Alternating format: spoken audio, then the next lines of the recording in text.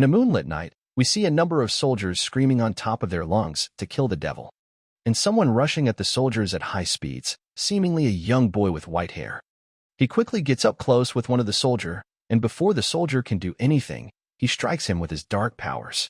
The soldier screams in pain, as it's a complete massacre. The white-haired guy then concentrates his power on his hand and slams the ground, causing the ground to crack and break, with his power swallowing up the soldiers. The white-haired boy also huffs upon getting tired, as we get a complete look at his body. His face is bloodied and messed up from seemingly fighting for long. He then notices someone coming and glances to the side. Seemingly, a red-haired girl, asking him, why did he make such a choice? Stating that he bargained with the devil and questions his betrayal. She asks for the answers from Knox von Lienhaber. Knox chuckles, questioning if he betrayed them. From where she stands, it might look like that to her. But for him, it's not the case, and he may even say that she is the one who betrayed him. She accuses him for spouting lies, and again asks for answers. Why did he do such a thing? How did he end up like this? But Knox simply grins at her question. He turns towards the moon, saying that it all started with a crash landing. We then suddenly gets a notification that Inner Lunatic has been completed, with the completed runs being amounted to 27. The person playing states that it wasn't such a bad run. He picked up some items and cleared some hidden achievements and finds everything well and good, except for the fact that he is due to die next month. We go back in time 2 years ago, where the doctor tells him to brace himself as they got the results of his tests back. Hearing which, his face is filled with dread and fear. He holds the report in his hands, with the doctor saying that while he understands he has been tested twice in other facilities, they have also looked at it very carefully, and they have the same conclusion, hearing which causes his hand to tremble. While the only thing they can offer him are palliative drugs, which he should take with discretion. Back to the present, it has been 2 years already. He turns his head and glances at the calendar, and starts coughing up blood, noting that he is dying for real. He does realizes that there is no point in regurgitating the thought again, since it won't change anything. He then gets a notification on his phone. As he picks it up, we see it's from the university hospital about his appointment. He calls it a good thing that he got no one to call. No one is reaching out to him since he started losing memory, nor do he has anyone to reach out to. He clenches the blood-filled cloth tightly, wondering, where would he go in this state? He lifts up his phone, and we see he was in contact with terminal cancer support groups. He angrily slams on his table, and all of the papers goes flying everywhere.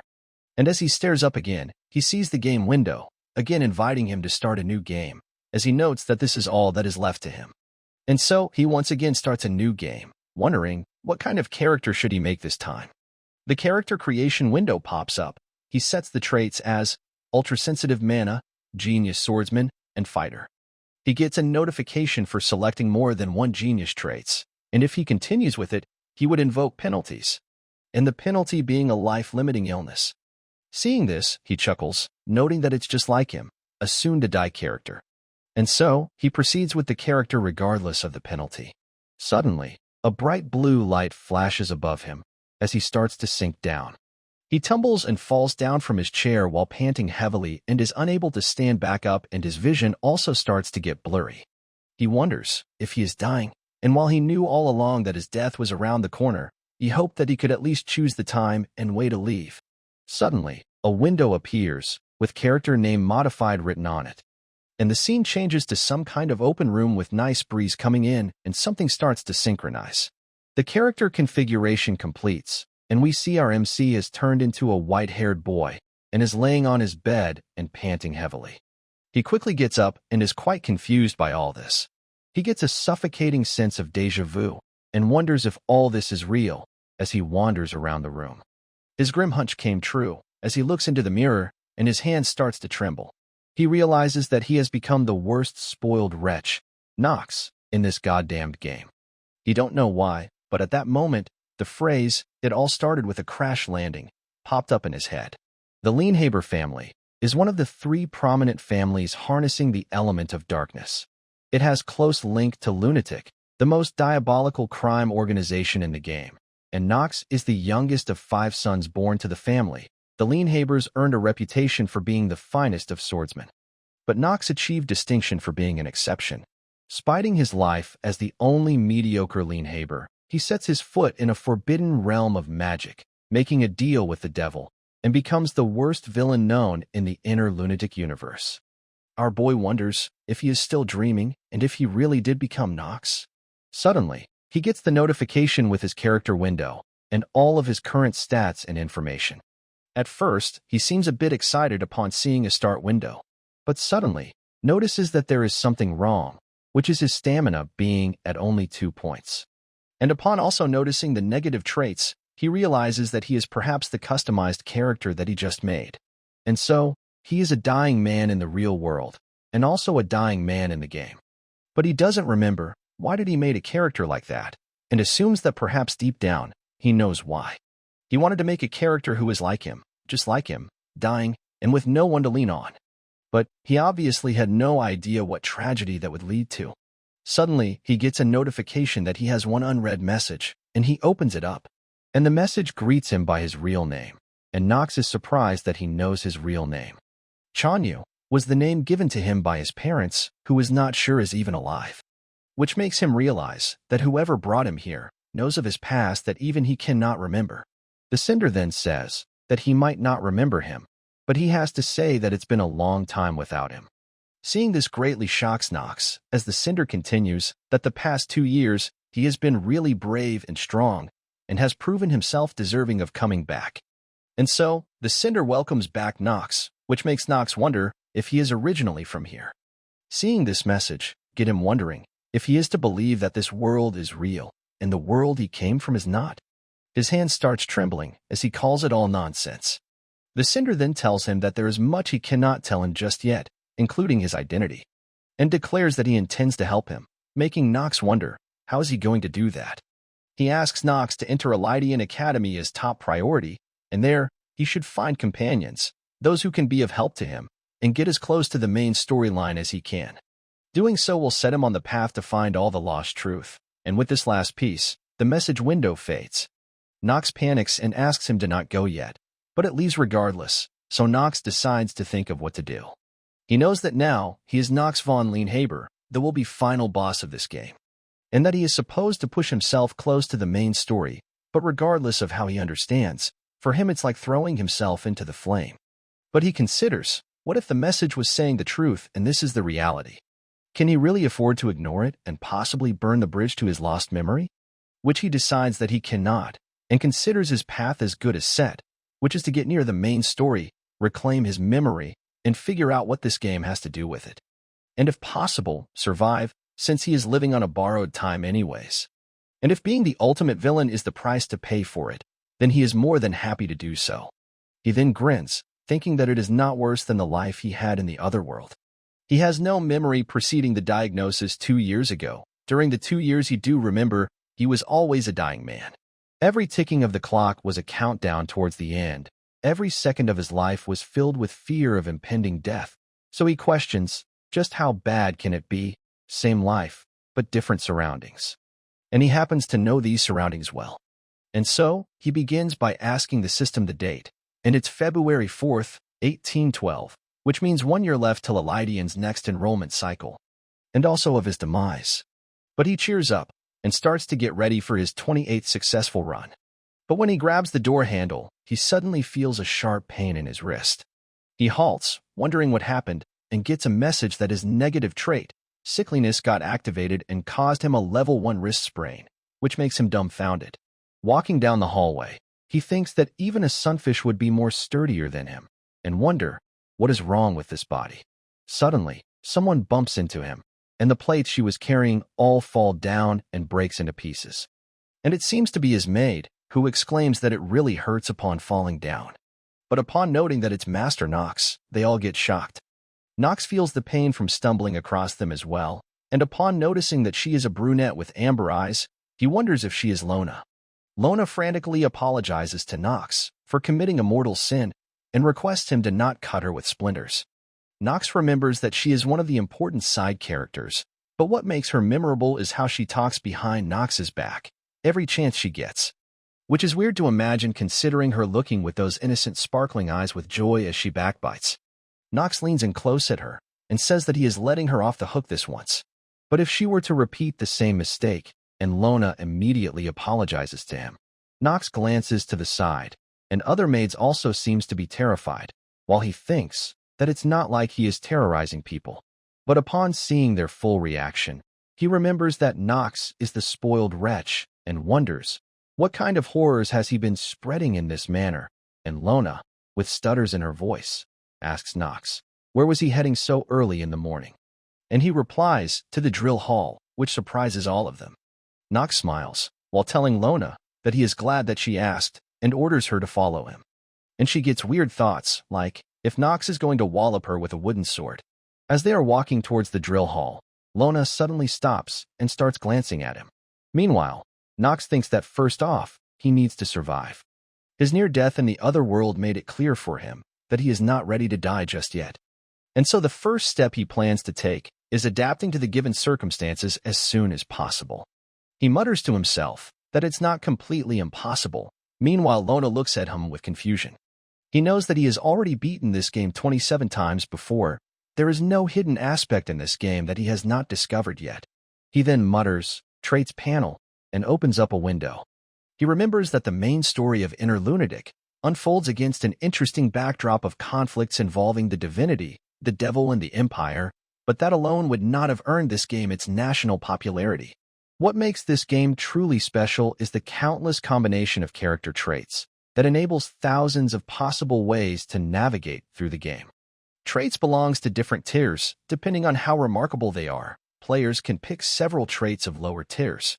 But when it comes to genius traits, players can only choose one, which is not a surprising thing, since any genius trait can open up a shortcut to the apex and related fields. Which begs the question, how did he got himself 2 genius traits? He replies himself that it's all thanks to how this game works, specifically, thanks to the penalty system called penalty traits. Rather than completely banning players from choosing more talents than allowed in a tier, the game discourages it by slapping them with oversized disadvantages. But regardless, his traits, Genius Swordsman and Fighter, will expedite his progress to the top in combat arts involving white arms, including swords. Ultra Sensitivity to Mana. This one will allow him to heighten his mana sensitivity, to sharply increase his efficiency in any activity that requires magic.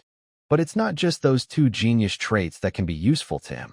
And another special one which must be the benefit that only main character gets, Perceptive Eye, which would let him have a peek into the stat window of other characters.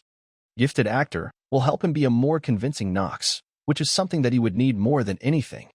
Heart of Steel can help him when he needs to center himself in combat and in danger. But the main problem is the ridiculous negative traits, with life-limiting illness on top of them. And seeing all of them, he calls the list a murderer's row of a trait collection. Characters with cold hands and feet cannot even dare to set even a toe in glacial terrain without heat-inducing skills. And due to sickliness, he is bound to collapse at least once before the passing of every chapter. He scratches his head, thinking it is what it is, and decides to simply tackle them one by one. Seeing him standing outside the drill hall, Lona thinks that he wasn't bluffing, and if he is really going to drill himself. He stares at the gate for a bit and decides to enter. And he plans to start off with the Curse of Frailty, which causes his stat growth to be half of what it should be, and his vulnerability to debuffs is twice of what it should be. Now at the drill hall, his hand starts to shake as he holds the sword, and upon thinking from all the angles possible, he concludes that he is doomed. He starts to pant heavily and gets covered in sweat, and drops the sword while falling on the ground, being all tired already. He is trembling and shit, despite making only less than 10 swings, thinking, why didn't he knew how intense the Curse of Frailty would be? He then gets up and looks at the impeccable swords around him. Though it doesn't come as a surprise, since swordsmanship is what defines the Lienhaber family. Of all the formidable sobriquets that the Lienhaber family has earned, the most prominent is Sons of Darkness and Swords. And what afforded them such renown was its primarily the esoteric arts of infusing dark mana into swords, and none other than the Vanquisher, which is also known as the Black Blade of Domination, a sword that has been historically passed down only from the head of the house to their successor. Though to him, he doesn't really concerns him, and there are plenty of perks other than swordsmanship that this family has to offer. And for instance, it's money, money, and money according to him. They are some of the highest of the highborns in this world, meaning they got plenty of money to burn, to the point that they won't mind the family's black sheep splurging. And he is certain that Nox's father, Theodore, won't give two craps if his brat of a son is throwing money. But he cannot be blamed, because through and through, Nox has been the spoiled last-born of the Lienhaber family, which he finds as an upside to his character, and as he tries to stand up again, his leg starts to shake. He quickly takes his upside line back due to his cursed body, and thinks to just chill until Lona brings him back the things he asked for. We go back to a few minutes ago, where Lona has brought him a wooden sword, a tower, and some water as he ordered. She is quite surprised upon seeing Nox actually being in the drill hall, and wonders if he is serious about this. Nox asks Lona to come here. As he looks around and notes no one is watching, she gets scared thinking that he would beat her. But Nox asks, what is she even saying, and pulls her ear, and whispers something in it, hearing which, she is quite surprised, and asks if he is sure, as those items will cause him a fortune. And not only that, she claims that they are absolute garbage. But Nox scares her, asking if she is back-talking to him, which he frantically denies, and quickly leaves to get the items, while thinking that he didn't change at all. What was she thinking? Meanwhile, Nox wonders how resourceful she can get, and he hopes that she can get him those items by tomorrow.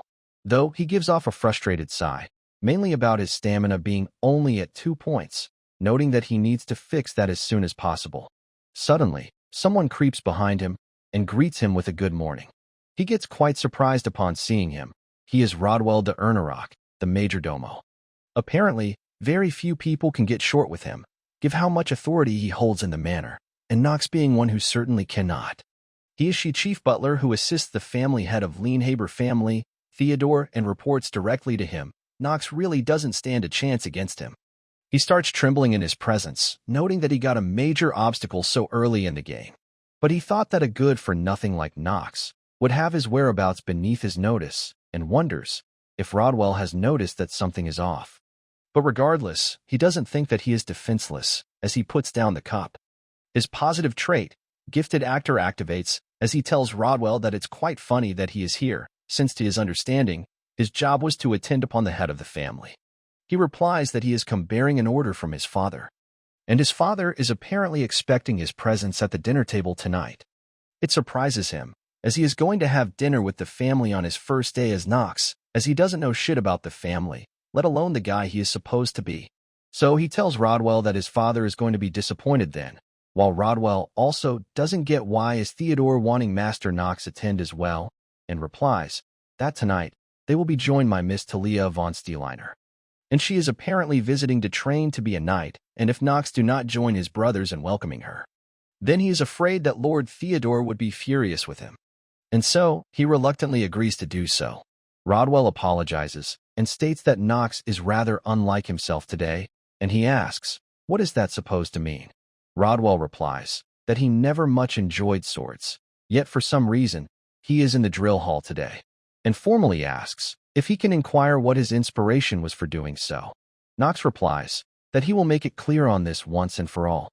As his master, he will not tolerate such insolent questions in the future, as things that he do and why he does them is none of his concern, and he alone determines what he takes interest in, which kind of makes Rodwell nervous. And Rodwell agrees and simply bows down to him, and Nox leaves. Rodwell wonders if Nox is getting new wind or something and decides to inform Lord Lienhaber. Back into his room, Nox starts panting heavily due to all the nervousness, noting that he was not expecting such an event, and wonders what would happen if he were to get busted. And also questions about Talia, and why would she pop in so suddenly. Now fast forward to night, where someone is mocking Nox, that a major dunce is gracing them with his presence, which is a vulgar touch to their dinner. Meanwhile, Nox is quite silent as they mock him further, that if Nox still thinks himself as a Lienhaber, and they are apparently twin brothers, Hats and Allen. Hats state that he must have lost his remaining shame to join them at the family dinner. They also mock him, commenting that they heard he beats maid and a butler, but Nox stays silent, thinking that while he knew that he is not the one who did it, it still stings nonetheless. Suddenly, the door opens as maid starts to bow and Nox gets nervous. Theodore is here, who comments that everyone seems to be here. Nox notes that he is the head of the Lienhaber family and along with him is Talia von Steeliner, who greets everyone as she introduces herself. Theodore states that she is here to receive her night training and will be staying with them for a while, and asks his family to give her a cordial welcome.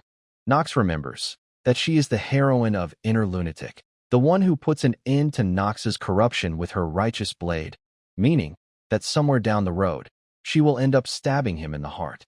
Theodore comments that he is quite surprised to see Nox at the dinner tonight, and he simply looks away nervously, while Talia wonders what is going on. Regardless, they all start eating, and both Hats and Alan seems to be glancing at Nox and planning something. Alan speaks up, saying that his father that he heard a Lydian Academy's enrollment starts next year. And so they were thinking that they would need to determine who was the most worthy of representing their family name. And their father agrees with that notion, saying that it's high time they discuss that matter. A Lydian Academy is the most important place in this game. It's due to the main storyline of the game mostly consists of episodes where students at a Lydian Academy handle incidents at school and fight the demon. And so, he notes that he has to get into a Lydian and gather as many companions as he can without making any fissures in the storyline. Theodore speaks up, saying that they must be aware that a Lydian Academy takes its own measures to prevent aristocratic families from forming cliques inside. Hence the policy of accepting only 3 students from each households. And since their 2 brothers have already claimed their spots, only one of them 3 will get a chance to enroll. And Nox notes that for now, he has to focus on getting chosen for the last spot. Theodore continues that the one to enroll will be chosen with their time-honored Leanhaber method. And Nox replies that he means it would be sorted out by dueling. Hearing which, Theodore is surprised, as he wasn't expecting Nox to show an active interest. And Theodore agrees with Nox, saying that the duel will take place 1 month from today, at the drill hall of their manor.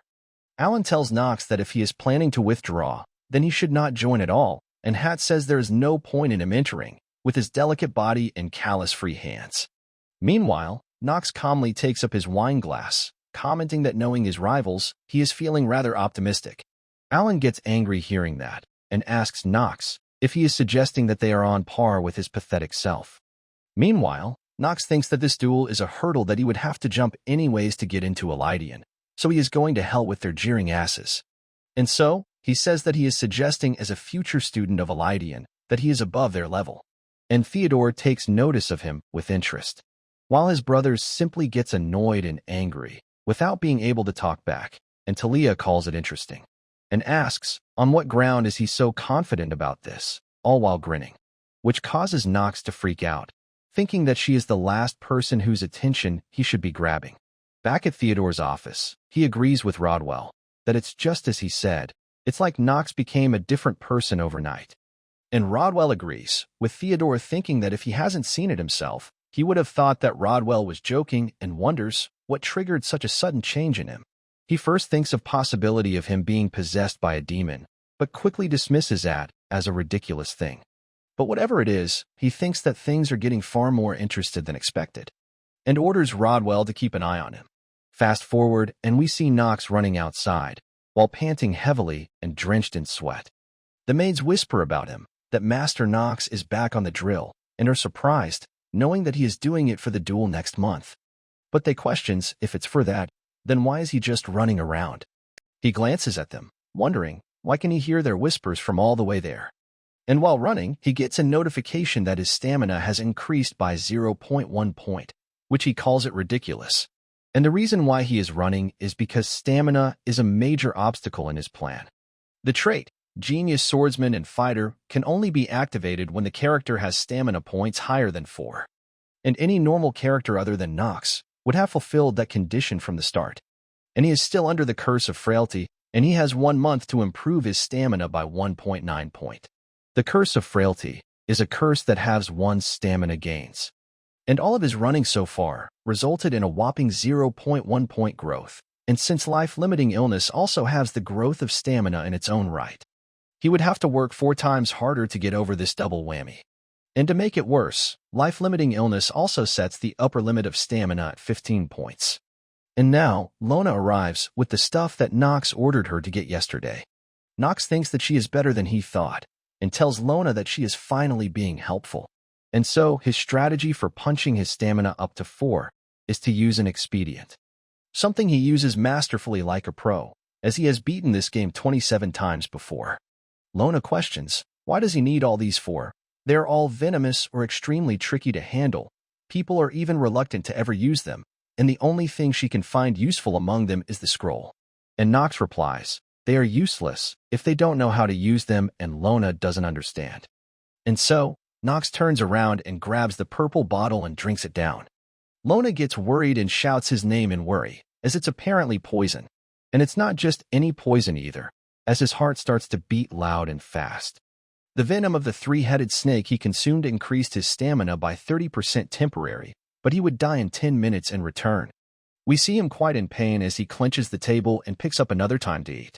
Seeing his condition, Lona tries to earn a rock, but Nox orders her to not and eats another item. Lona again freaks out, saying that he should not have eaten the golem's nucleus, and the message informs him that his body will soon start to get petrified. But suddenly, a hidden effect gets activated as both of the items reacts with one another. And Nox grins while thinking that things are going just as planned. A golem's nucleus is typically used to maximize the user's defensive power by petrifying the skin, or to bring an artificially made golem to life. But when it's used in conjunction with venom of three-headed snake, the negative trait, Curse of Frailty, is eliminated. He clenches his fist, noting that the Curse of Frailty has lifted. Meanwhile, Lona is still freaking out. And it's not the only hidden effect that he planned to activate, as Lona asks Nox if he is all right. She suddenly starts to blush and gets embarrassed a bit, as Nox starts to strip off his shirt. But instead of doing what Lona was expecting, Nox reaches for another potion and pours it on himself. It's Fairy's Water, which neutralizes the petrification and also causes a reaction, as Nox feels a weirdly pleasant sensation. And the effect causes a new temporary trait to form, Blessing of Growth, which causes his stamina to have a growth bonus of 100%, lasting till it reaches 5 points. And for the final touch, he uses a scroll of Rapid Stamina Growth, which causes his stamina growth rate to double. With this, he broke the Curse of Frailty and offset the growth penalty of life-limiting illness. On top of that, he also used a growth scroll. And if his calculations are correct, his new stamina growth rate is twice that of average characters now. Suddenly, Lona rushes and hugs Nox, asking him if he is all right. Saying that when she saw him take off his shirt, she thought that he finally lost his mind under the venom's influence, but he ignores her and tells her to get a towel for him. She starts sobbing, and Nox thinks, how can he yell at her when he is feeling good about breaking the curse? And so, he tells her that he is quite all right, and she asks if he is sure that he don't need Ernarock, or perhaps he could use some rest. But he declines, saying that he got things to do, and she asks, what exactly? And he replies with a smile, running of course. And so, we again see Nox running outside. Along with him, Lona is also running. And someone seems to be watching them both from inside a window, wondering what possessed him. It's Talia, who is pouting and questioning about him accepting the duel with his brothers despite being built like a garden weed. Her maid corrects her that it's no way to talk to a member of Lienhaber family. She should remember that they are hosting her. And if anyone hears her talking in such manner, but she ignores her suggestion, saying that she should be thinking likewise, as all Nox does is running. It's like he has no intention of training with a sword, and she even heard that some homagers to the Lienhaber family offered to teach him. Yet, he turned all of them down without a second thought, which makes her assume that Nox will end up getting beaten witless. There would be no changing that. She is completely engrossed that he has no chance in winning and wonders why is she unable to take her mind off of it. And so, she finally snaps and tells her maid that she can't, and leaves while apologizing and saying she would be back shortly. Now outside, Nox seems to be resting as someone greets him. And it's Talia, who again tells him her name and asks if he remembers. Meanwhile, Nox panics internally, wondering, what is she doing here? And so, he gets up and says that she doesn't need to remind him and asks her to state her business. She seems to get taken back by his attitude and wonders what is up with it, and assumes that it must be because he is simply too stunned by her beauty, and asks Nox, does he really believe that he can beat his brothers? And he simply nods in reply. So she asks that he is doing nothing but running. How much good will that do for his sword skills? Which is what Lona wanted to say as well. She also offers him her help, as she would be more than happy to oblige. But Nox immediately shoots her down, saying that he has no interest and asks her to leave. She gets flustered due to that and asks how dare he, and if this is how he normally treats people who are trying to offer their help. Lona gets nervous as well, thinking that Nox shouldn't talk to a lady like that. But regardless, Talia angrily takes her leave while pushing Nox and saying, "Have it your way." Though Nox is confused as he doesn't get what happened, meanwhile, Lona sarcastically comments that it was very tactful of him. He sighs, thinking that it's spiraling out of control. He then uses his perceptive eye on Talia to see her character window, and he finds it quite wild how talented she is. And looking at the stamina alone, given the average stamina of adult males in this world is 4, she is truly an exceptional case. Although, not quite on the level of the 3 Supremes or the 4 Sages, but she can easily claim her place in a league right beneath theirs. And she is also certainly capable of killing a couple of devils. In her element of fire. Once awakened, her element of fire will get upgraded to white fire, which will give her the power to burn the corrupt Nox into oblivion. But winning Talia over and becoming friends with her is not an option, because he doesn't know how much twist that would cause to the story. And after all, it's nonsense to fraternize with your future vanquisher. Now fast forward to a month later, and we see Talia walking down the manor. She seems to be lost in some thoughts of her memories, as everyone around her praises her for mastering skills really fast, calling her a talent befitting the high reputation of the Steeliner family. But currently, she seems to be doubting herself, and the next thing she remembers, being beaten by her sister. The memory causes frustration as she tightly clenches her sword, and questions if she would ever be good enough to become a knight. Knights must be able to lead a frugal existence void of greed, and, from time to time, sacrifice themselves for the triumph of justice, and with the mentality as the cornerstone of their training, they must master countless swords and forms. She then sighs, thinking about Nox again, that there is someone like him who thinks that running is enough to defeat his highly trained brothers, and once again, states that he stands no chance whatsoever. Now fast forward to the next day, at the day of the duel. We see everyone is present to see the duel, including Scylla, Theodore's first wife. Theodore asks Rodwell, how does he reckon this match would turn out? And he replies that he can only assume that this duel serves to determine which master gets to represent the Lienhaber family as a student at the Elydian Academy. And right as the duel begins, Hatz quickly jumps at Nox to attack. Theodore asks Rodwell for his predictions on the match, and he replies that he believes years of training Master Allen has received will put him in the commanding position. And Theodore replies, agrees due to Rodwell giving a valid reason. Scylla also gives off a sharp glare towards the duel. Meanwhile, Rodwell wonders if Theodore is predicting a different outcome.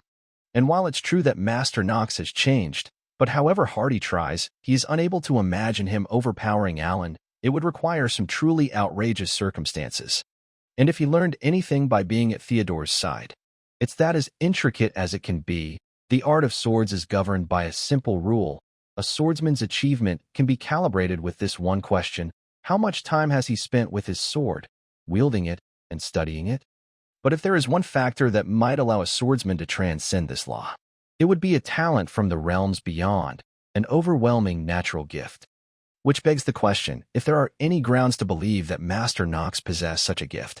Theodore speaks up that regardless of anything, it would be unwise to dismiss other possibilities, especially with the swordsman in question being a son of the Lienhaber family.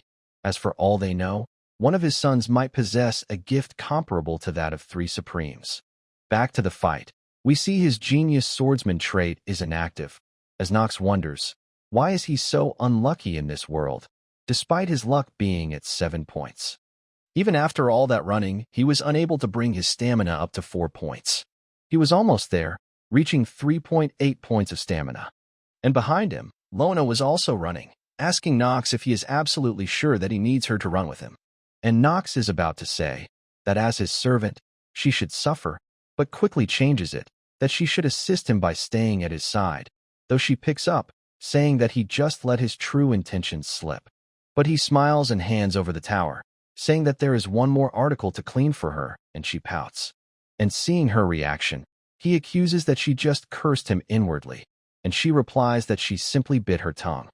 Nox chuckles, and suddenly he realizes that all this running must have given her much stamina as well and uses his perceptive eye on her. And upon seeing her stamina at 4.5, he is quite shocked, as he questions, what is in the water that this family drinks from, as even their maid is stronger than average men. He gets quite pissed, knowing that even after all the hard work he put in, he is still weaker than a side character. Lona tells him that the sun is about to set, and asks him to rest, since his duel is tomorrow. But Nox hasn't reached his goal yet, and needs yet more time. Back to the fight, Alan tells Nox that it would be better for him to withdraw. Since he is his little brother, it would pain him to beat him badly, and Nox replies that it's quite funny, since his countenance suggests that he doesn't want him to withdraw. And Alan agrees, asking if his intentions were that obvious. He does want to make a good impression upon Miss Talia, and he believes that Nox will be of help, but Nox advises him against it. He then uses his ability to gauge his stats, and notes that his stamina is at 8, so for him, there is no way he can defeat him with what he have right now, and wonders what should he do, while the blondie announces the start of duel between them two. He tells them both to accept the outcome of the duel, and not under any circumstances challenge it. Nox is nervous, thinking what should he do, since if he loses here, it would be all over, his journey to bring back his memory. Finding out who sent him that message, and most importantly, his life beyond the 1-year deadline. And so, as soon as the duel begins, Alan quickly jumps at him to attack, but Nox dodges by rolling away from the attack. Alan tries to kick him, but Nox blocks it with his sword and gets pushed back. His hand starts trembling from the attack, and Alan tells him that he just got lucky. And so, Alan once again starts pressuring him, with Nox thinking that this blasted game has one rule. When you lose it all, but if you somehow overcome it all.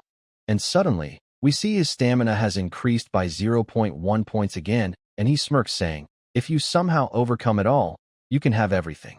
Seeing him smirk like this, Alan questions if his amazing strikes shock him out of his senses. And he once again starts attacking and pressuring Nox.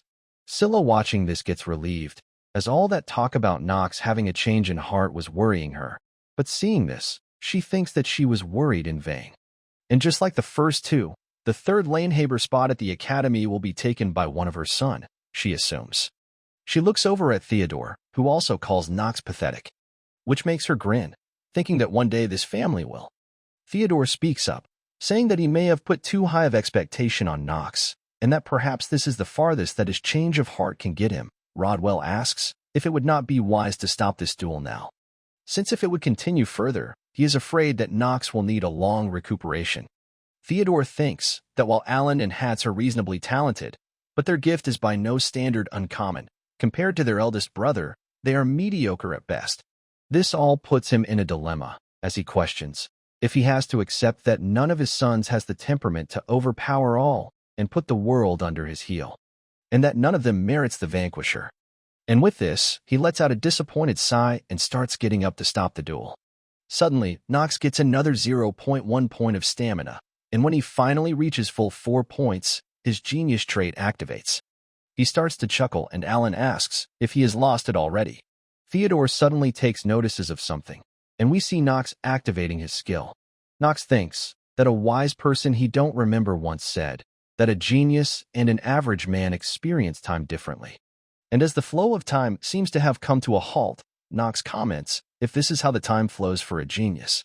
Everything is moving slowly, almost as if the flow of time has become several times slower.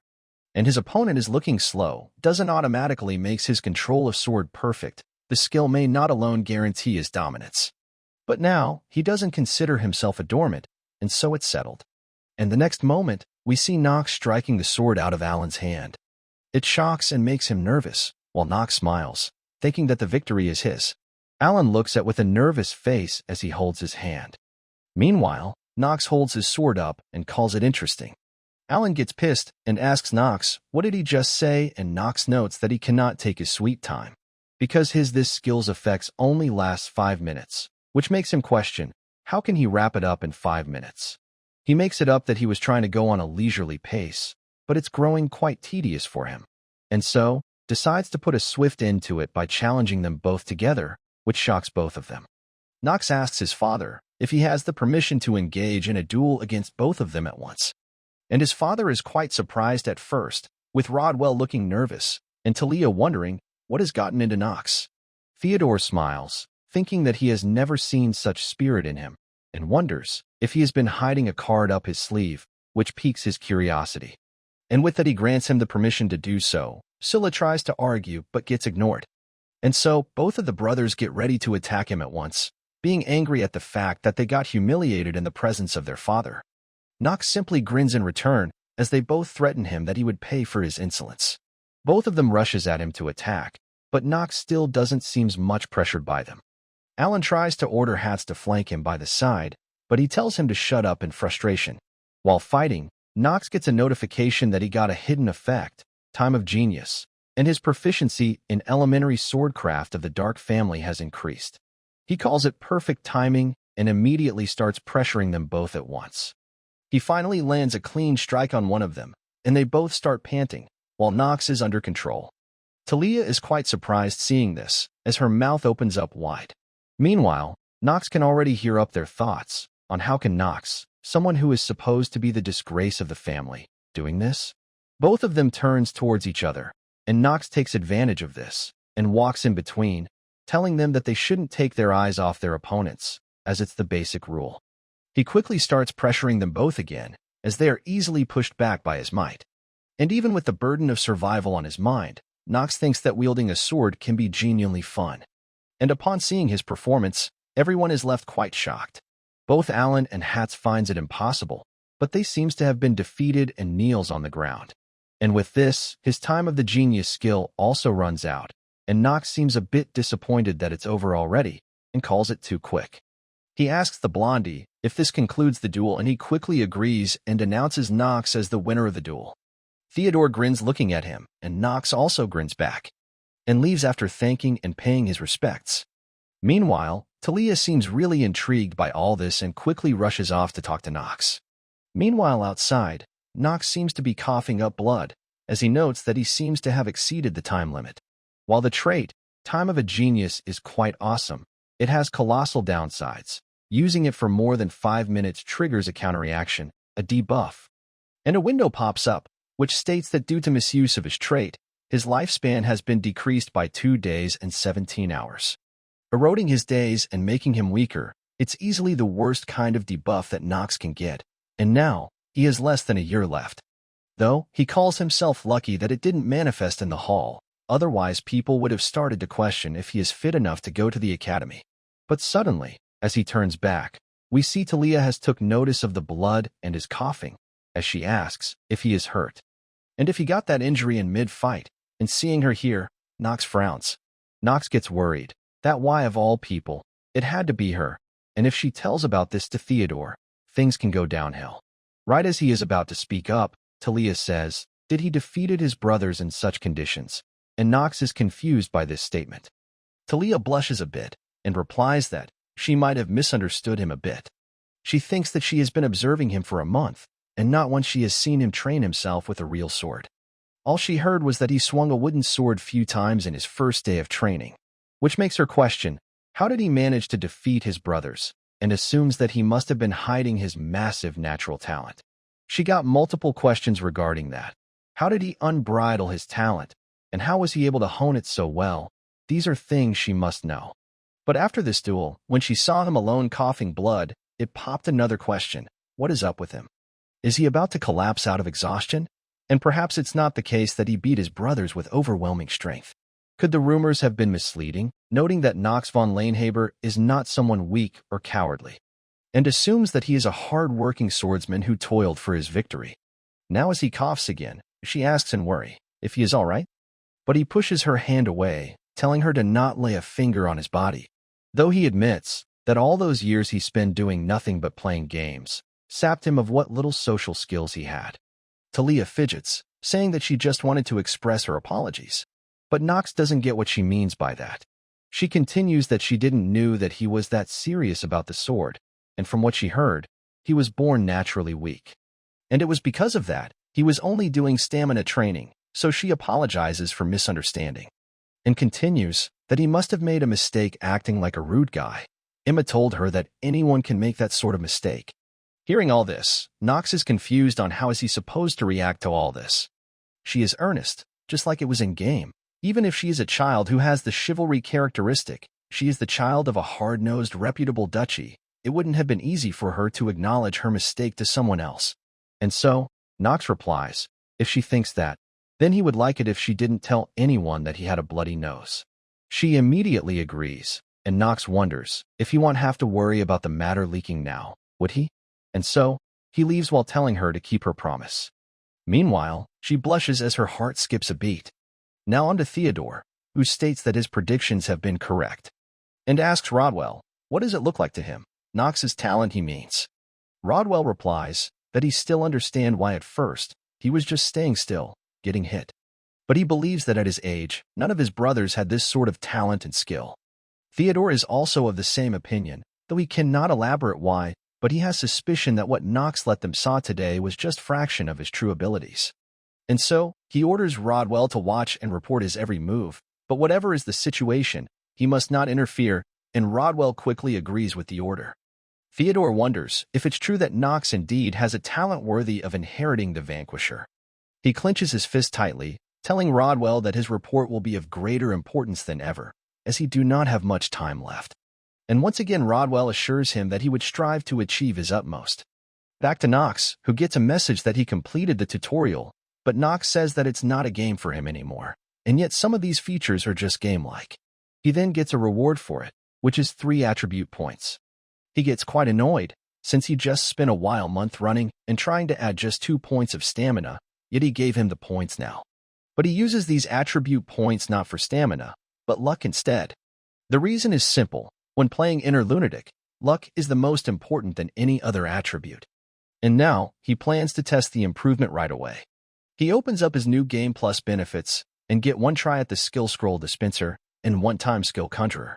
He notes that his new Game Plus feature is preserved as well and plans to use the dispenser first.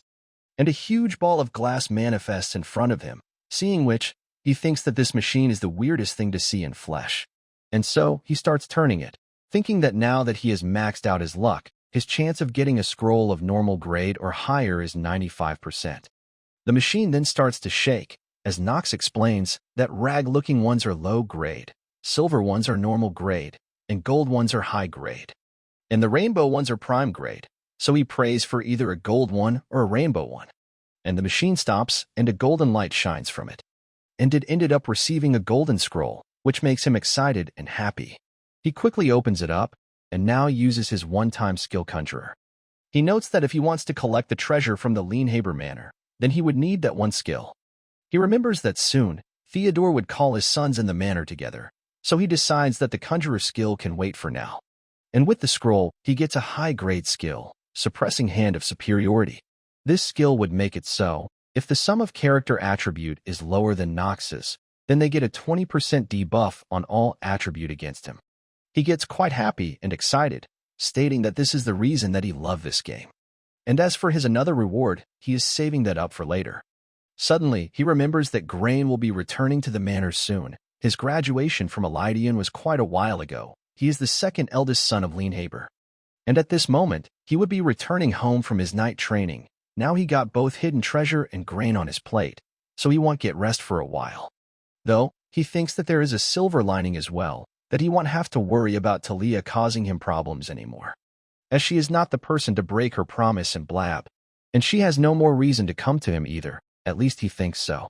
Now next day in the morning, Nox thinks that he clearly guessed wrong, as we see Talia is standing in front of him again, as he says that he thought they were done talking, and asks, what does she wants?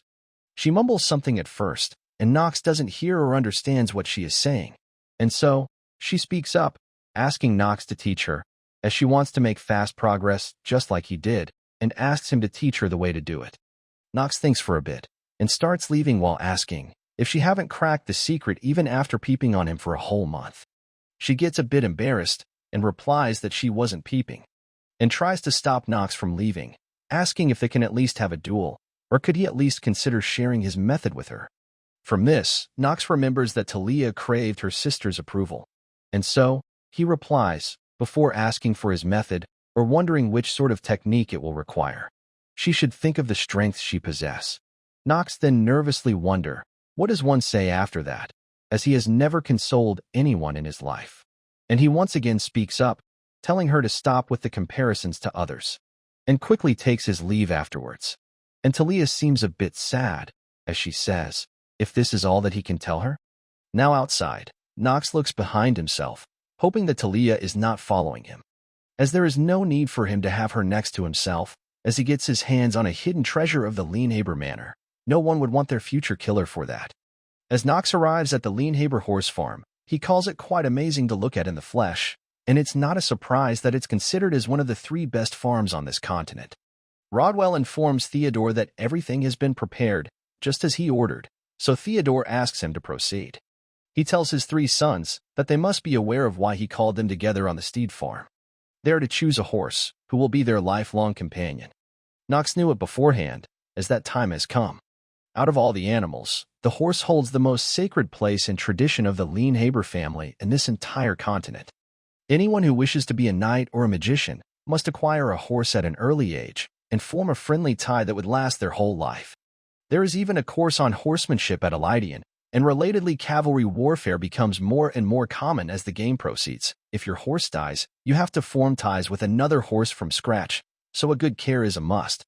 But regardless of such struggles, as teleportation costs a fortune, the horse is still an indispensable part of life in Lunatic. And so, there is all the more reason to pick a horse. Theodore gives him the first pick, since he wants the duel, and also tells him to bear in mind that he would only get one chance, which annoys his brothers. He starts walking towards the horses, and Theodore watches with interest, wondering if he possesses acute discernment as well. He walks past some brown horses, and finds them quite stellar and cute. But the one he is looking for is the gray one in the back, who look like that it can die any moment. He steps towards it, and declares that he would be choosing this one. And his choice surprises both of his brothers, along with Theodore. And so, he asks Nox to reflect upon his choice once again.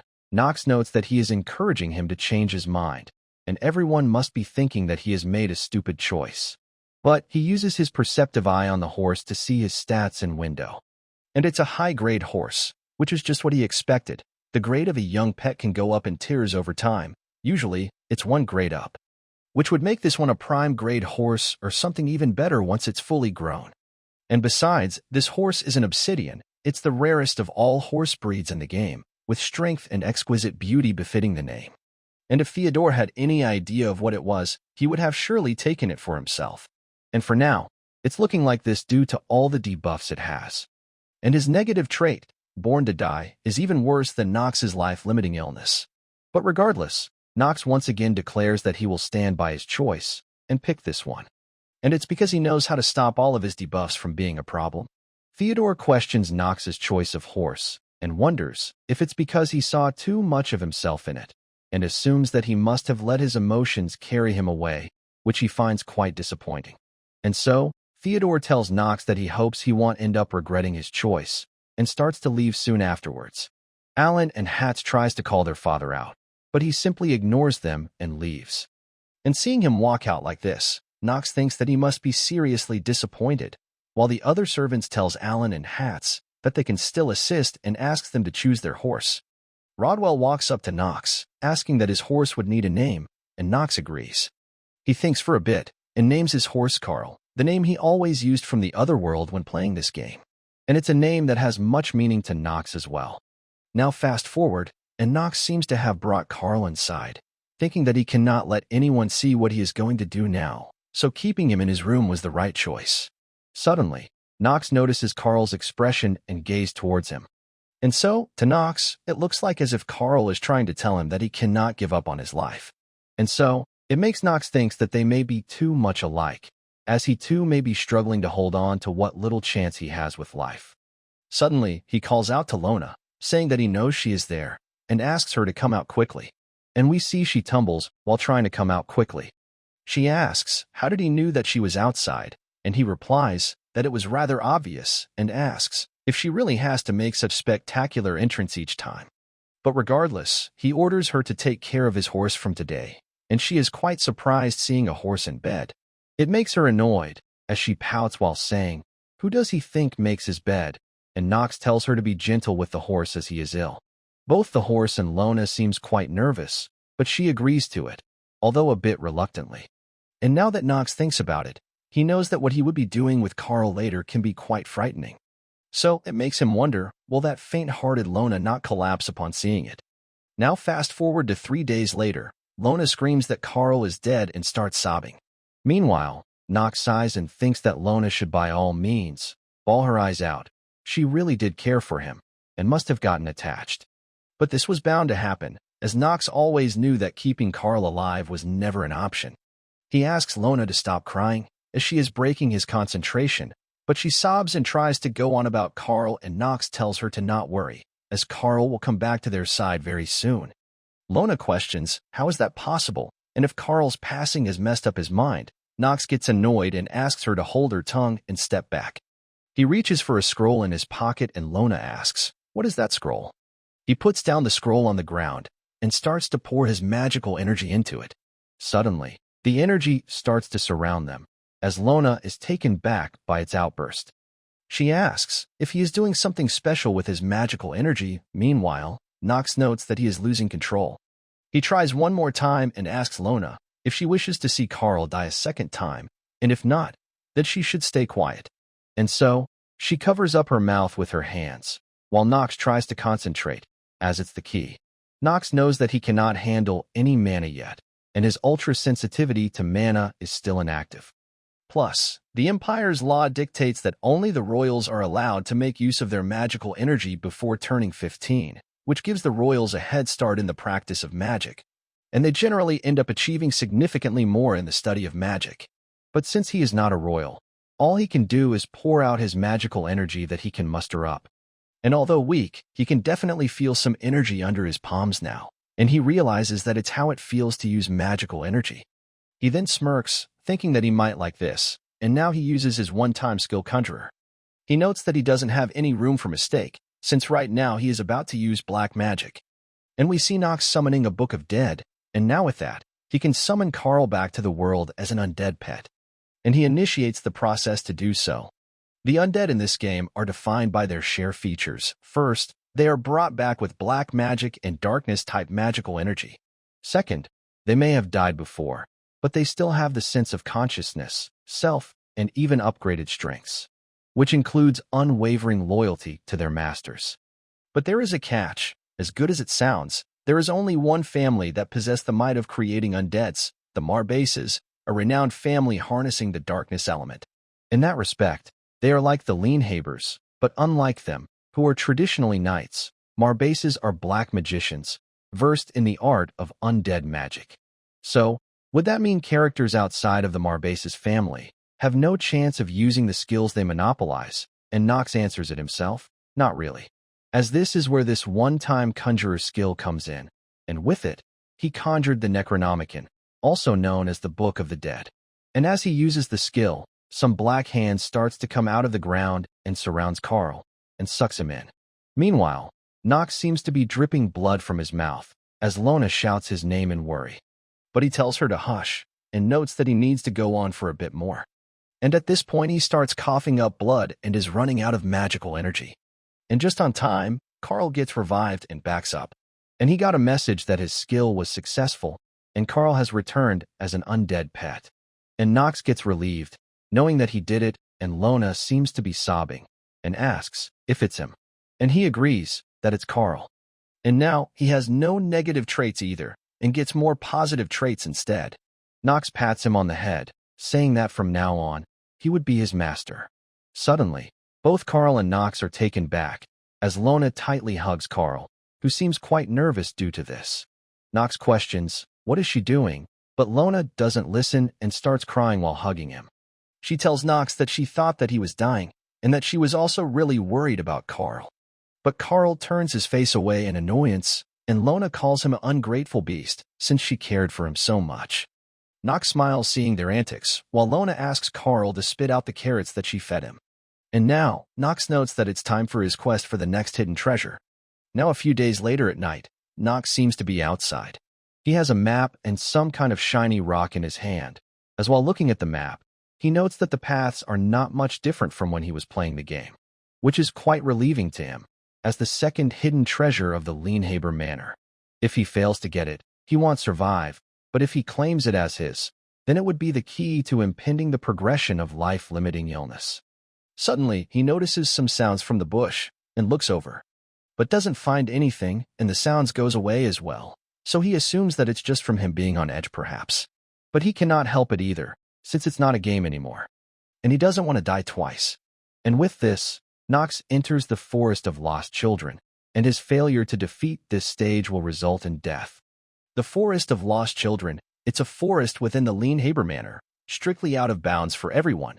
The pitch darkness and thick fog reigning over it makes the forest a labyrinth. Even the most skilled rangers and pathfinders get lost here. So it's a perfectly descriptive name. The moment anyone sets foot in it, they are as good as lost. And also, it must be noted that it's a forest of lost children. It means that any adult characters won't receive any reward, even if they cleared out all the monsters inhabiting the forest. And if that is not enough, the monsters grow several times more ferocious towards adults. So he lost count of times he got game overed figuring out this much about this forest. And in that sense, the difficulty of this forest is around 2.5 stars at the very least. When he was playing from the other world, he didn't even care what the reward item was, but now that he thinks of it, it's exactly what a dying man needs. And so, without further ado, he quickly lights the torch. The key to making it through this forest is observing to which direction the smoke flows. And once he gets certain, he has to walk in the opposite direction. But before he moves, he turns back and asks the person who is following him, till when are they planning to peep at him through the bushes? But he doesn't hear any response whatsoever, and so he sighs, saying that they leave him no choice. And so he takes out his sword and takes a big swing across the foliage, which causes the person to let out a loud scream. We now switch scenes, where Talia is confused and wonders, how can Nox not fall for her beauty? It's completely non-understandable to her. Emma arrives and begs Talia to stop chasing and following Master Nox around, asking if she is not concerned that she shall end up taking the blame. But Talia replies to her that she doesn't have a need to worry, as she gives her the word that she will never be dismissed, and Emma replies that it's not what she meant. Emma thinks that Talia doesn't know how well achieved she is, while she also agrees that Miss Chell is extraordinary talent, but it's not a reason for Miss Talia to feel inferior and get restless, as she believes that she is gifted enough in her own right to be considered a potential head of the house. And as she goes into Talia's room, thinking that she must have calmed down and gone to bed, she doesn't find her there, which causes her to panic and her hand starts to tremble, as she thinks if she has gone after Master Nox, and so she quickly wakes up all the attendants in panic, and we see that she has indeed followed Nox behind to the forest of lost children. And Nox is quite confused and surprised upon seeing her here, and she greets him nervously, while Nox asks, why is she here? She stutters in her reply, but Nox suddenly notices something, and quickly holds her, telling her to get behind him. As we see they are ambushed by a gray wolf, who seems ready to attack at any moment. Talia wonders if this forest has always been inhabited by gray wolves, though she doesn't have a proper sword to fight them. The wolf starts circling them, and after a bit, he lifts his head up and starts to howl. And after calling for other wolves, it prepares to attack Nox, who seems quite excited, while Talia seems a bit nervous. He quickly leaves hold of her and dashes at the wolf while taking a large swing and throws his torch away. And upon seeing him take down the wolf in one hit, Talia finds him incredible, as even though it was just one wolf, he handled it with such efficiency. And as she looks over to Nox, who also glances back at her, and asks her one more time, what is she doing here? Since had it been his brother's, he could have understand, but why is she pursuing him? She plays with her hair, while nervously replying that she was going for an evening walk. But Nox asks her to answer frankly, or he is going to leave her here. Hearing which, she gets scared and quickly grabs his arm. She starts blabbering that she did not intend to do that, but since he made such fast progress, and hoping to emulate his success, she started observing him, and saw him going to the forest late at night, and assumed that it must be the secret discipline that he is following. Nox smiles hearing that, and thinks that some things just got clear. One is that Talia is overestimating his talents by a lot, and second, she holds no bad feelings towards him. And third, she is clueless enough to think to tail someone in the middle of the night. And so, he realizes that he cannot just leave a main character behind in this forest and asks her follow him. Though, he also tells her that he is not helping her, but is merely preventing a potential discord between their families by keeping her alive.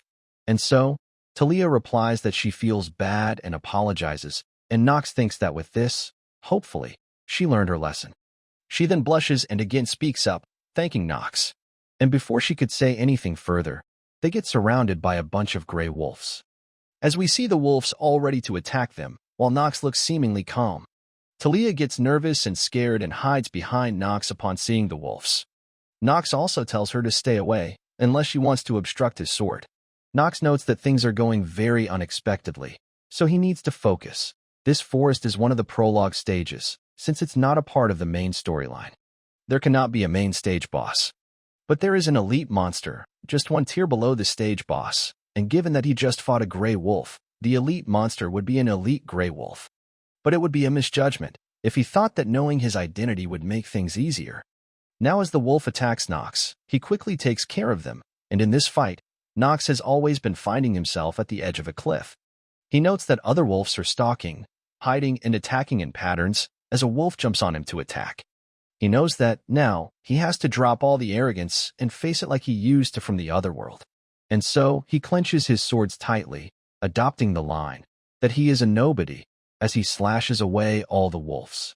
Seeing him fight, Talia is quite impressed, as he calls Nox amazing, and thinks that he is not even exerting himself to the utmost, and he is even more formidable than he was when facing his brothers, and thinks that perhaps he has hunted wolves before. She then remembers Nox telling her to stay away, and gets sad thinking that Nox must be assuming that her swordsmanship is insignificant. Suddenly, both of them notes a loud howl unlike normal ones. And Nox notes that it's here, the gray wolf, as we see him standing tall against Nox, making other wolves look like puppies. Meanwhile, outside of Forest of Lost Children, everyone is gathered, searching for both Nox and Talia. One of the assistant notes 2 pairs of footsteps leading to the forest, and says that they belong to Master Nox and Miss Talia, and that he fears that Master Nox has gone into the Forest of Lost Children with Miss Talia for some reason, which freaks Emma out. She tells everyone that they shouldn't be waiting around and must follow them, but Rodwell says that they cannot do that, unfortunately. Emma asks for reason, and Rodwell replies, because it's a forest that even the renowned Lanehaber family failed to vanquish. To the Lanehaber, the forest represented nothing but shame for the Son of Darkness, the famed Dark Knights of the South, admitting that an entire forest remains unexplored within their manor, was as good as publicly announcing that they are incompetent. Though the fact is still unknown to the Lanehaber family that only children who haven't come of age can claim a full success in the forest. Rodwell wonders, why did Master Nox enter the forest? His footsteps bear witness that he proceeded with utmost caution, looking at all directions, and it doesn't appear that he was manipulated by a monster either. And there is no sign that the robust magical barrier surrounding their manor has been breached. This all could only mean that it was a conscious decision on Master Nox's part to enter the forest. And so, he thinks that he was mistaken. He can no longer deny that Master Nox has indeed had a change of heart, and that he is no longer his former weak self. He tells Emma that there is one way for their safe return. With all of his wisdom, Master Nox has to find the path that guides them back to the manor. But regardless, Emma is still incredibly worried, and blames herself that she let Talia walk to her own demise. Back to Nox and Talia, as she pulls out her dagger to get ready to fight as well. Nox notes that she is not letting her fear break her concentration, and tells her that if she wants to save her skin, then she should stay out, and asks her to save her strength to the fullest, and run as soon as they get attacked. It would increase her chances of survival, even if a little bit. But Nox thinks that actually, fighting an elite gray wolf doesn't require life or death conversation. He just wants Talia to stay alert as they wander through the forest. And with this, he notes that she is staying vigilant, but he cannot quite entrust her with the rear guard yet. So, he would just have to use his skill and take down the wolf with a single blow. But suddenly, the wolf scoffs at them, and Nox takes notice of it. The wolf then quietly sits down, which angers and annoys Nox quite a bit. The other wolves attacks Nox, but he easily takes them down. Some of them pauses, and Nox takes notices of them, and is confused at their behavior. And on the command of the elite wolf, Nox is surrounded by them, and one of them sneaks up behind. It tries to attack Nox from behind, but he is saved by Talia, who throws a dagger at it. And as he looks towards her, Talia tells him to stay alert. Talia remembers Nox telling her to run away when they are fighting, but decides to not do that. Meanwhile, Nox wonders if Talia is trying to help him. Talia asks Nox if he is all right while sitting on a branch above herself, and once again concernedly asks if he is hurt anywhere, while Nox wonders if she is trying to help him. Suddenly, he hears some growls and looks towards it, and the wolf immediately attacks him. He tells Talia that he is fine, and notes that it's no time for idle thoughts, and she gets relieved and replies, "Thank goodness." Nox sighs, thinking that he must have looked quite pathetic with that just now, and notes that his hands are trembling, and the counteraction has already started. And now, the elite wolf also gets up, while Nox notes that he cannot lost it right now. Nox grins, thinking that he finally decided to get up himself, as the elite wolf starts to circle around Nox. It growls and quickly charges at him, and Nox gets ready, but something surprising happens. It doesn't attack Nox, but quickly grazes past by him instead, and his behavior confuses him. But soon enough, Nox realizes what is going on, though notes that he is too late, as the elite wolf attacks Nox and is able to land a strike on his arm from behind. Talia once again shouts his name in worry, and the elite wolf once again leaves to the bushes to prepare for another attack. And Nox annoyingly notes that the rating he gave her before was really not up to the par, and he has to rethink that rating again now. Because the elite wolf in the flesh is much more smarter than he was in the game. Everything goes silent, as Nox thinks that he should have known that it was orchestrating an attack with his minions and is now using its surroundings to attack. The wolf once again attacks Nox, and Nox reacts this time, noting that he has to take protective measures and cut the wolf. But this time, instead of attacking, it suddenly stops in the middle, making Nox's swing useless, and then tries to attack Nox on his leg, as Nox realizes that he was waiting for him to take a big swing and expose his weak point. Once again, the wolf changes its attack pattern and goes right for his head, while Nox thinks that he has beaten this game several times, but he was stupid enough to let himself get overconfident, and was stupid enough to think that he could do anything, and it's not how he imagined that he would die, and closes his eyes thinking that it's the end for him. But he hears a sound, and when he opens his eyes, he finds a dagger is thrown right at the elite wolf's eyes. And we see it's Talia once again, as Nox thinks that it's like that. If he has a weak point, then so does the elite wolf, and for now, the one person who can reveal it is not him. Nox makes full use of this opportunity and clenches his sword tightly and stabs the elite wolf right through his abdomen. And with that, the wolf finally dies, and Nox also kneels on the ground from being all tired as the tension is released. Talia once again worriedly calls out his name and notes the other gray wolves are still down there. But upon seeing their leader die, they quickly runs away, and Talia gets down from the tree as well. She quickly rushes over to Nox to check up on him, asking if he is all right, and he replies, he is. And right as he is about to thank Talia, he suddenly stops in the middle, thinking if he is going to thank his enemy, someone who would kill him in the future, and so he turns away, telling her to not worry for him. But seeing the wound on his arm, Talia gets teary, telling him that he is hurt, and once again asks if he is all right. But Nox gets up, saying that he is fine, and they should get walking. She tries to argue, but he tells her that his wound is just superficial. And right as Talia is about to say that she is relieved to hear that, a spider crawls on her shoulder. Seeing which, she panics and screams loudly, and Nox quickly turns back, wondering if there are any more wolves remaining. But instead, Talia tightly clings to him, and her behavior confuses Nox. And with fear in her voice, she starts shivering and tells Nox about the spider. And as she opens her eyes only to find it still there, she again freaks out and tightly clutches Nox's neck. Nox smiles and chuckles, thinking that she is afraid of spiders, and tells her that if she is so frightened by a measly spider, then she should not have followed him into a forest. But she asks if the spider does not frighten him, and Nox asks if there are any knights who are afraid of spiders. She quickly gets embarrassed and replies that of course there can be, and when she leaves his neck alone, Nox says that he can finally breathe again. He once again starts coughing, and Talia asks if he's sure that he is all right. And Nox notes that it's his counteraction again and tells her that it is not something that should concern her. But when Nox thinks about it, he notes that Talia really didn't hold him down or anything, and kind of saved his life instead. And while he is unable to bring himself to thank her, he is quite grateful to her regardless. And so now, All he has to do is to find their way out of this forest. Meanwhile, outside of the forest, Emma is sobbing and crying. Rodwell wonders if it's gone wrong and notes that Miss Talia's disappearance can turn into dispute between families, and he fears that it might not be the only repercussion, as there have been reports of children from the manor disappearing into the forest. And now, the whispers about Lienhaber family's incompetence will be a public announcement. Suddenly, one of the assistants tells Rodwell to look at the forest, as the fog is lifting up from it.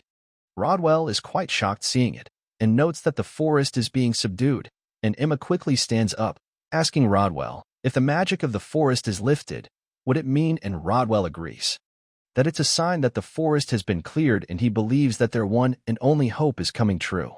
Emma starts to get relieved knowing that Master Knox has done it, as we see him walking back towards the manor with Talia. Everyone notes Knox arriving, and he is surprised as well seeing everyone waiting outside, and they all are quite amazed upon seeing him get back from the forest in one piece and clearing it as well. Rodwell smiles, thinking that while he is unable to gather his thoughts right now, but one thing has become clear to him: the succession of the Lienhaber family leadership won't be without turmoil. Knox asks, "What is the gathering for?" And Emma quickly hugs Talia, saying that she had no idea how worried she was, and Rodwell replies that they were looking for him since he disappeared. Knox sarcastically comments that it's quite befitting of the Sons of Darkness for being anxious over the family black sheep going astray.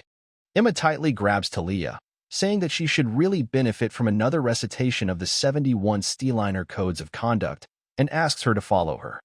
Talia tries to apologize, and Emma says that as a lowly handmaiden, she cannot possibly punish the lady she serves, but the head of the family will sure give her the lesson. Seeing Emma lifting Talia like that reminds him of Lona, who is also freakishly strong. Emma then thanks Knox for keeping Talia safe, and he replies that he had no intention of having her follow him. But she proved herself to be quite capable, so he would like if she didn't got punished severely, causing Talia to blush. Back inside the manor, Knox takes a breather while saying that the problem is solved, and that he never could have guessed that a crowd would be waiting for him. But more importantly, he got what he wanted: the hidden treasure, Ring of the Black Fire. It's a normal low-grade item, and its special effect: the wearer can suck in tiny fraction of his opponent's life force upon defeating them, and the stronger the defeated opponent is, the more lifetime he can take. The only artifact that would let him steal life from others is this Ring of Black Fire, but this alone cannot save him from death. Since it's not like that it can extend his life as much as he liked to, it's like the description said, it can only take tiny fractions of life, which is no conclusive remedy to his life-limiting illness. But then again, having this tiny hope of moving forward is better than nothing, like he used to before he died in the other world. And upon wearing it, he can already feel his stamina and MP rising, and so he calls Lona out, who he knows is hiding there. The gate slowly opens as Lona peeks through, asking Knox if he can see through things. And he replies, maybe he can, and Lona blushes, asking if he uses that talent to peep beneath others' clothes. But he gets annoyed at her remarks and says if this is what she thinks of him, as he hits her on her head. And upon receiving the hit, she asks if he has gotten stronger, and Knox asks her to take a seat as they would be having a round of arm wrestling. Lona asks if they are again doing that, and says the rule will be like before: if she wins, he would give her 50% more for her wage, and Knox replies if he wins, and Lona replies it would be 20% off her wage. And as soon as they start, Lona loses immediately. She starts to panic, asking how did this happen, and tries to argue if he does not find cutting of 20% of her salary highly ignoble. But Knox replies it is true, but he is a famed lout of the Lienhaber family, according to some rumors spread by a certain maid. So he thought a lout like that would have no concern for his nobility, and Lona cries and apologizes, asking to not cut her wage. Suddenly, Knox gets a level 2 wrist fracture and a level 1 cold from leaning on his hand, as he gets annoyed thinking that he got one hell of a negative trait. And so, he asks her to forget about the wage cut and get him some ice and a towel, thinking that he should be grateful that he got the ring and get some rest, but questions if it was important for him to get hit by such a combo. Suddenly, we get a distorted image of Knox from the future, with someone saying, right, the name was something of that sort, Chanyu. Fast forward, and Knox thinks that he got both Carl and the Ring of Black Fire. the 2 hidden treasures from the Lienhaber Manor in his hand. But he spent 6 months locked up in the manor with no chance to put them to use, as he was put in confinement. He sighs, saying that he caused no trouble, and even cleared the forest that no one dared to enter, and this is the reward he gets in return, which he calls outrageous and injustice. He then turns towards Lona, and doesn't she agree as well, and she replies that she is a maid employed by Lord Theodore, and disparaging his order can affect her wage. And Nox replies, her failure to put him in good mood can also do the same, which gets her to immediately take Nox's side, saying that it's indeed really outrageous, and complete abuse. Inconsiderate even, as Lord Theodore is hurting Nox's tender hurt with such unjust decision. Meanwhile, Nox notes that he is getting more comfortable with this life, and watching Carl grow fills him with joy. But this cannot go on, as his death is approaching fast, and we see he has 147 days left now. He gets annoyed seeing the pop-up, thinking that these pop-ups cares more about his remaining time than even he does, and thanks them for the shitty reminder. He finally snaps, and gets up saying that he needs to go talk to his father and reclaim his freedom, though Lona ignores it and tells him that his bath is ready, as just then, he gets a knock on his door as well. And it's Rodwell, who tells Nox that Lord Theodore is wanting to speak with him, hearing which surprises Nox. We now get a flashback of Theodore in his younger days, as he seems to be in a war, surrounded by a bunch of corpses of the monsters he's slain. He remembers that fateful night that got to be known as the Night of Carnage. As we see the flying monsters attacking him, and he clenches his sword tightly and quickly dispatches them. He remembers the swarming devils, human corpses piled up, and the carnage that happened. And if he has to sum it up, it was nothing but destruction. Which is why one of the sons has to succeed in the ownership of a sword, the Vanquisher. Half-baked potential won't do, as he wonders which one of his sons has the decisive talent strong enough to end him.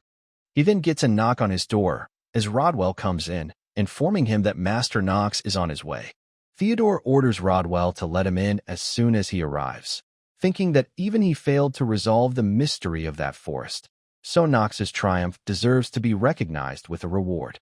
But unsurprisingly, the Homagers got involved and impeded the recognition, finding it hard to believe that Nox has changed, and persisted in demanding a thorough inquiry that the forest has indeed been cleared. And even he cannot dismiss their request, and in any circumstances, an inquiry would have been necessary.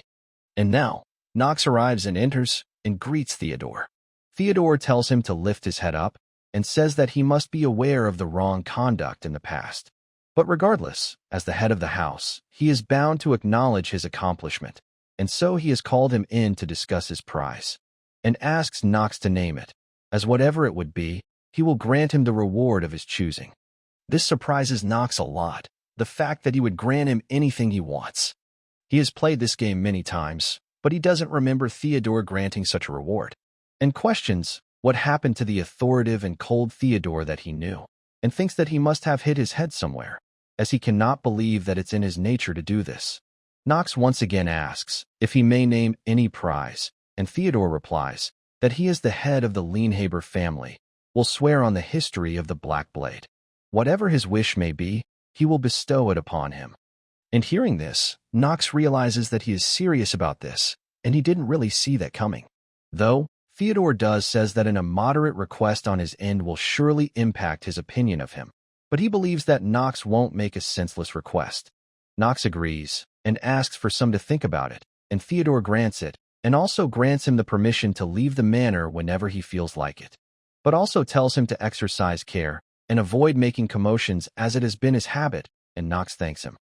Now fast forward to the next day. Talia seems to be leaving, as she says her farewell until they meet again at the Elydian Academy. But Nox doesn't reply anything and turns his head away, so she again calls out his name, this time with much more emphasis. Rodwell tells Nox that Miss Talia has bid him farewell, so it's courteous for him to respond. And so he gives her farewell as well, until she becomes a venerable knight. She excitedly asks, what would she need to become one, and he replies, for starters, a brave heart that does not fear gigantic spiders. It causes her to fluster a bit and hit Nox right in the gut, making Nox think that he should have said a wolf instead. Meanwhile, Talia tells him that she will do that. Until then he should keep his neck clean to greet her blade, for when she will return as a venerable knight. It sends chills down his spine as Nox wonders if this is how she makes up her mind to kill him. Emma also tells Nox that they are really grateful to him, and Nox replies that he does not see any reason for an attendant of Steeliner family to thank him. But she asks if he forgot already that he saved Miss Talia, and he sighs and replies that it's like he said before, it was not his intentions. So, they should set forth without further ado, and we see them leaving. Back to Nox, who thinks that one of the character has left, and while he cannot explain how, he is getting used to this bizarre way of existence, little by little. And for some reason, he might even be enjoying a bit. And just then, the message pops up, again reminding him that 146 days left, making Nox comment, if a man can't catch a break. Now a few days later, Lona asks Nox, wouldn't he need a new maid and a squire to attend to him at school? And from this, he suddenly remembers something. And just then, Rodwell arrives and greets Nox, who asks him, what brings him here this morning? And he replies, and presents the maid who will be attending to him during his time at the Elydian Academy, and she would be at his service starting from today. She greets Nox, introducing herself as Zitri de Lobelia, and asks him to consider her exclusively at his disposal. Nox also introduces himself, and from her name, he recognizes and remembers her. And he starts to look up her status window, and that she is surveilling him at the behest of Theodore von Lienhaber. We go back to a few moments ago, as Nox seems to be getting ready, thinking how the time flies, with no concern for his damn life. He may find solace in the fact that for all the penalties he is given, he is making fast progress. And very soon, he would be entering the Elydian Academy. Lona also speaks about how he is going to be a student at the Elydian Academy and asks if he is feeling nervous about it. He asks, why does she sound so happy when discussing his departure? And she replies that he has no idea how much he would be missed. And seeing her behavior, Nox tells her to cut it, as he is not cutting her wages. He thinks that he shouldn't be wasting his time bullying Lona, and instead dedicate his time in improving his attribute points. Otherwise, he won't be able to make his way through the Elydian program. After all, it's the best academy in the Empire. It's bound to be crawling with genius talents from all over the Empire. And he has to survive among them, and make himself a part of the main storyline, and then be the villain that he, Nox von Lienhaber, is supposed to be. Though he is quite annoyed, due it all being so complicated. And then we go back to the moment when Lona asks about him requiring a new maid to attend for his school, which makes him remember something. And Rodwell enters his room, and shows him her new maid who would be attending with him to the academy, as she introduces herself as Zitri de Lobelia. Nox introduces himself as well, and realizes and remembers who she is. He opens up her character window, and we see all of her stats. And under her passive skill, we see she is sent by Theodore to keep an eye on Nox. She tells Nox that she pledges to assist him with the best of her abilities. Theodore von Lienhaber is one of the most powerful, diabolical men in the lunatic universe, and if Nox were to be asked if he became what he is with just his sheer excellence in swordcraft, he can assure that it's far from truth. Even more crucial in his rise to power was none other than his distrustful nature. He observes everything and everyone with suspicion in mind. And we see Theodore telling Zitri that he is placing great expectation on her, and she simply replies with, yes, sir. Theodore continues saying that he heard that she was the first in line to the leadership of the Lobelia family, so in return for the service to him, the family of Lienhaber will provide unsparing support for her to be restored to her rank. And so, she replies that she vows to assist Master Nox to the best she can, but Theodore tells her to try again. And we see him glaring at her, almost trying to intimidate her into doing so. And so, this time she says that she will observe him and inform Theodore of every details of his movements. And with that, she finally gets out of the room, with Theodore telling her to never forget whom she serves. She sighs and takes out her pendant, which she was wearing inside her clothes. And in there, she looks at a picture of her parents, thinking that she cannot hesitate anymore. Back to Nox, who thinks that Theodore must have felt necessity to make sure that he is indeed Nox, and not some possessing spirit. Though it is quite understandable, as devil possession is quite common in this world, and in the original story, possession by Baal, the supreme devil, is the beginning of Nox's undoing. But whatever is the case, he believes that they won't find out who he is. He then seems a bit worried, thinking that the real problem now is Zitri. She is not a figure in the main storyline, which Nox finds a bit waste. She is meant to be the next head of the House of Lobelia. But her uncle murders her parents and snatches her claim to the leadership, and the rest goes without saying. She flees from her own family and home to end up in the Lienhaber family. She puts up a bright and cheerful front, but beneath it all, her heart is eroding, and soon enough, she gives in. And if he remembers it correctly, she meets her end even before the beginning of the first chapters of the story, and she throws herself off. And so, this makes Nox question, what should he do? Should he save a character who is meant to die? With the risk of causing changes to the main story, fully understanding that the choice might end up becoming a noose on his neck. Now on to the next day, Nox tells both Lona and Zitri that starting today, he will be hunting monsters within the manor. And naturally, he wants them both to accompany him, serving as his assistants, which Lona doesn't like very much.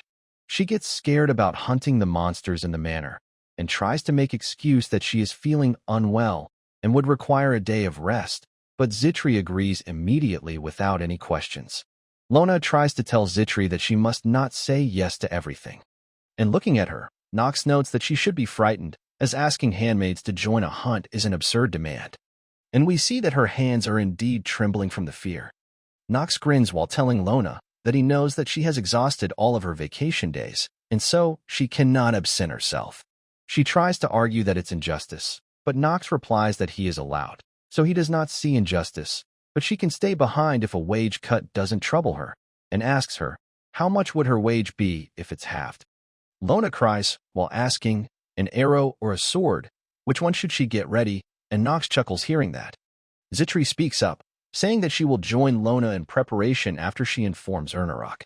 And Nox finds it quite problematic and thinks that he should really focus on getting more days for himself to live, especially since he is free now, as we see all of them leaving for the hunt. Meanwhile, Theodore seems to be watching them from the window of the manor. Now a few days later, after being conquered, the forest of lost children became like any other forest. As we see Nox is hunting down wolves and absorbing their life force for himself, with the ring, though he only gets a small amounts, like 2 hours. And now, he has hunted all the wolves around, and he only gained 2 hours of lifetime from a single hunting session, though he does find it a fairly successful one. Zitri asks if he is not tired, since they have been hunting for the past hour. And Nox is annoyed, as he notes that it's taking him forever to hunt without using his skill time of a genius. And so he was only able to gain 1 hour in that, which is extremely unprofitable, and it's not like he can hunt for monsters 24/7 either. And the worst problem of all is that there aren't infinite number of monsters. He has right now practically decimated all the monster population of this entire forest, and at this rate, his grand plan of stringing his life out will end up in a gutter. Nox says out loud that it's quite terrible and wonders if there aren't any more monsters around, and Zitri asks her to try and refrain from saying such things, since people who don't know him better might think that he has lost his sense. And as the time passes, Nox notes that they are out of luck today and asks them to head back to the manor. Zitri asks him if he would like a bath ready for him, and upon his order, she can prepare a bath with comfortable water. Nox thinks that she is quite a genius assistant, and tells her that he would see to it that he can bath before dinner. And she happily replies, as he wishes. Lona also speaks up, asking Nox, what can she do? And perhaps she can tidy his room, but Nox replies with an uninterested tone, sure. And so, she gets hyped up and quickly tries to do her work, while Zitri chuckles. Suddenly, Nox calls Zitri out, and says that he has a query to make of her. She seems to have gotten nervous, and Nox asks her, who does she serve? And she seems to have gotten quite shocked from that question. Nox remembers her trait, genius assistant, but however sharp and beautiful of a dagger she is, it's still pointed towards him.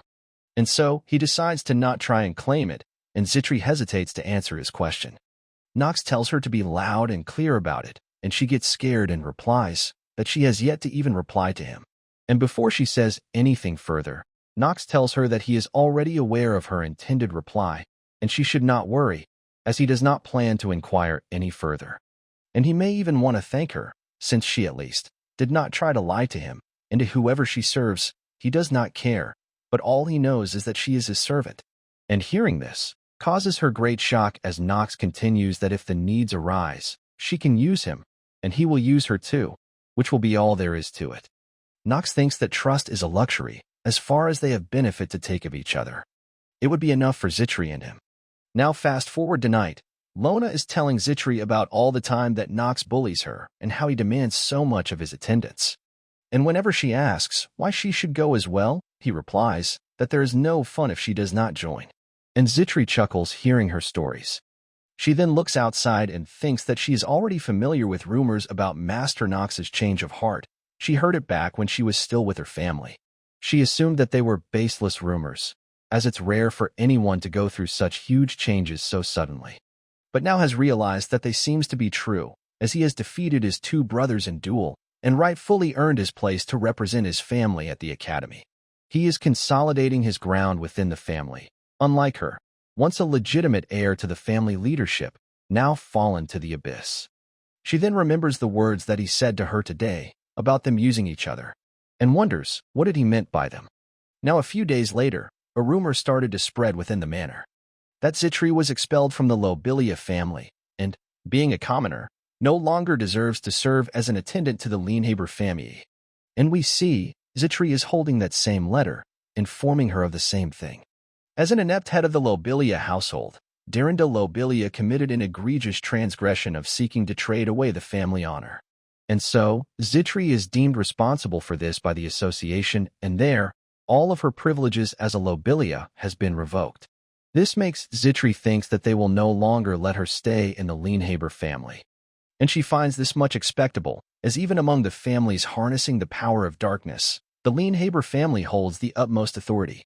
And even if it's for service to their half-abandoned son, they won't let a commoner serve them without a family name. So soon, she thinks that she will get dismissed and find herself replaced. Now as she cheerfully enters the kitchen, all the other maids looks at her with contempt, as she thinks that, of course, the word was spread.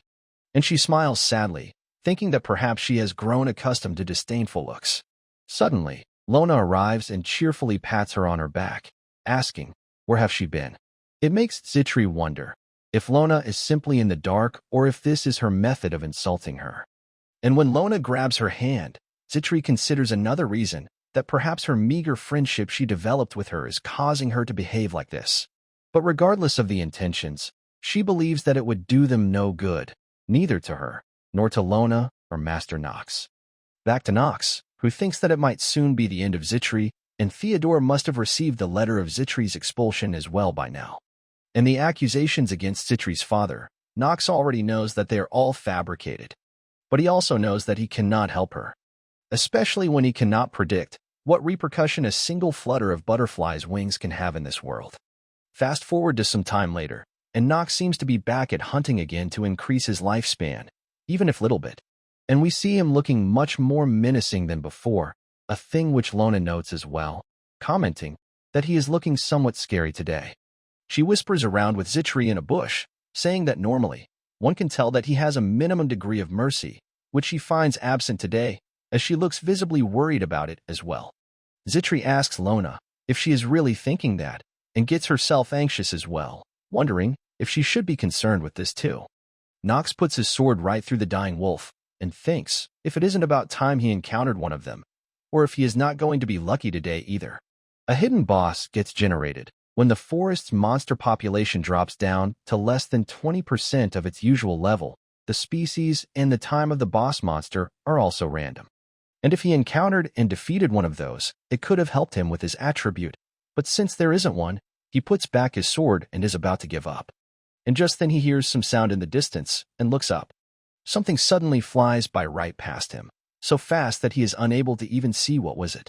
He is barely able to defend against it, noting that its speed is on a whole other level, which is why this monster is as good as a boss, as he grins while saying that. And the monster is an elite hornet, a monster which Nox finds to be very tricky as well. Though regardless, he doesn't find it undefeatable, but the hornet is able to dodge Nox's swing. Suddenly, Zitri calls out his name in worry, and seems to be visibly panicked. And when the elite hornet is trying to attack Nox, Zitri gets in between and takes the blow for him, protecting Nox. But Nox thinks that he could have blocked it. Zitri didn't have to shield him with her body, so he questions, why did she do such a thing for him? And how many people would jump in between to block out an attack from a monster with their own bodies? And that too, to save a person who recently made it clear that they would use them, as Zitri starts falling down from the damage. Nox grits his teeth and gets angry seeing this, and quickly activates his time of genius. Now we see a flashback of Zitri's past, as her parent tries to console her when she falls again, and hurts her knee, and apparently, her wound from her previous fall didn't even healed yet. When she was little, her parents always used to tell her that she would always have an open wound. She does realize that her parents likely didn't say it as prophecy, but they still held true for her, even when she grew beyond her childhood. She once again remembers Nox's words, when he asked about whom does she serve, and so, she questions herself the same thing. With whom does her allegiance lies? We then see the time when her uncle killed her parents, as he tells Zitri that this family will be in his hands now. And now, she remembers about Theodore, and once again, she questions herself, with whom should her allegiance lie? Back to the present, we see Nox and Lona seems to be worried about her and trying to wake her up. Nox gets tense seeing her condition as he tells her to stay with them. He tries telling her that the danger is all over, and they will be taking her back to the manor. Zitri smiles hearing that, as she thinks and mentally calls Nox a liar, since even though he said that he will use her, yet his expressions right now is betraying his words.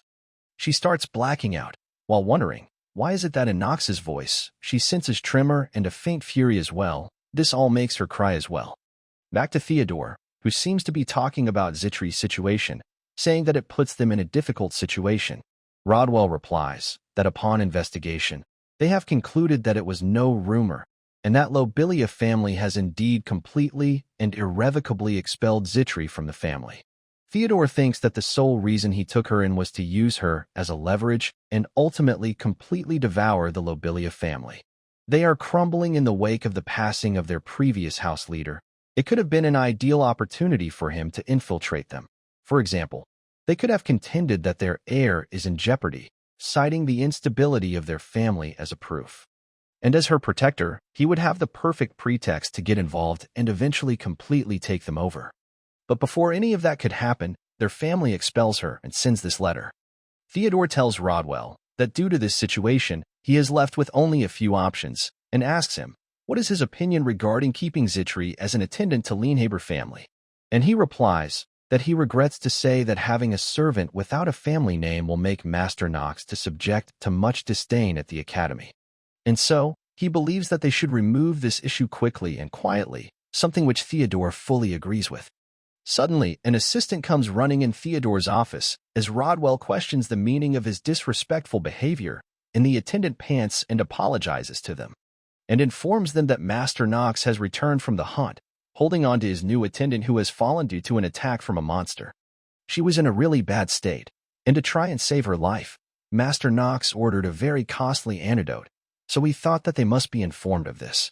Rodwell gets quite surprised hearing that, and asks if he is referring to the Mandrakian decontainment, and the assistant agrees.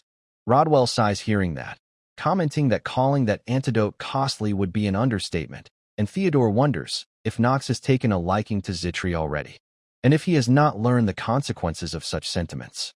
Back to Zitri, we see her slowly waking up, as Lona calls out her name, asking if she can see her. And as she wakes up, she finds Lona sitting beside her and sobbing, saying that they thought they lost her. She wonders what happened and her first thoughts about Master Nox and if he is all right.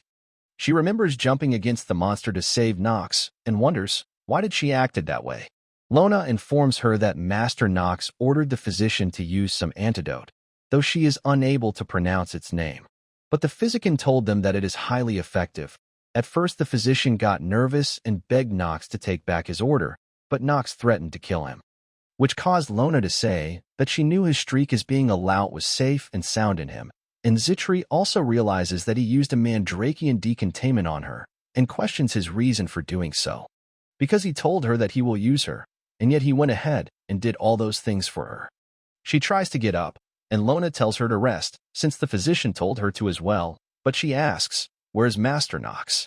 Lona replies that he left to have a word with Ernarok, and from this Lona remembers that she should also inform Nox that Zitri has awakened, and goes on to do just that, while telling Zitri to not go anywhere and rest. But Zitri gets up regardless, even though she can barely walk and reaches for her suitcase. She starts packing her stuff, thinking that she cannot be here, and believes that there is no place left where she can be.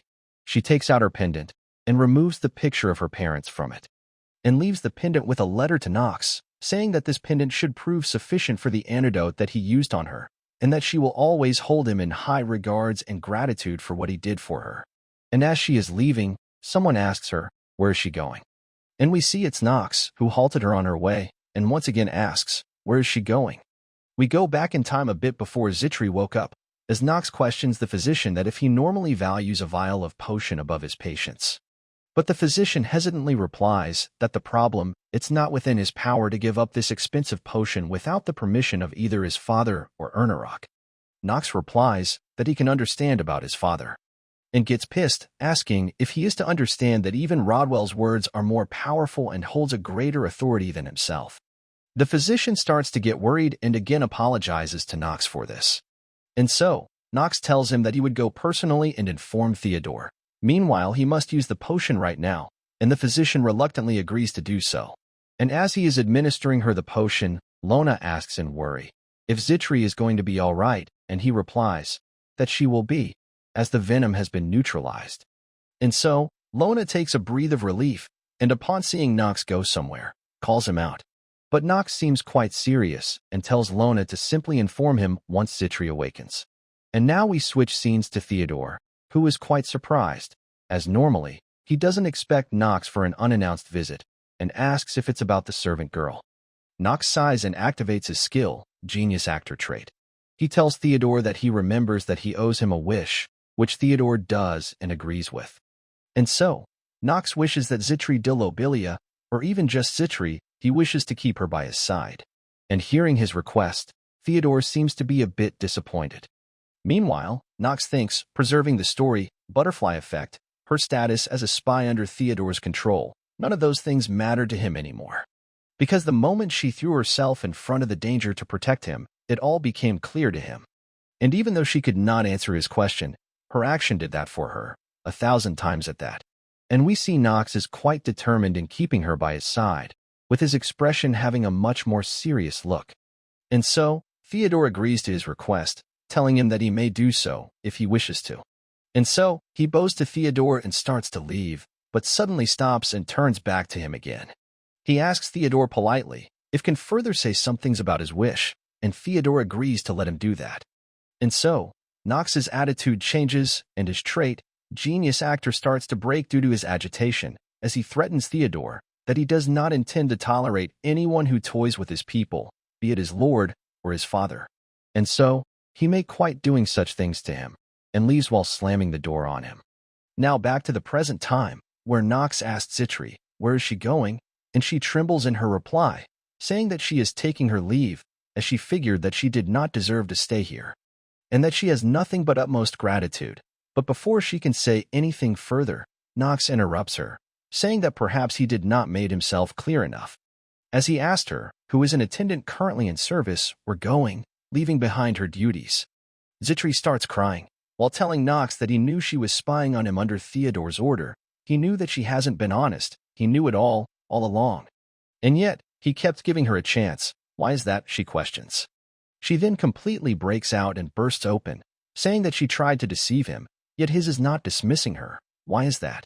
Seeing her like this, Nox grins, thinking that it's a rare sight of the real Zitri, who has been hidden under a disguise all along, which he finds much more engaging. He knows that it's the look of someone who is struggling, but has not given up on her on finding a way out of darkness.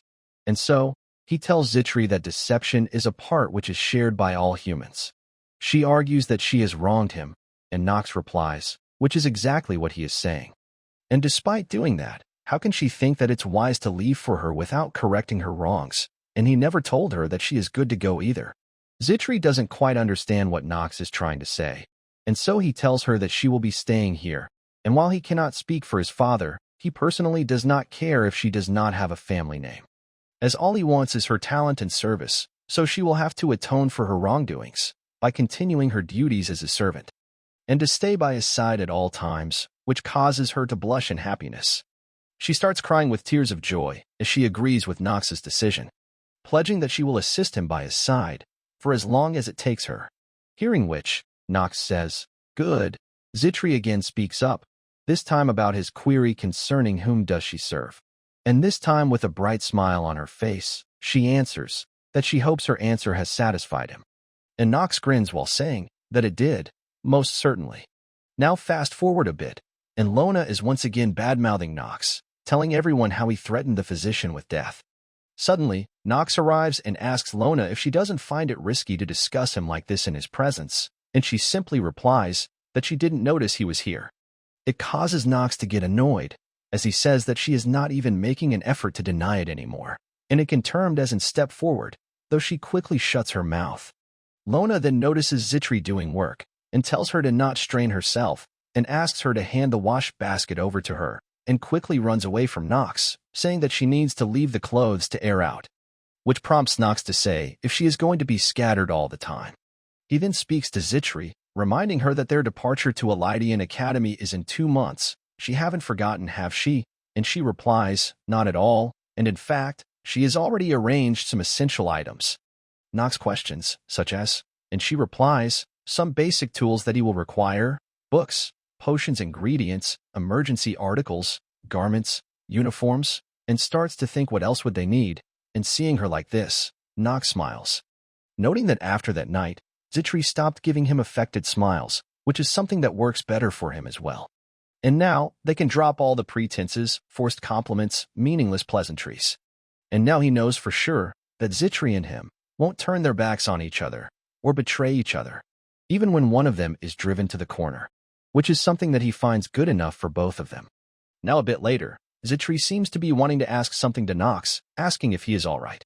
As apparently lately there have been some weird rumors are in circulation about him.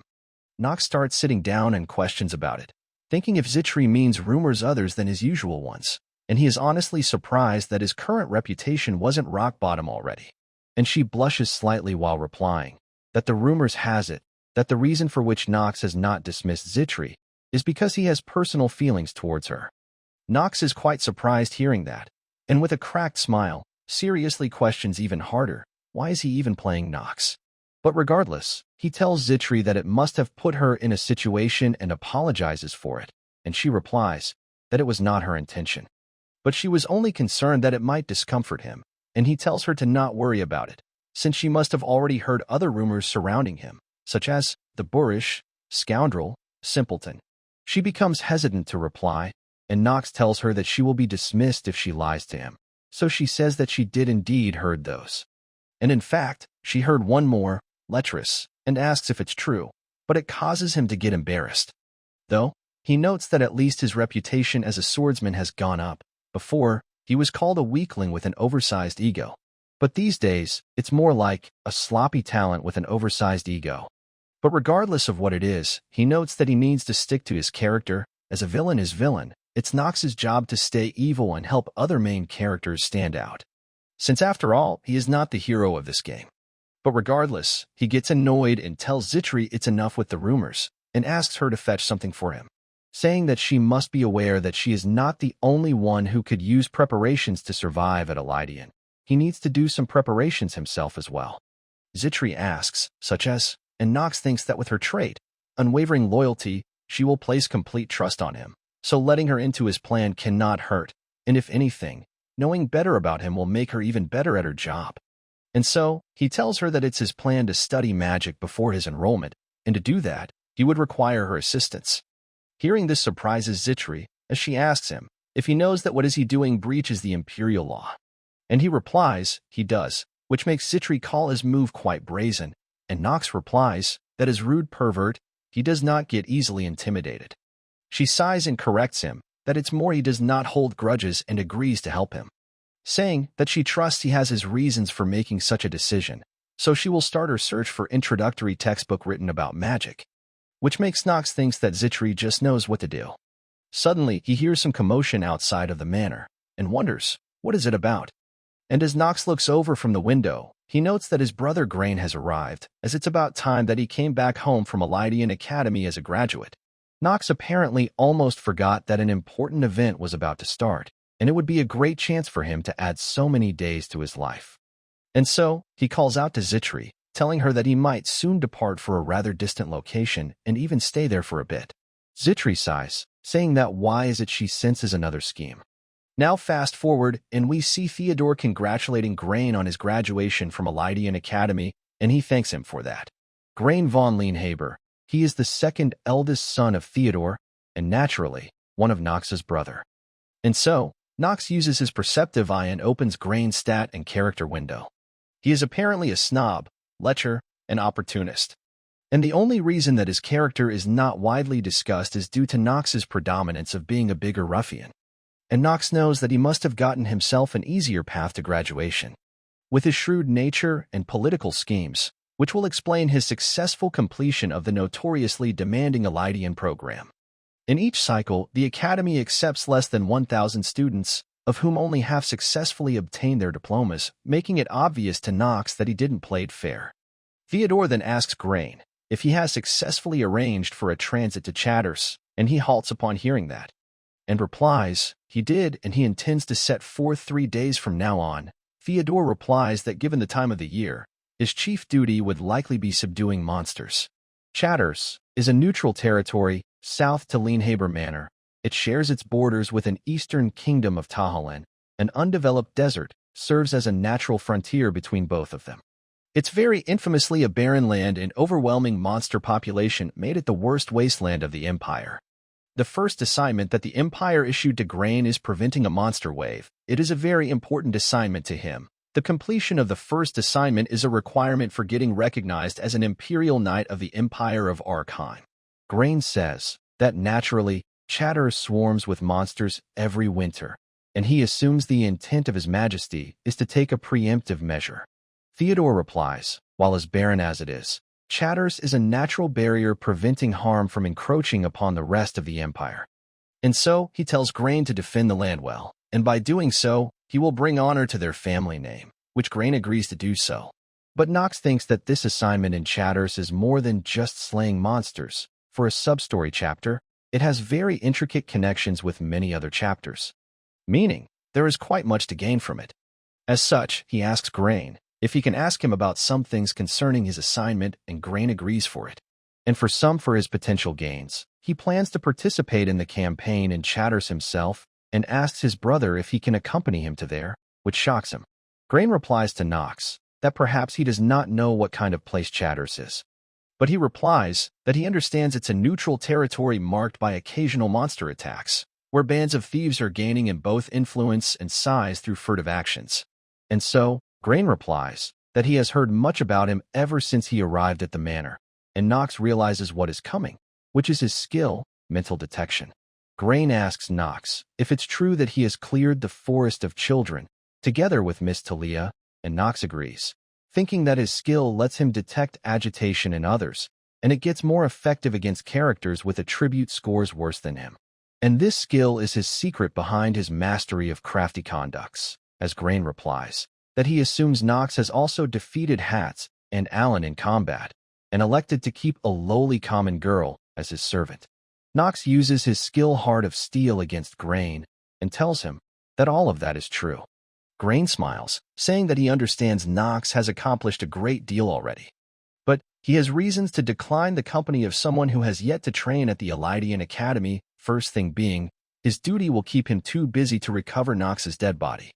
But Theodore steps in, telling Nox that he can go, and Grain is quite confused by this, and Theodore tells Grain that he assures him that he won't need to drag Nox's corpse home, telling Grain that he will bring his brother to his assignment in Chatters. Grain tries to argue against him, but Theodore gets angry and tells him that it's an order. He then looks towards Nox and tells him that he can call to his family for all the things he required, and that he will trust him that he would use his remaining 3 days wisely. Nox is quite surprised, noting that it was way too easy, and it makes him wonder if Theodore is up to something. Grain seems to have gotten angry and asks Nox what is he playing at, and if he has finally lost it.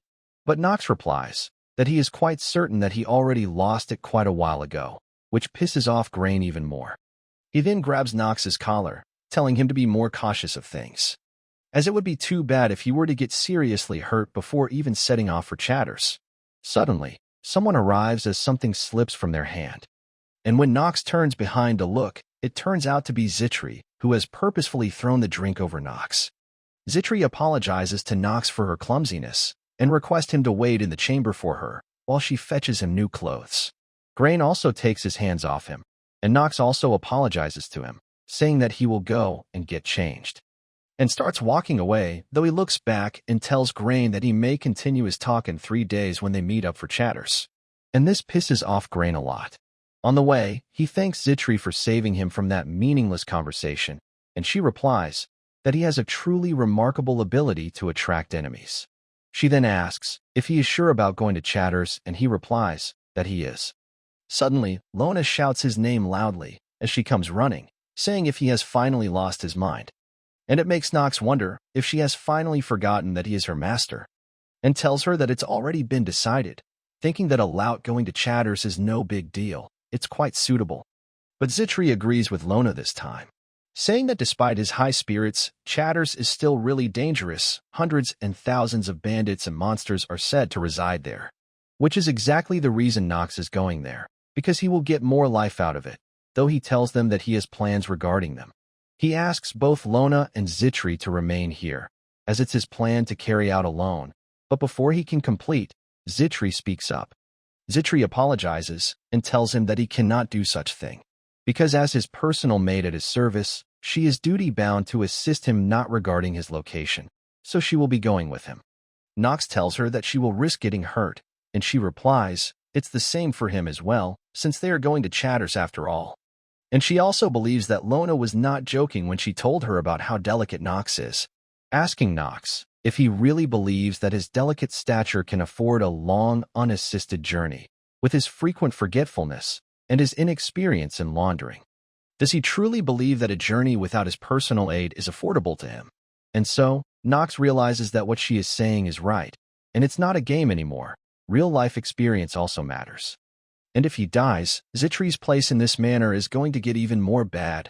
For her, coming with him is possible the safest choice. And so, he agrees to bring her along with him, but tells her to not lag behind and get herself acquainted with Carl. And she replies that she is already on excellent terms with him, which surprises Lona as she inquires about it, and asks, how is that possible? And Zitri replies that she only fed him the finest of sugar lumps. It did cost her half of her monthly salary, but it did great for their friendship. Lona gets annoyed as she asks Carl what about the assorted hay that she fetched him, and calls him a diabolical hell beast, and continues on to say, how can he not be, when his owner is also? But before she completes, Nox smacks her on her head. And so, he orders Lona to continue her usual duties and asks Zitri to make sure to prepare herself thoroughly. Though looking at Lona, he thinks that she was worried only a few minutes ago, and has already gotten over it. Suddenly, they get a knock on their door, and it's Rodwell, who tells Nox that Theodore has called for him, as he wishes to give him an item. He is surprised to hear that, and remembers that Theodore did tell him to depend on his family for items, and also supported him in that argument, and wonders if this is what it's about. Now fast forward as we see Nox arrives at Theodore's office, saying that he heard he wished to grant him an item. And Theodore agrees, but says that whether he can truly wield it will depend on his own capacity. And the sword that he is giving to Nox is something that belonged to the very first creator of their family, and Nox realizes that it's the sword of the very first leader of the family. Nox is quite confused and surprised, as this is not something that he expected at all. And even though he played and completed that game 27 times before, he never even got a glimpse of this sword, and he thought he was a pro, and yet there is a sword which he never even heard of. It makes him question, why is he offering it to him? And he is unable to make any heads or tails of his intention, which makes him think that he would absolutely need it later. And Nox seems to be thinking that the sword looks rather humble and looks, something which Theodore knew that Nox was thinking. But he tells Nox that he is not joking when he says that it's indeed the sword that he picked up when he was a kid and spent his whole life wielding. Nox asks, how can he demonstrate his capacity to wield this sword, and Theodore asks him to hold it. And Nox nervously picks up the sword in his hands. Suddenly, the sword gets engulfed in a dark energy, and Nox notes that it's absorbing his magical energy. And he also notes that the color of the blade is also changing. Theodore gets up, saying that it's as expected. He has started to sense the flow of magical energy, and Nox nods his head in agreement. And Theodore tells him that he guessed correctly. The sword absorbs magical energy from its user. and multiplies it several-fold, which surprises Nox, and Nox replies that he assumes it cannot be used lightly. And suddenly, he gets a notification that his magical energy is getting absorbed at an alarming rate. Nox gets anxious, as he notes that his magical power is getting absorbed at a dangerous rate. Theodore tells Nox that if he wishes to be the owner of that sword, then he must not loosen his grip on it for 10 minutes, which shocks him. Theodore tells Nox that if he wishes to be the owner of that sword, then he must not loosen his grip on it for 10 minutes, which shocks him. And Theodore tells him the sword's name. It is called the Stormbringer. Nox is sweating by the fact that all of his magic power is getting absorbed, and his hand starts shivering. And soon enough, his magic power is completely drained out, causing the sword to turn red and use his life force as an alternative. Due to this, his remaining life force starts decreasing at an alarming rate. Nox realizes that he cannot let it absorb his life and tries to let the sword go, but is unable to succeed. He starts cursing at the sword for being stuck in his hands, while Theodore glances at him with interest. He calls the Stormbringer a really wicked sword, as it drives its wielder to destruction in exchange for its fearsome service. The history and the renown of their family, they all stem from its blade, but no descendant of its first owner has succeeded in taming it. Most of those who tried fainted the moment they took it in their hand, and if anyone lasts 10 minutes in his first try, it would be a truly remarkable feat, as even he himself only lasts about an hour after all those years. And yet, something in Theodore tells him to try a 14-year-old Nox, who hasn't even developed his magic yet. And by the time he saved the dying servant girl, it became evident that amidst of all the recent disturbances stood Nox, which can hardly be a coincidence. And he can see his growth and his potential, which is coming into view, and perhaps he would exceed his expectations, he believes. And perhaps his talents are comparable to that of the three Supremes, which he finds enough of a reason for him to assess him. And should he succeed in lasting the given time, he would make the most potent leader in the history of Lienhabers. And he would be someone who will excel even him. Nox grits his teeth in anger while glancing at Theodore, who continues that Nox will someday prevail him and put an end to him. And now that he lasted 10 minutes, Theodore tells Nox that it was just like he assumed, the fact that he was concealing his powers. Nox tries asking, what does he mean by that? But Theodore simply walks by while telling him that the sword is his. Meanwhile, Nox is quite frustrated, as he lost a lot of his lifetime due to this sword. Now fast forward to 3 days later, and it's time for their departure to Chatters. Zitri tells Nox that her concerns were in vain, as all of the items fit in the subspace punch that Theodore gave to him. Though seeing Nox's expression, Zitri seems concerned, as she thought that Nox was quite anticipating this expedition, yet right now he looks displeased. Nox sighs, thinking if he is supposed to be grateful to Theodore for his pouch, even though that sword sucked in most of his remaining lifetime. He then looks at Grain, noting that he has packed whole household with him, and he must have taken a small fortune from the house, while exaggerating the burden of taking Nox with him, though to Nox it doesn't matter, since he plans on using him as well. Suddenly, both of them see some soldiers arguing about the way. They quarrel. One says that it's this way, the other says that it's clearly that way. Grain asks Ron if he not said before that he can trust him to find the correct path, and he apologizes, saying that he is not well acquainted with this route, and he is apparently someone hired by Grain. Seeing them argue, Nox says that they have led them astray and calls them foolish for it. Zitri tugs on Nox's clothes, and Nox tells her that he wasn't speaking to her, but to those useless path divergers. Nox comes forward and tells Grain that it seems they have ran into an issue, but Grain replies that it does not concern him, but Nox tells him that they might have gotten themselves lost. Grain gets angry, saying that he told him before that it doesn't concern him, and Nox replies and asks, even if he can find the correct path for them? Grain is quite surprised hearing that, and thinks, even though Nox was stuck in the manor for his whole life, he is now claiming himself to be a pathfinder, which is ridiculous to him. Nox suggests that they should rely on him for a day, as he have been told by several of their followers that he has a remarkable talent in wayfinding. Grain doubts and asks if they really said that, while Zitri knows that it's an obvious lie, yet Nox is saying that without batting an eye.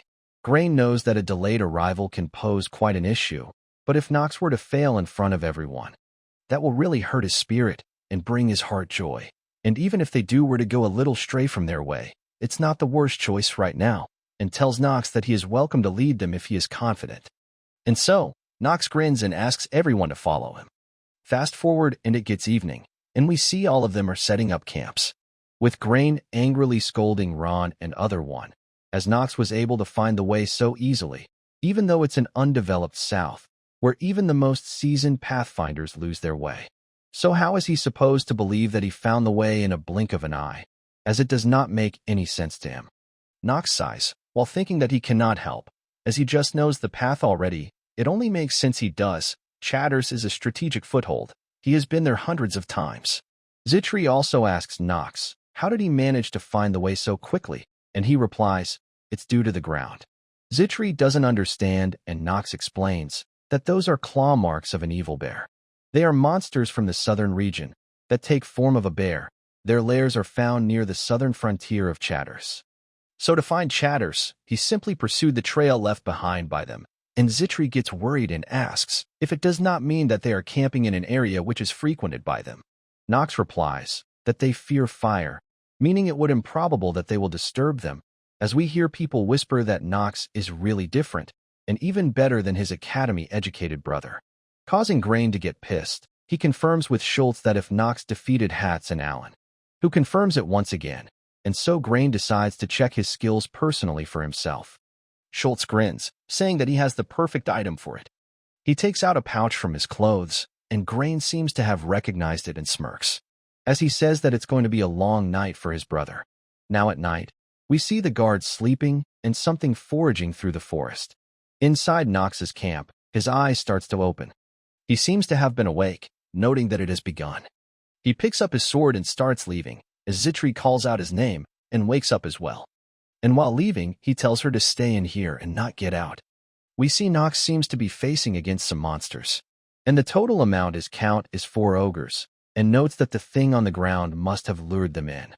He knows that the mud must be spiked with ogre's pheromone, and those ogres, whose senses got heightened in time for the breeding season, would not have been able to resist it, and that it must be Grain's clever idea to put him in danger using them. But Nox happily greets the ogres as his lifelines as he prepares to kill them, as one of them begins attacking Nox. As they bring down the hammer at him, Nox jumps up and dodges, and strikes them right in the head. And before other ogres can attack him, Nox quickly dispatches them.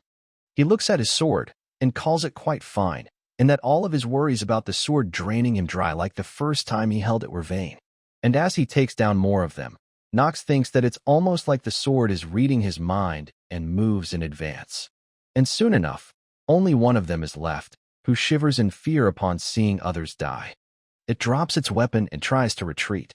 But Nox don't plan to let him live like that and whistles to Carl, who upon listening transforms, and Nox starts on riding him. And while on Carl, Nox easily takes down the ogre. And with that, his remaining life gets increased by 1 day and 9 hours. Hearing the loud sounds, Zitri comes out, asking Nox if everything is all right, and gets quite startled seeing the scene. Nox reminds her that he told her to stay inside. She questions how can ogres be here, since they aren't deep inside the forest, and asks if she should summon the night patrol. But Nox rejects, telling her that the ogres were invited here by someone. Hearing which shocks her, and he reveals that it was none other than Grain. He exploited their nature and set them upon them, which explains why his tent is at such distance from theirs.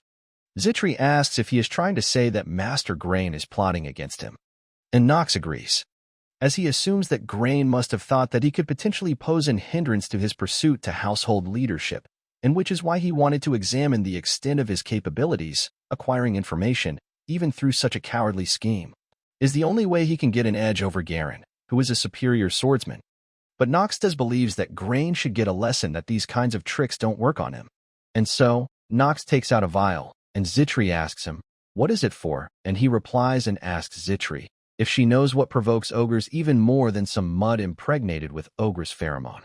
It is the smell of a fellow ogre's blood. It's much like humans, they cannot forget a vendetta when someone from them is killed. Grain gets up and notices his crystal ball glowing and making sound, but there shouldn't be a reason for it. Apparently, it only makes that sound when a monster's magical energy is detected nearby, and wonders if they are defective, but his father did told him that they are new. And right as he is thinking that there cannot be any monster strong enough to provoke it, he hears some large thumps outside his tent. Schultz comes around and tells Grain that they have to escape in panic.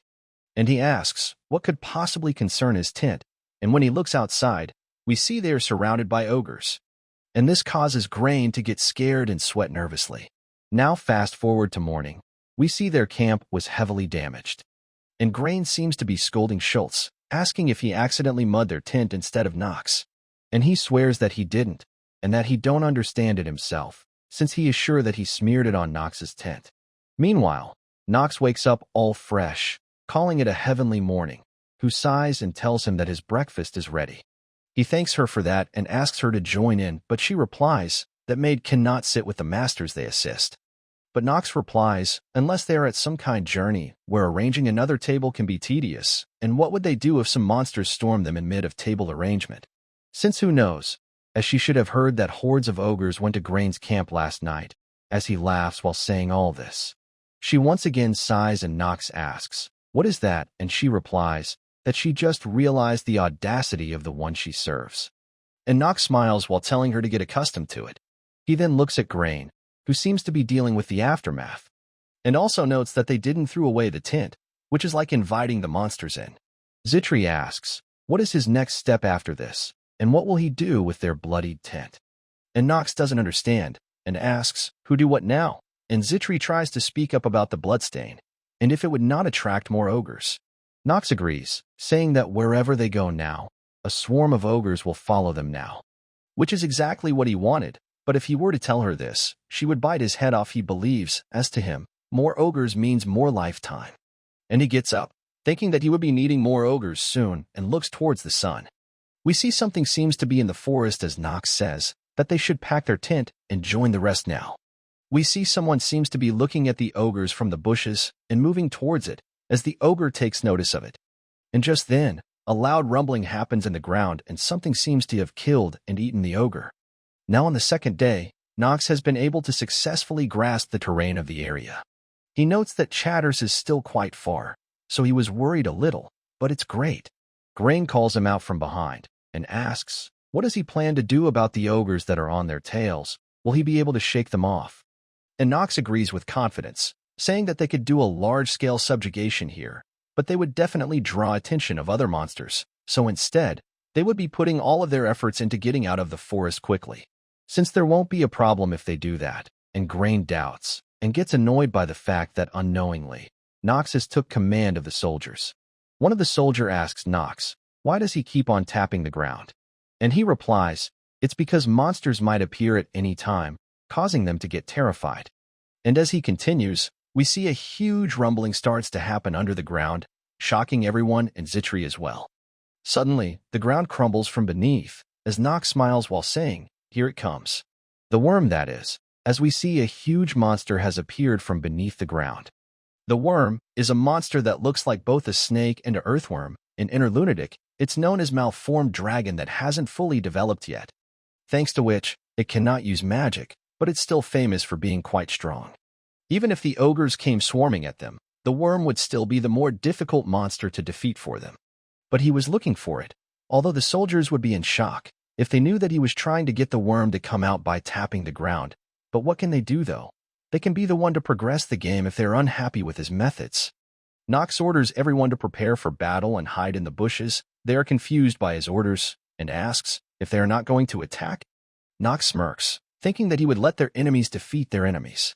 As we see ogres appears from behind as well, as we learn that Knox didn't have any intention to lose the ogres from the start. Zitri gets terrified, commenting that so many ogres have caught up to them. But he tells her to not be worried, as he has something in mind. He asks Zitri if she knows what monsters the worm loves the most, and yet hates the most at the same time, and she doesn't quite get his question. And Knox answers that it's ogres, as we see both of them engaging in a fight. Ogres are the worm's main food source, but they are always seeking revenge. They are basically arch enemies of each other, which is why skilled adventurers would know how to make use of that. As we see the worm eating the ogres while they attack and damage it back, as both Zitri and Grain notes that they are attacking each other in shock. Grain wonders how did Knox came to know such information. Meanwhile, Knox hides behind a tree with Zitri with stones, as Zitri asks him if they just need to wait right now. Nox suddenly starts throwing stones at the ogres. As Zitri asks, what is he doing, and what if the ogre attacked them instead? While we see Nox is getting experience points and stat increase for doing this, as he thinks that he needs to damage the ogres at least once to get the XP. And as he keeps on doing that, he soon notes that all of the ogres are dead already. Grain thinks that while it's good Nox was able to make use of the ogre, but they still lost in the end, he wonders, what can they do next, as the worm would be too hard for them to kill, so they need to somehow escape safely. But Nox tells everyone to prepare for attack, ordering them to either fire arrows or throw spears at the mouth of the monster. While some hesitates, Ron tells everyone to quickly follow his orders, and they all begin attacking the worm. And while the worm is taking that damage, Nox decides to step in, noting that it's his turn now. He activates his Hour of the Genius, and we see the time around him seems to have slowed down. He quickly rushes off to the worm and jumps over him to attack. And with incredible precision, he lands multiple strikes on it. And just like that, the worm is defeated, for which he gets 10 days of life. And 10 days is something more than he expected, though he considers it plausible since it's a mid-sized monster after all, and if it weren't for the ogres, he believes he wouldn't have been able to kill it that easily. His stamina also reaches 5, causing his effect of the trait, Blessing of the Growth, to disappear.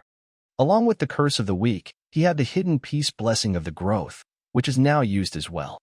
But he has finally reached stamina 5 in return. The followers asks if he is hurt anywhere, to which he replies, he isn't, and commends everyone for doing a good job. Everyone starts to sing his praise for doing a great job, though Nox says that it was nothing special and tells everyone to reorganize. The ground suddenly starts to crumble again, as everyone takes notice of it. And suddenly, another worm appears from the ground, though Nox doesn't seem much worried, as everyone tells him to get back quickly. But suddenly, someone shouts at him to get back, as we see the person slashing away the worm in one hit. And Nox is quite surprised to see him, and wonder, what is it? And looking closely, he recognizes that person, and questions in shock, what is he doing here? Grain and everyone is also surprised at seeing him, and Nox wonders, what is the sword genius doing here? The strongest character in Inner Lunatic, one of the 3 sword emperors along with Theodore and Celsus' student. And he is known as Paracelsus, who tells them all that he just saved them, so they should at least give him a single word of thanks. And Nox also remembers that he is someone who hates nobles to his cores. Schultz calls him an impudent guy for not knowing who Grain is, and he apologizes, and Schultz asks him for his identity. And he introduces himself as Paracelsus and tells them to call him a mercenary. Nox thinks that it's easy to understand his hatred for nobles with what he experienced when he was younger, though it's not the issue here. The first encounter with him is supposed to be in the Eldian Academy. While Nox has played this game countless times, he has never encountered him before the academy starts. And so, it causes him to wonder, what happened, and what should he do? Fast forward a bit later, Paracelsus seems to be traveling with them, as Grain once again calls him out. He asks him if he is heading to Chatters, and Paracelsus replies, it is his first stop, as he heard that it's a good spot to hunt for monsters around this time of years. From this, Nox tries to think. He remembers that in order to further his training, Paracelsus did travel everywhere within the Empire before school started, and so perhaps he is set to train in random areas. Grain asks Paracelsus if he is traveling along, and that he looks quite young as well, and also seems quite confident in his skills, and so he offers him to join under his command to subjugate the monsters in return for getting a handsome amount from him. Paracelsus thinks for a bit, and replies that since they are the sons of one of the Sword Emperors, he is indeed curious about them too. Nox glances back at them, and Schultz gets angry at him for speaking so rudely, but Grain stops him and gives some time to Paracelsus to think about it all. Thinking that he has skills to take down the worm in a single strike, so he has to recruit him as one of his people, which is how he plans to take back the attention of soldiers back from Nox. And sometime later, they finally arrive at Chatters, as Nox informs Grain of it. Looking at it, Nox feels that it's even more deserted from when he sees it in-game. And as they enter it, Grain notices some beggar kid, who asks him something to eat. But he simply ignores her in disgust. And same goes for Nox, causing the kid to get teary-eyed, which is something that Paracelsus notices, and sighs in disappointment. They are then greeted by the security chief of the village, Tygon. He confirms if they are Grain and his little brother Nox, from the Lienhaber family, and he has been told in advance of their subjugation mission and that they would be coming here. Paracelsus thinks that the coincidental meeting of one of the Sword Emperors and Theodore's two sons, he had great expectations when he heard that the proud Lienhaber family was going on a subjugation mission personally. And while Nox was able to deal with the worm with pretty decent sword techniques, they are still just sheltered young masters of the noble family in his eyes, which he calls a big disappointment. And this city is obviously not able to function properly. The Night Order is misappropriating the people's money to fill their own stomachs. And the people of this city are unable to stand their ground against the monster's wave, to think they are in a state where they'd be satisfied if they had some food. Taigon tells them that he would inform them of the mission details tomorrow since it's quite late already, and asks them to rest at the inn for the night. Paracelsus approaches Grain to talk about the offer that he proposed to him. Grain happily asks if he has decided, and Paracelsus rejects his offer. Grain is surprised to hear that, and asks if he is planning to hunt the monsters alone, as Nox watches from the back. He replies that he intends to move according to what he initially planned and wishes Grain a safe subjugation, which makes Grain call him an obnoxious commoner. He replies if one has skills, they would be able to make it in the world, as this is how it works, and while glancing at Nox, he thinks that they might meet again sooner than expected. Now at night, Nox tells Zitri to rest up, since they would be moving again tomorrow. And as he comes inside his room, he notices a window and goes on to there. And looking from there, he sees some kids sitting around the fire. He goes down there and calls them out, asking if they want some food. He opens up the sack and gives them bread to eat. The kid happily asks if they can really have this, while Nox thinks that he cannot save everyone. So he thinks that this is something that could be the doing of Yu Chan's kindness and generosity. The kid cries and thanks him for it, causing Nox to think that he wants to create a future where they don't have to beg for food. And for that to happen, they would first need to survive in Chatters. And we also see Zitri, who seems to be hiding behind a corner with her own sack of food, and she smiles thinking that she knew it, that Nox was just acting cold now. Fast forward to next morning, Taigen begins explaining that they always have to request for funds and reinforcement, because Chatters get swarmed by monsters every winter. Grain questions if these wooden walls are all that he is doing to protect the village, causing Taigon to say that it's been here for a long time, so they do need some repairs. Nox finds the condition to be terrible, noting that this wall wouldn't last an hour against the monsters. But because it's not a main chapter, it's up to him to decide to save this village or not, and most of the time, he chose to help the village. The reason being that it has high value. It's a land which will become really expensive in the future. Taigon also informs them about change in monsters' behavior this year. Their numbers have increased drastically, though Nox knows that in the future, having more monster would actually help them instead. Taigon then also informs them about a sighting of a griffin by some villagers, leaving them shocked, making Grain call the situation much more severe than he thought. He asks for the sighting location, and Taigon replies, it's in the wilderness, with Nox noting that driving Griffin away would be an important factor of the Chatter subjugation. It's called the King of Wilderness, and it was designed to be stopped, not defeated, but Nox plans to defeat the Griffin. The wilderness is known as Endless Horizon of the Wilderness, an area connected to Tahalin in the east, a neutral zone, and it's famous for being a barren land. But Nox calls it all strange, stating that Griffin usually doesn't stay near Chatters, and asks if he knows the reason for its behavior. His question leaves them surprised, with Nox already knowing that there is going to be a traitor who will backstab them in this subjugation. And so, he plans to start out by cutting off the most rotten part of the village first. A bit later, and we see Schultz being pissed at Nox for ruining his plan as he fell out of favor with Grain due to his schemes. He don't plan to let Nox off easily, believing that he worked really hard to win Grain's favor. Now we see Zitri encountering him walking down, with him taking notice of her as well. And he also knows that Zitri is a commoner, which he plans to take advantage of seemingly. He blocks her away and grabs Zitri by her arm, making her scared. She asks if he has some business with her, and he replies that he just wants to have a little chat with the two of them alone with a creepy smile. Hearing which, Zitri quickly frees her hand from his grasp, saying that she don't have anything to talk to him about alone, causing him to comment that even if he is a knight serving a master, he still deserves to have some fun with her. And she should be the same as him, while she tries to tell him to let go. But suddenly, she gets a thought of what could happen if she were to reject his advances. Nox might fall out of favor from Master Grain and draw attention from the family.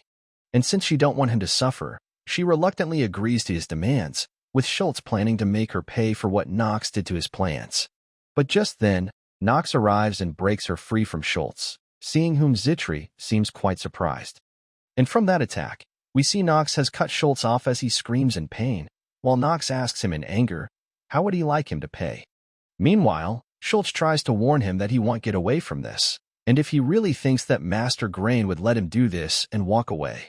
Nox gets even more pissed, as he asks if Schultz is trying to threaten him with his brother, and cuts off another one of his arms as he screams again. Schultz calls his behavior wrong, even if he has his family behind him. But Nox replies that it's not him who doesn't know his place because his family is behind him, but Schultz is. And with that, he kills him by stabbing the sword to his back, causing Zitri to get worried, stating that Master Grain would not let it pass. And Grain arrives, asking Nox what did he just do and if he just killed Schultz. And he agrees in simple words, causing Grain to lash out at him for daring to cut off one of his knights, but Nox tells him that he got the sequence wrong, and asks him that he should be asking for the details of what happened first, but Grain simply grabs his collar in anger. And so, he questions Nox about killing Schultz, warning him that he won't escape from being punished if the reason is not justified. And he replies that he watched him sexually harass his maid, and as her master, he could not let that happen. But Grain asks if it's just due to that, and Zitri is a commoner. But Nox gets pissed and releases his aura, asking Grain if he can take responsibility for what he just said. And seeing his power, Grain is left completely shocked, as he is collar go at first, being flabbergasted that the good-for-nothing of his family is actually this talented.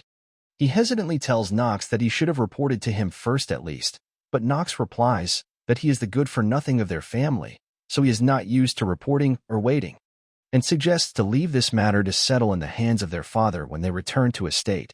Grain thinks that Nox wants something from him, and agrees to leave the decision for this to their father for now, with Nox calling it a wise decision on his part.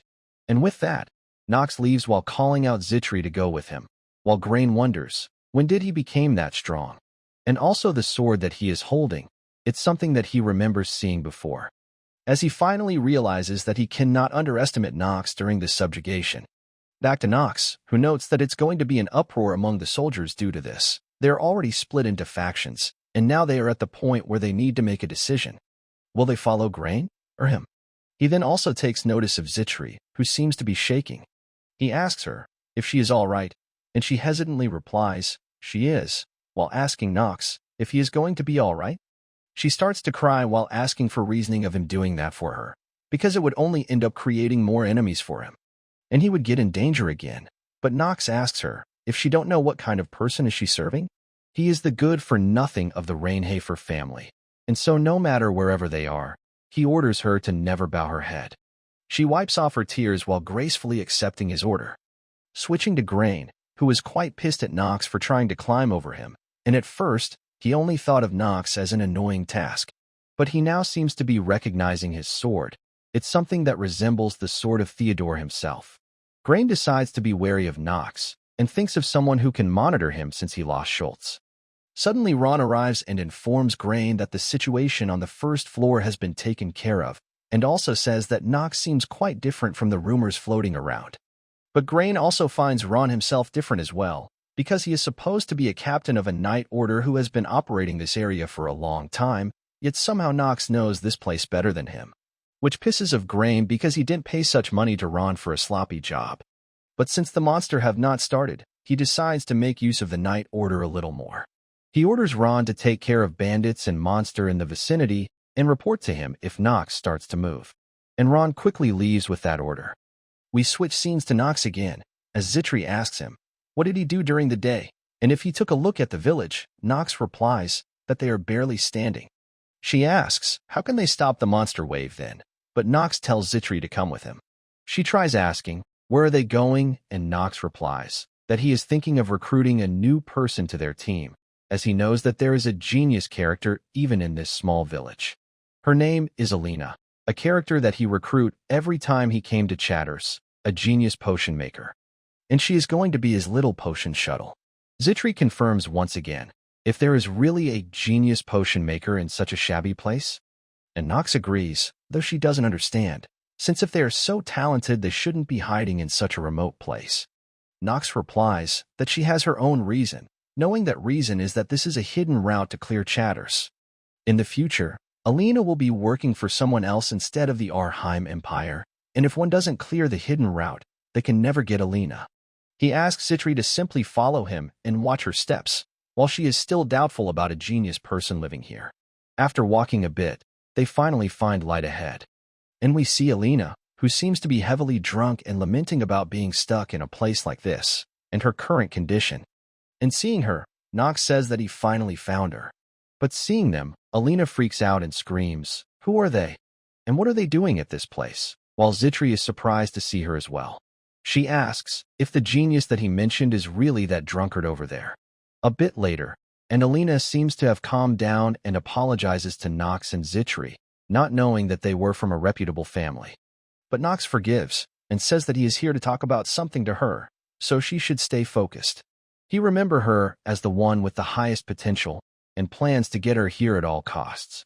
Though he also knows that she does have flaws, as we see her character window and stats. And her negative trait, drunkard, makes Nox sigh, though he expected it. A genius character like her that can be recruited by good-for-nothing of Rainhafer family. Much less a genius potion maker at that. He speaks up and says that while she is problematic, they have no choice, causing her to tremble in fear while apologizing for making him angry. Zitri tries to whisper that she don't believe recruiting a drunkard would be a wise decision, and he replies that he knows it as well, but they don't have any options, causing Zitri to call it a complicated matter. Alina speaks up and asks Nox, why has he come here to look for her, and Nox gets straight to the point, and asks her to join him, offering to give her what she needs the most right now, which takes her by surprise. He notices her clenching her fists while seemingly being frustrated, and she apologizes and declines Nox's offer, citing that she has something to do here. Nox speaks up and asks if it's related to her friend, which surprises her, and she asks Nox, how does he knows that? And he replies that in future, she may be executed. But if Alina accepts his offer, he might be able to save her. And with that, Nox again asks if that changed her mind a little while offering his hand. Alina remembers her friend, May, who stood up against the army for the villagers for unfair taxes and stuff. She was her only friend, as she stood in front, retaliating against the army for embezzling funds that the imperial family was sending them.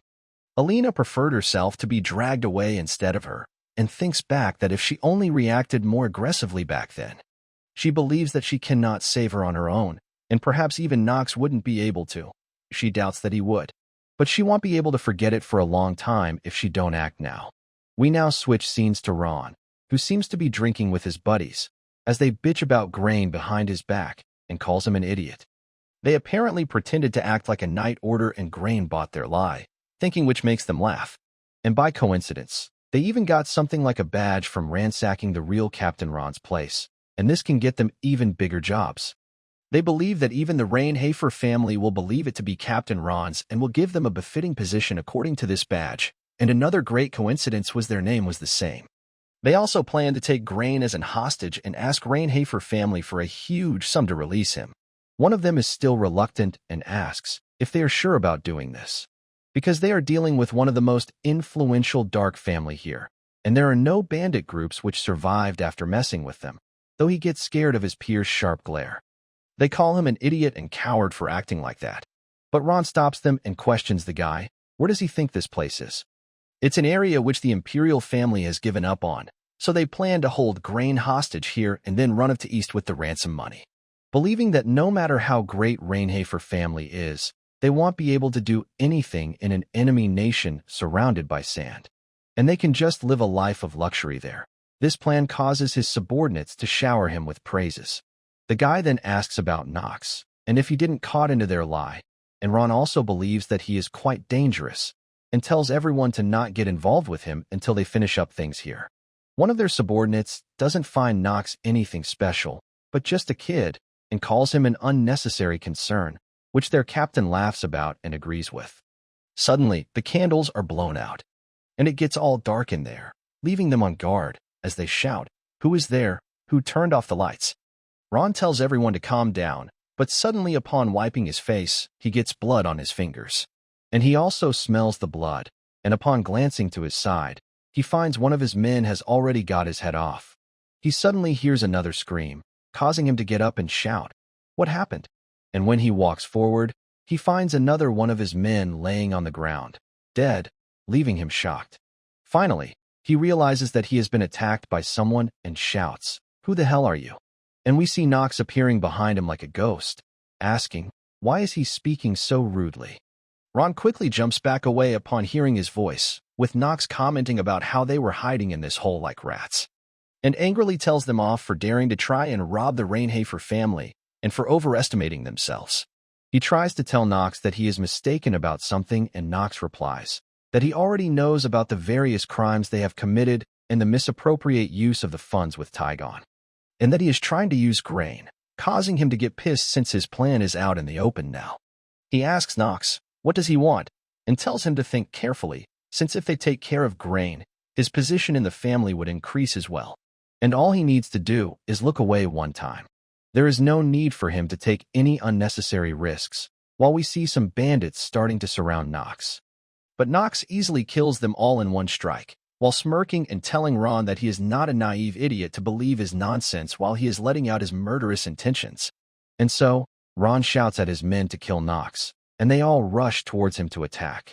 But Nox easily mows them down like cutting grass, shocking Ron as he thinks that Nox was hiding his power up until now and plans to end it all quickly because it's dangerous. But when he launches his technique at Nox, he easily destroys it, leaving Ron and one of his underlings shocked, as the former wonders, how is he able to stop the Chatter Sword technique? And Nox casually kills that guy as well by stabbing the sword right through him. He starts walking towards Ron, while calling him a lowly vermin for even daring to ask what he wants. And regardless, he has already got what he wanted, as we see that Nox succeeded in learning the Southern Sword technique in that single moment of strike. Ron watches in shock, as Nox takes up the posture that he did before. Nox closes his eyes and thinks, what does it mean to be a genius? And if it means that one is more exceptional than others, but he doesn't believe that, then, does it mean someone that has proven they can reach a higher level that most people cannot? From the moment Nox risked his life, he questioned himself these things. He smirks, and then breaks the glass in his fragile self in front of him, thinking that compared to the sword techniques that he would be learning in the future, this one isn't much, but it's enough for him right now. As we see Nox launching the same attack that Ron did, and killing many of the bandits, leaving Ron completely speechless. It was something that took him more than 10 years of his life to master, yet a kid like knows it. Ron seems to have completely lost his will to fight, as Nox stands in front of him with his foot on his sword. He screams and threatens Nox that he won't get away if he kills him. But Nox replies that there aren't any witnesses that have seen him killing him. Ron replies that everyone here that is still alive will see it. Nox tells Ron listen carefully, that he is simply assassinating them, leaving Ron shocked at hearing it. Seeing his confusion expression, Nox explains that if no one lives to tell the tale, this will only look like an assassination, leaving Ron scared, as Nox draws his sword to cut off his head with a smile. We now switch scenes to May, who seems to be locked in some prison. Tygon slaps her across the face because she don't want to work, neither she wants to be sold off to a noble.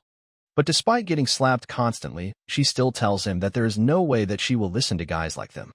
But Tygon simply chuckles and grabs her mouth while telling her that there is nothing that she can do now.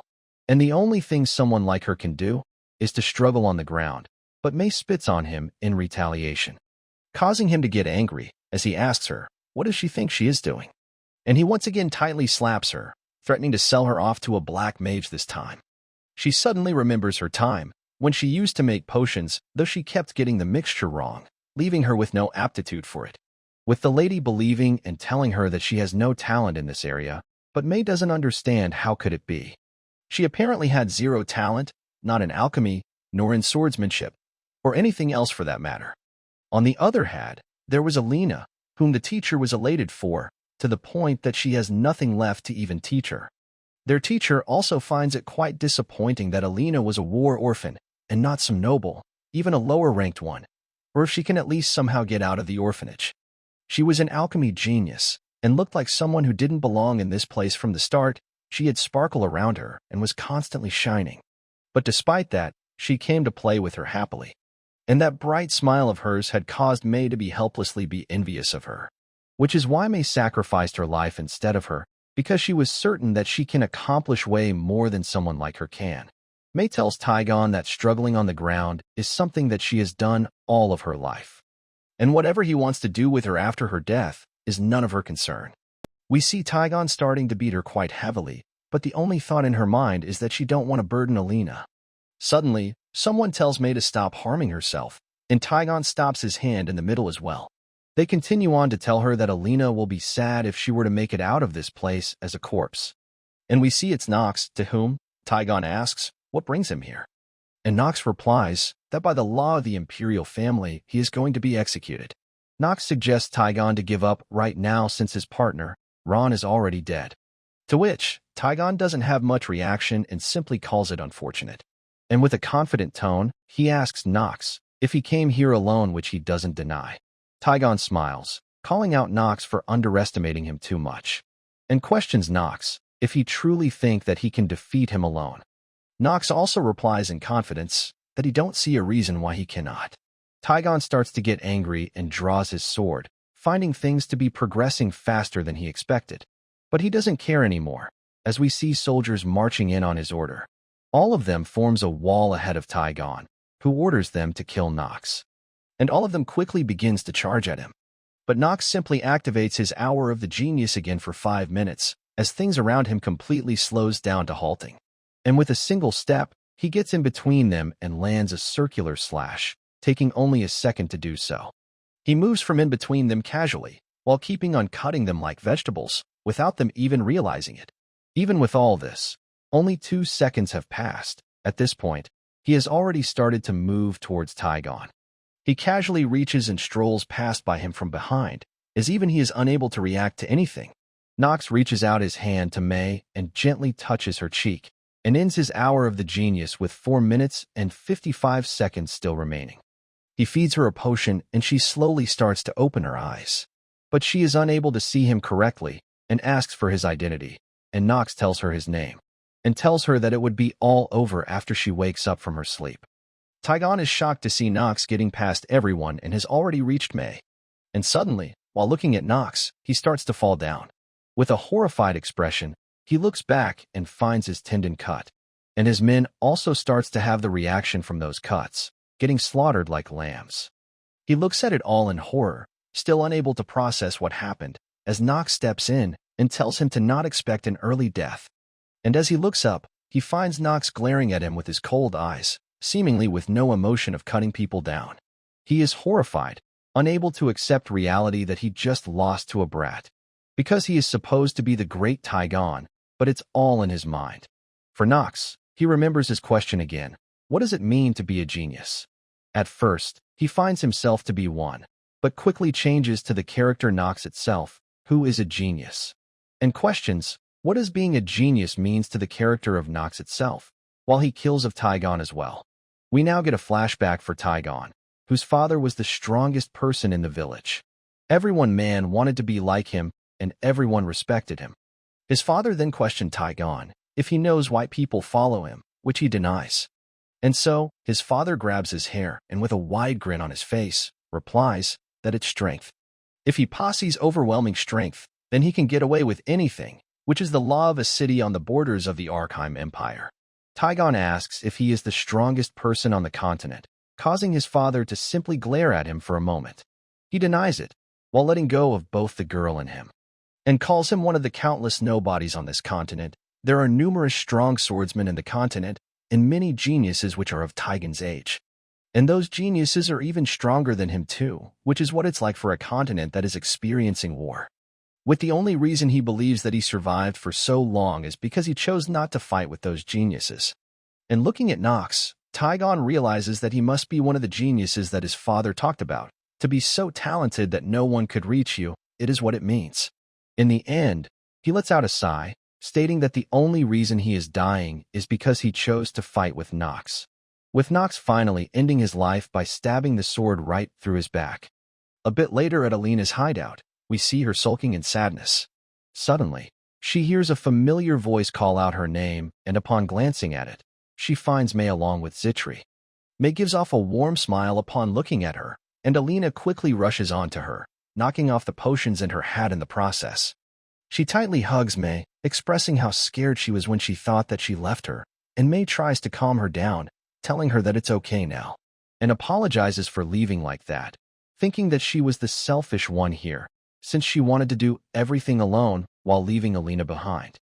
Zitri also smiles seeing them, and Alina asks for Nox's whereabouts, since she needs to thank him, and she replies that he should be wrapping things up and talking right now, which Alina asks about.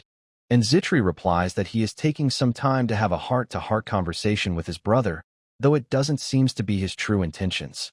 We switch scenes to Grain, who is waiting on Ron, and getting pissed at him for making him wait and hoping that nothing happened.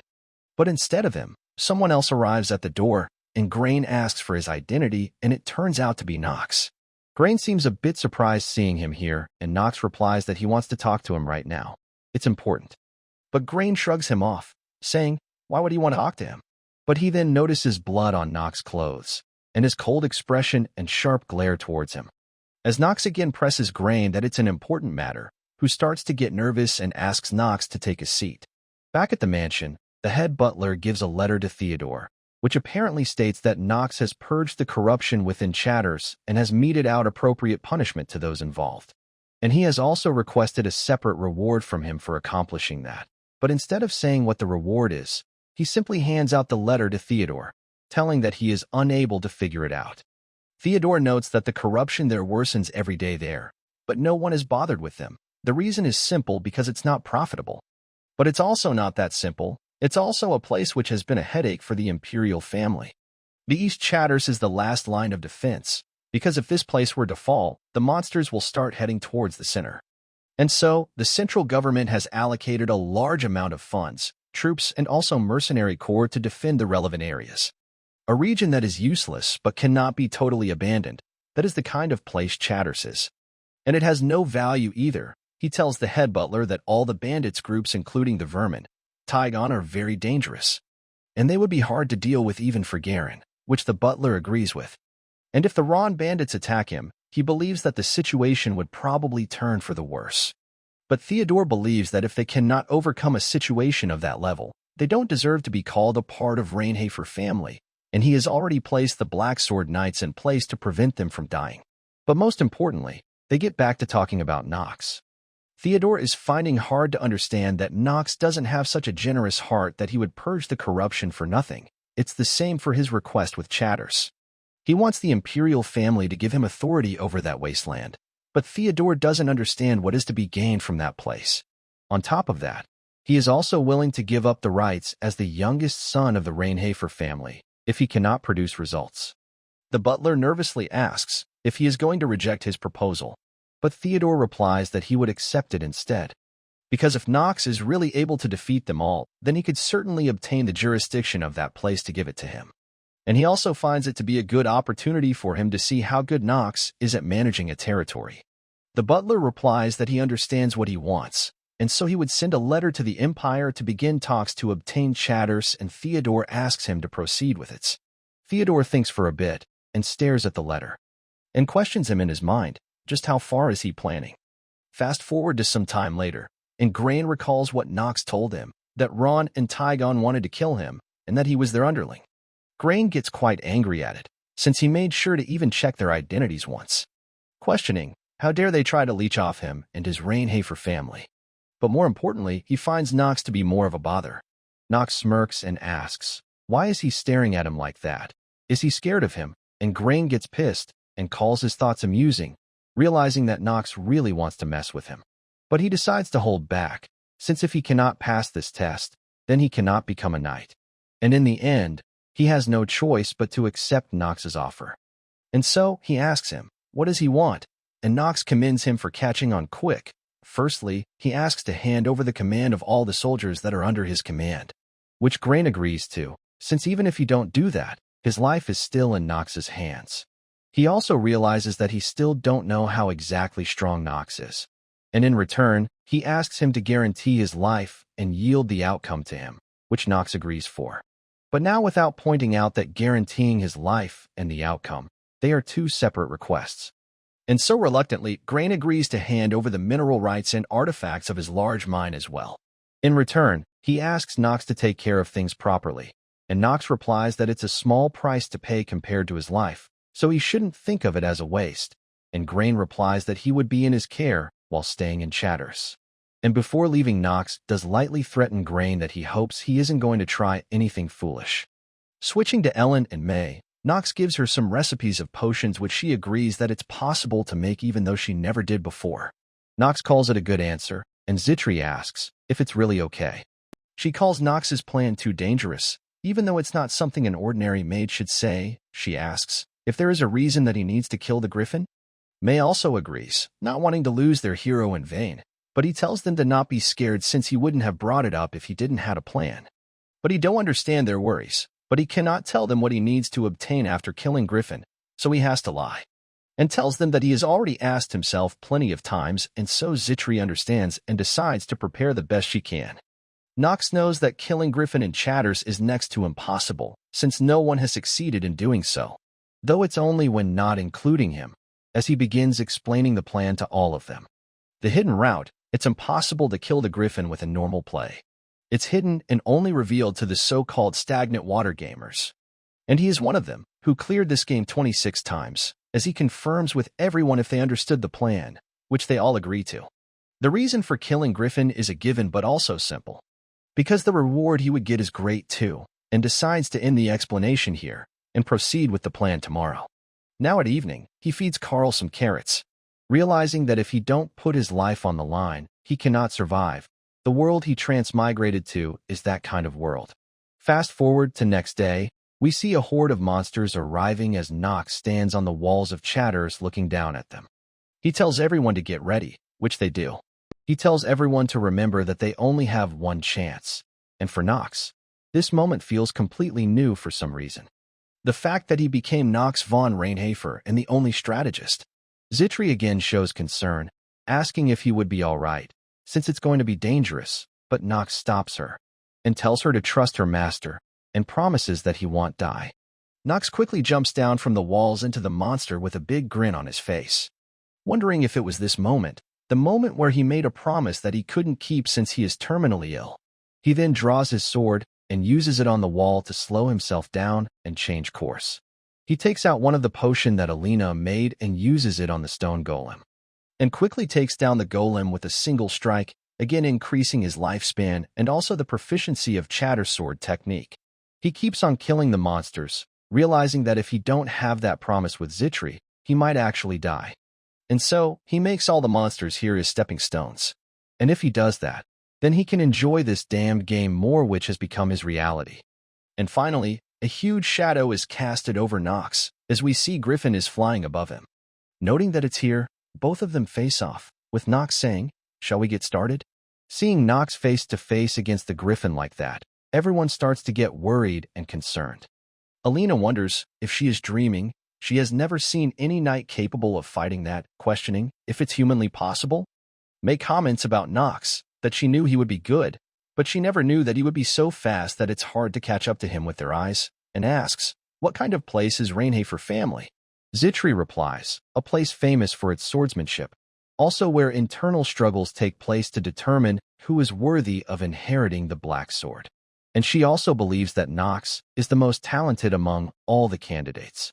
Hearing which, Grain starts to feel annoyed and sick. Zitri doesn't understand why Nox doesn't address rumors about him, but she is certain that he has his reasons. May also realizes that the rumors about him aren't true at all, and that he must have his own reasons, which requires him to be a good-for-nothing, though she has no idea what they are. Zitri agrees and asks them to play along with it, because she is sure that he has a good reason for acting like a good-for-nothing, since he is a wise person after all. Alina excitedly asks if she just wants her to hide who he is, to which they both agree and tells her to not worry, causing Zitri to smile gleefully at their response. They all then get scared from hearing the Griffin screech suddenly. Grain looks over the wall and gets scared, calling Nox to be out of his mind for wanting them to fight that creature. The Griffin attacks Nox with its sharp talon, but he is able to duck down and dodges. But when he tries to strike it, the griffin flies up and dodges his attack, causing him to get angry.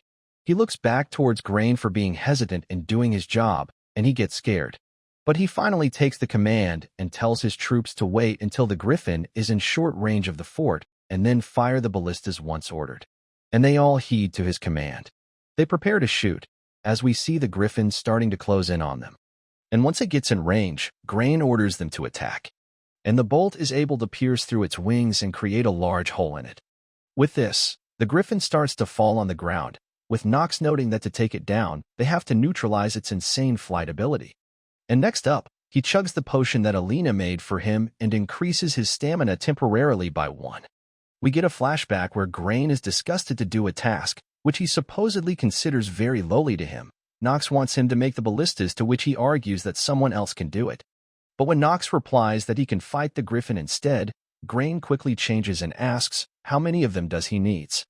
Nox knew that Grain is someone with good instincts, so he would be useful to him. And the only thing left is now the potion that Alina made and proving himself against it. Seeing Nox closing in, the griffin tries to fly back up, but his wound starts to act up, and it falls back on the ground, with Nox asking if it's frustrated since things aren't going its way? Though he can understand why, since usually these kinds of injuries are nothing for him, since it's a high-level monster. But the bolts has poison laced on them which it likes so much, so it should look forward to what is coming. The griffin stands back up again and tries to attack Nox, who smirks and returns, and activates his Hour of the Genius, stating that 5 minutes is all he needs.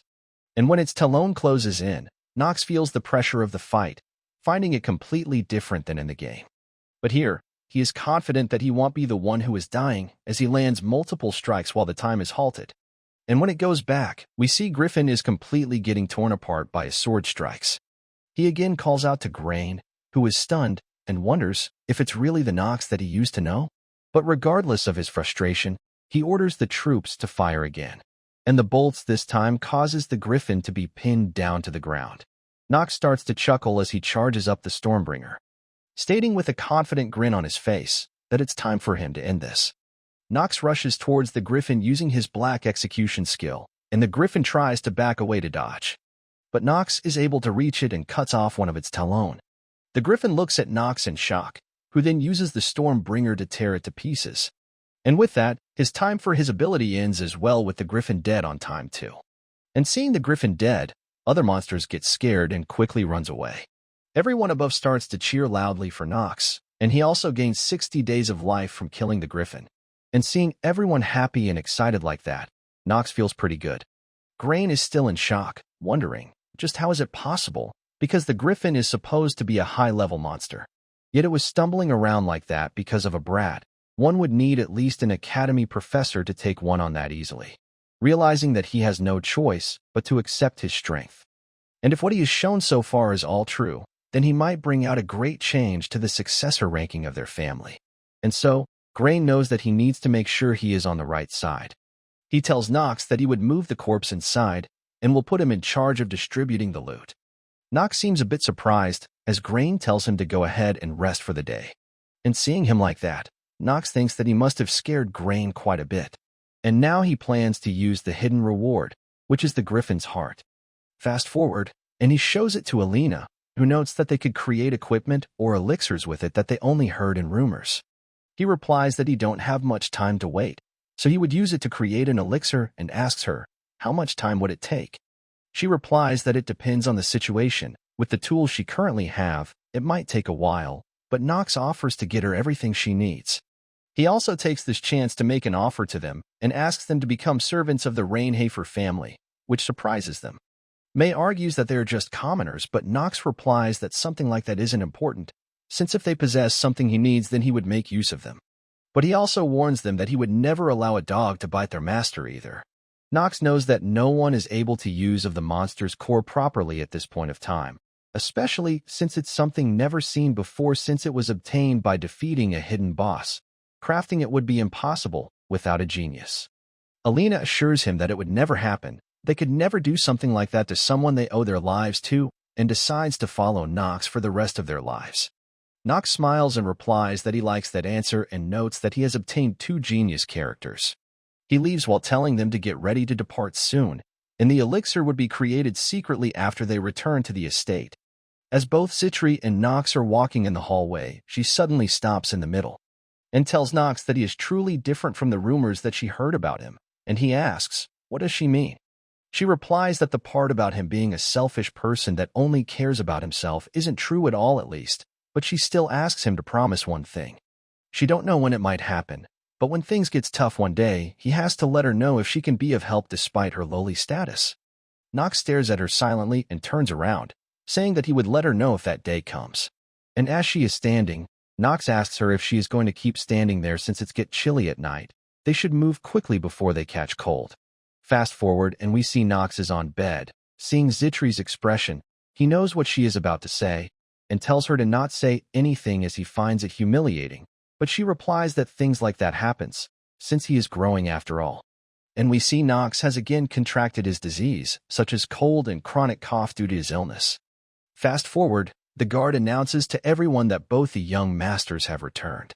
We see May and Alina are with them, with people noting that they must be the new servants of young Master Nox. And seeing how they are girls, they again starts to spread rumors and talk shit about him being a womanizer and whatnot, with Nox noting that he cannot get rid of that good-for-nothing image of him no matter what.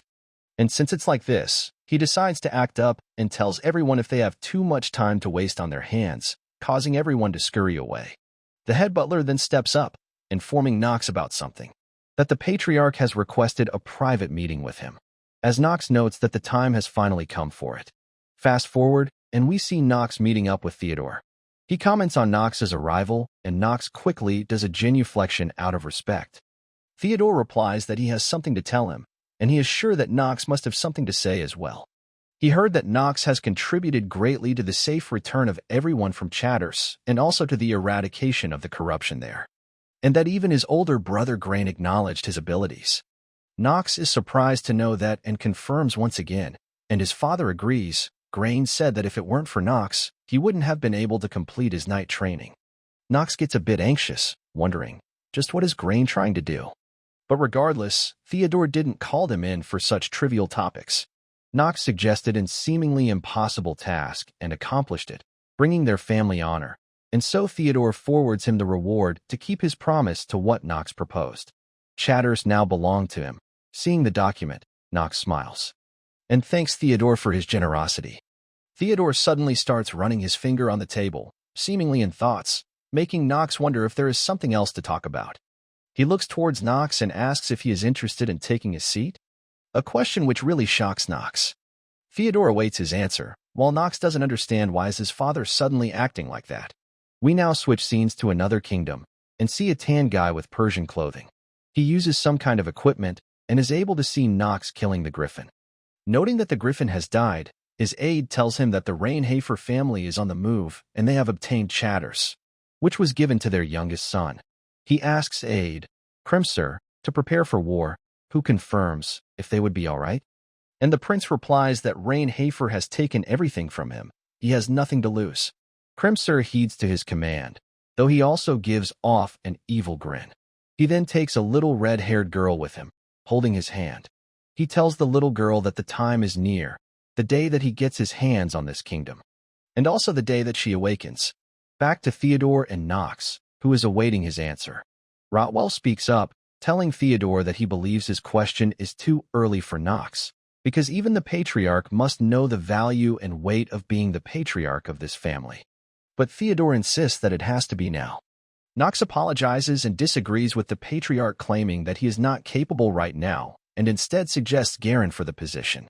Theodore tells him that he is not the one who gets to decide that, and Nox replies that he doesn't desire the position, and is also worried about things he would be responsible for. Theodore questions if he is afraid of the position despite being his son, and Nox replies he don't see why he cannot. And in the end, Theodore decides to respect his opinion for now, but also tells him that a brilliant talent cannot stay hidden. Human beings are weak that will always be testing him, and Nox simply acknowledges him. And so, he simply sends Nox away to rest since he must be tired. A bit later, Zitri asks if the Patriarch scolded him, to which he replies that it wasn't anything that he couldn't refuse. She then informs him that the accommodation for Alina and May have been prepared, and Nox commends her for good work. She replies that she was simply doing her job as his maid, and Nox replies that if everyone had a fixed set of do's and don'ts, then no one would hate each other, and once again commends Zitri. And this time, Zitri acknowledges him properly. Nox wonders if it's time for him to get serious, as it's almost time for the academy, the place where he has to become the best. Back to Theodore, who expresses how tough it is to talk with his own son. Rotwell again states that the conversation was too early for him, believing that if he really knew the meaning of the position, then the answer may have been different. But Theodore disagrees, saying that his eyes, they belong to someone who already decided what they will do in the future. And he looked afraid of something more fundamental, like a fear that comes from looking into the abyss, which Theodore believes is death, though he wonders, why is that the case? Rotwell speaks up that perhaps what happened to the madam was a huge shock to him, and Theodore chuckles, saying that Nox might be blaming him for it, because to him, he must be a pathetic father who couldn't even protect his mother. But more importantly, Rotwell informs him of Garen starting to take action, with an even bigger move this time. And Theodore thinks back and remembers a scene of a desolate war ground, with Garen telling Theodore to just give up and accept it, the power of the Grand Duke. We now switch scenes to Talia, who seems to be getting ready. She asks Emma if she looks all right in her dress. But Emma seems tired, as Talia has shown her this dress 20 times already, but she is still not convinced, and thinks about what accessories to wear and what not. Emma asks if she is that excited, and Talia agrees that they are talking about her admission into Eldian. But Emma replies it's not what she is talking about. She meant about Nox. It's going to be her first time meeting him after he officially became her fiancé. Hearing which, she starts to blush, thinking that the one with frills would be better to wear, with Emma agreeing on it. But she gets angry on her for agreeing half-heartedly, since she couldn't be bothered anymore, and Emma replies that she picks up on things like that really quickly. Back to Nox, who notices Alina sitting on the couch completely tired.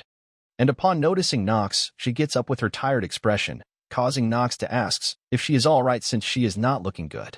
May replies that she gets like that once she focuses on something, and assures that she would stay by her side to take care of her, and Alina chuckles and calls May the best for it. But regardless, she excitedly tells Nox to take a look at it quickly. And we see Nox seems quite enchanted by the potion as he goes on to pick it up. The potion is called the Elixir of Wind, and it gives him extra stamina and dexterity, and the effect of it is increased by 200% since it's made by Alina, who asks him, how is it? Nox gets excited upon finally obtaining this potion, as not only it increases stamina permanently but also a hidden stat, dexterity. The hidden stat and his skill time of the genius have a combo effect. It's a good choice for him to get this item here. And he believes things would have gotten rough for him if he didn't get her to join her back then, and commends her for doing great. Nox immediately begins to drink the potion, and we see him getting surrounded by a cyan aura, which signifies his increase in stats. And now that his preparations are complete, he decides to head to Eldian. Fast forward to Eldian, he arrives by a royal carriage and steps out. And seeing him, they recognize him as the youngest son of the Rainhafer family, also calling him a troublemaker. Nox grins and glares towards them, asking, what is that noise? Is there a dog barking somewhere? This leaves everyone scared as they all quickly goes away. Zitri sighs once again due to all this shit keeps on happening, and suddenly notices something. As we see there is another carriage arriving, from which Talia's personal maid, Emma, steps out. She quickly greets Nox and Zitri greets her back, with Nox seems to be a bit anxious as even his acting genius skill is temporarily shaken as he comments, they arrived early. Emma agrees, replying that they are talking about the admission ceremony of the Eldian Academy after all. She then tells Talia to come down and give her greeting to Nox, who is quite surprised to know that he is already here, and tells Emma to wait a minute while being flustered. She finally steps out, while being nervous and blushing slightly upon seeing Nox. Meanwhile, Nox thinks that she was the ambassador originally, but he never expected something like this to happen while he was unaware. We get a flashback of Nox being absolutely shocked upon hearing something. He gets the news from Rona, who casually mentioned that she was talking about the plan for him to be engaged with Talia. Apparently everyone knows about it, which Nox finds the problem, since he didn't know about it. And after he checked things out, he found out that their family has agreed on the engagement without their knowledge. Talia then greets Nox while blushing slightly, who is also nervous and looks away while greeting her back. Zitri asks Nox that she must be Lady Talia, the fiancée that he mentioned, and Nox reminds her that he told her to not talk about it. Talia asks about his well-being, and he replies that he is fine and asks the same thing to her. And she replies the same while blushing and smiling. Suddenly, they hear another horse screeching. And another carriage is here, with Nox noting that she is here. One of the genius character of Eldian Academy, the merchant star and the head of the Revelin family that dominates the entire continent. And her name is Eleanor de Revelin. And there is another thing to add to her, as she smirks while saying, "Look who we have here." If it isn't the young Master Nox, while claiming that she didn't knew he would be getting admitted to Eldian, and we find out from Nox that she is someone who holds great hostility towards him. He tries to confirm her identity by calling out her name, to which she agrees, and continues on, reminding Nox she is from the noble merchant family that he had looked down on, and introduces herself again as Eleanor de Revelin, stating that she never thought she would be meeting him again like this, Nox von Reinhafer. Nox also remembers her. She is the only child of the Revelin family, whose wealth can move entire continent. She is also one of the stars of the continent who dominates the financial world later on. She literally has a nickname, the Fox of Wealth. Furthermore, she met Nox when he was younger, making him a bit anxious. We see a young Eleanor, who seems to wandering around in a party, who then encountered a young Nox, who berated her for buying her way as a noble despite coming from a commoner past. This leads to a small commotion, causing her to get scared and teary-eyed. Her strained relationship with Nox is some of the karma the old Nox had accumulated. But now it has become his karma. He then looks at Talia and Eleanor, finding it quite shocking that there are two characters present here who drive their sword into his heart. Eleanor calls out Nox for acting unlike his usual self, prompting to ask, what is his usual self then? She replies that he must already have an idea of that, since he must not be the type to listen the truth from others. Nox is now getting annoyed, unable to catch a break. He tells her piss off if she is trying to start a fight. And she replies that it's just like she expected, nothing has changed about him. And Nox asks if she wants his recognition or something. And she replies with a teasing smile that there is nothing she can get from a good-for-nothing of Reinhafer family.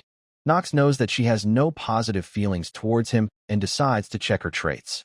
And so, he uses his insight skill and takes a look at all of her traits and stats, and finds it relieving that her traits aren't different from what he knows. The middle name, D, of their family was bought by her father, who was a merchant. Eleanor loathes her status, but she has no choice but to make use of it. She is simply Wraith, incarnate. So he believes that old Nox literally poke a bee's hive, and mumbles that he was indeed the worst person alive from her perspective. Eleanor begins taking her leave as he wishes, while saying that they are not on enough friendly terms to say good luck to each other. And he replies that there is no need for that from someone as lowly as her, so she says her goodbye.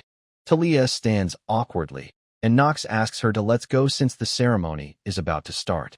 He knows he cannot shake of Talia, who is sticking with him in context of being his fiancée, so he plans to make use of her whenever he can and that he needs to be on his toes. Upon getting inside, Nox notices lots of children from reputable families all around. He also finds some of them useful. He plans to recruit them in a way that won't affect the game's story, and the strongest characters as well. But if he were to bring them to his side, it would affect the story, so he needs to approach them carefully. But looking around, Nox comments that he finds lots of people looking at him, or if he is just overthinking, and Zitri confirms his suspicions that lots of nobles are glancing at him, as she nervously replies that he seems quite popular, and Nox agrees that he is quite popular, only for Talia to say if he can really count being looked towards with hostility as popular. Suddenly, someone speaks up from the podium, asking if they can hear them. Nox notes that it's finally here, and we see all the servants seemingly bowing down. A girl comes around, walking barefoot with candy in her mouth. She excitedly greets everyone, shocking everyone, with their first thoughts being that she is quite small, while others wonder, who is this kid, and where are the professors? Their questions and confusion gets louder, only for Nox to think of all of them as idiots. Because he knows that the girl in front of them is a total monster, not someone they can judge by her appearance. Seeing her traits and stats with his insights, he plans to stay on her good side as much as possible. Talia hears him speak, but he tells her that it's nothing and to stay quiet if she don't want to die. The girl introduces herself as Noah von Trinity, the newly appointed dean of the academy. And with a wild expression in between her sweet personality, she warns everyone that they would die if she hears the word small once more. And with that, she announces the commencement of the Eldian Academy's admission exam. All of them are confused, and one of them says that they never heard of such rule, and she replies, of course they didn't. Because it's the rule of the new dean, which is made to filter out trash talents. And suddenly, a huge magic circle appears on the ground, swallowing up everyone. She wishes them luck, hoping that everyone would come back alive. Nox also notes that this is where it's all going to start. He has to survive, no matter the cost, as he is teleported to someplace. They are all soon teleported to some forest-like place. Some old guy shouts loudly at them to wake up.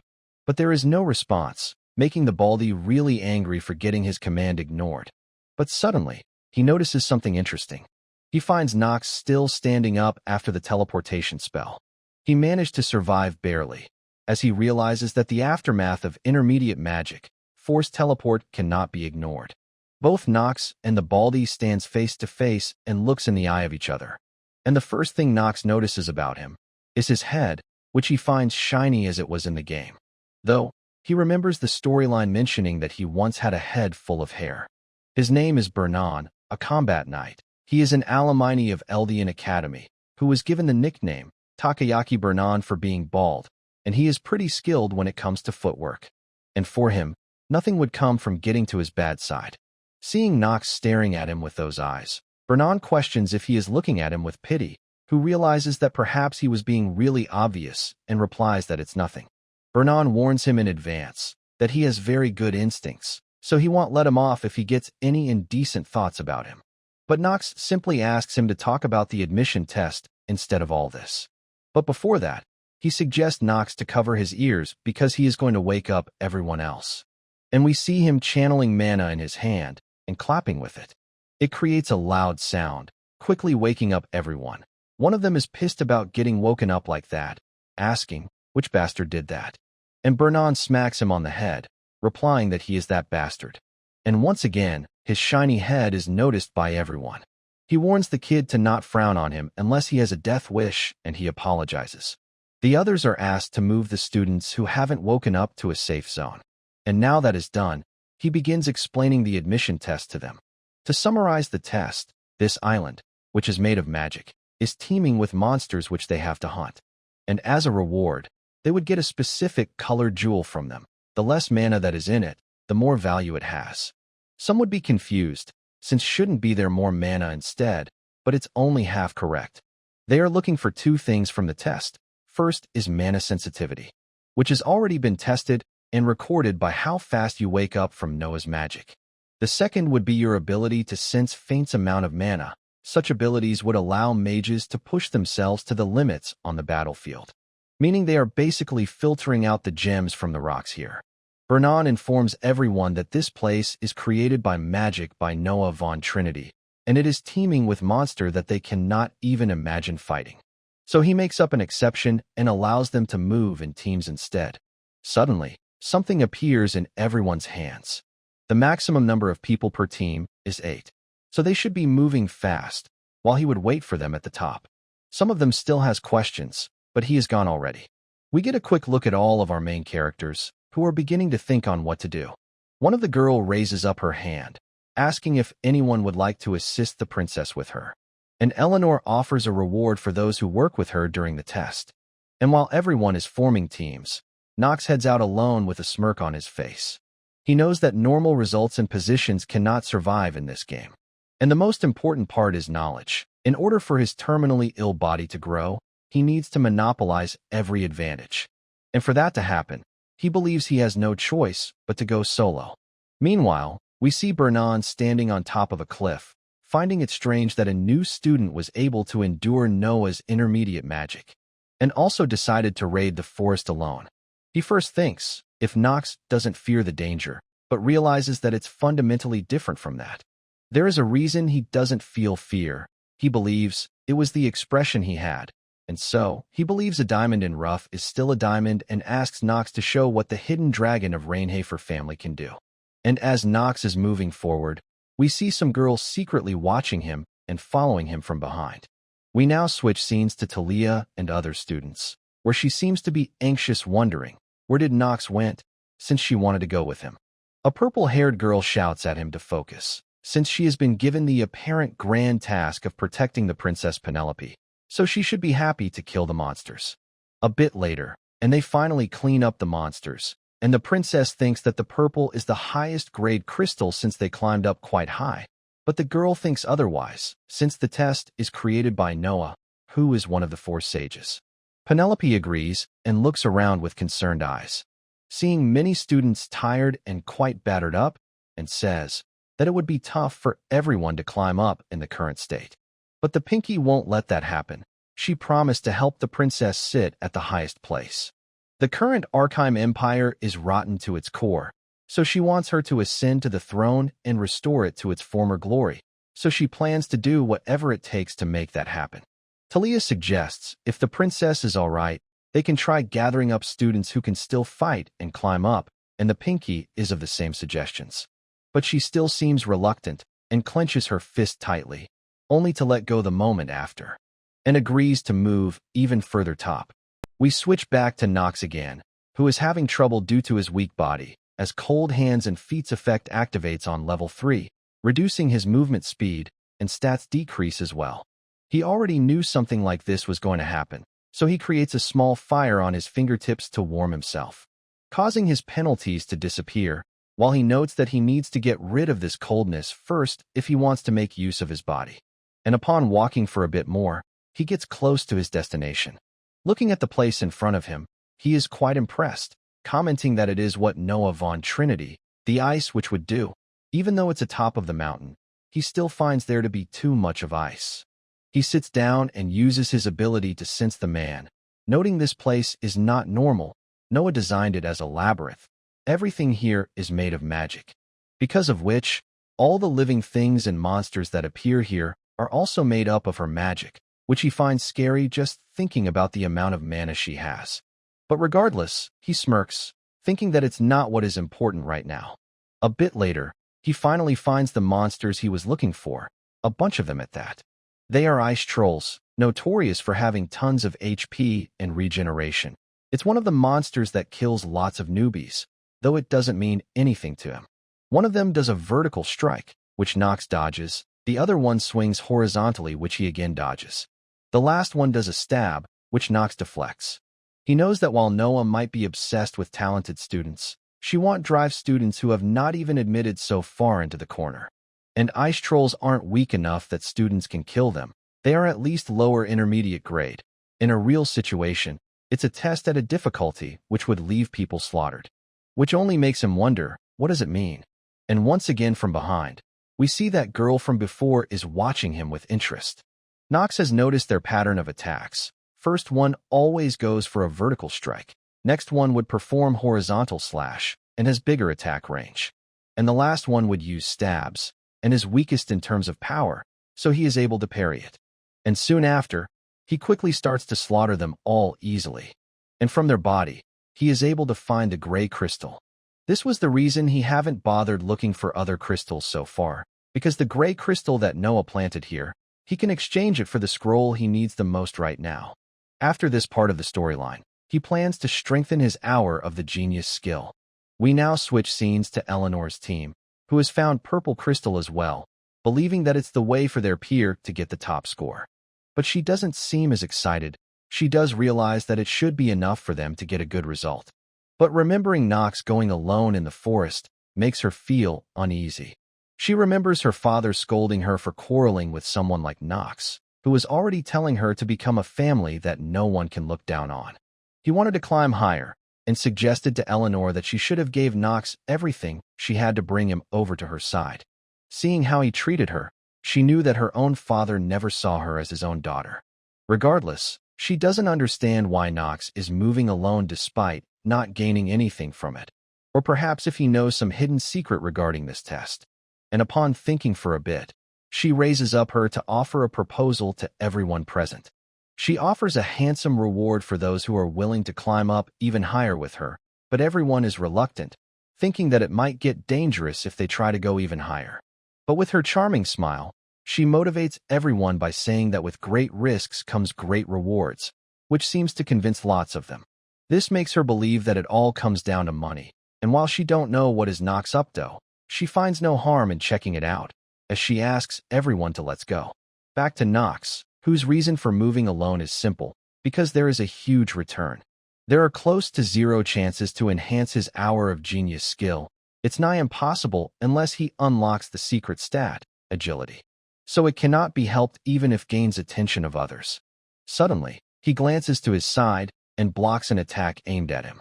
And the attacker is Paracelsus, who expresses his happiness upon meeting the young master of Rainhafer family so soon again.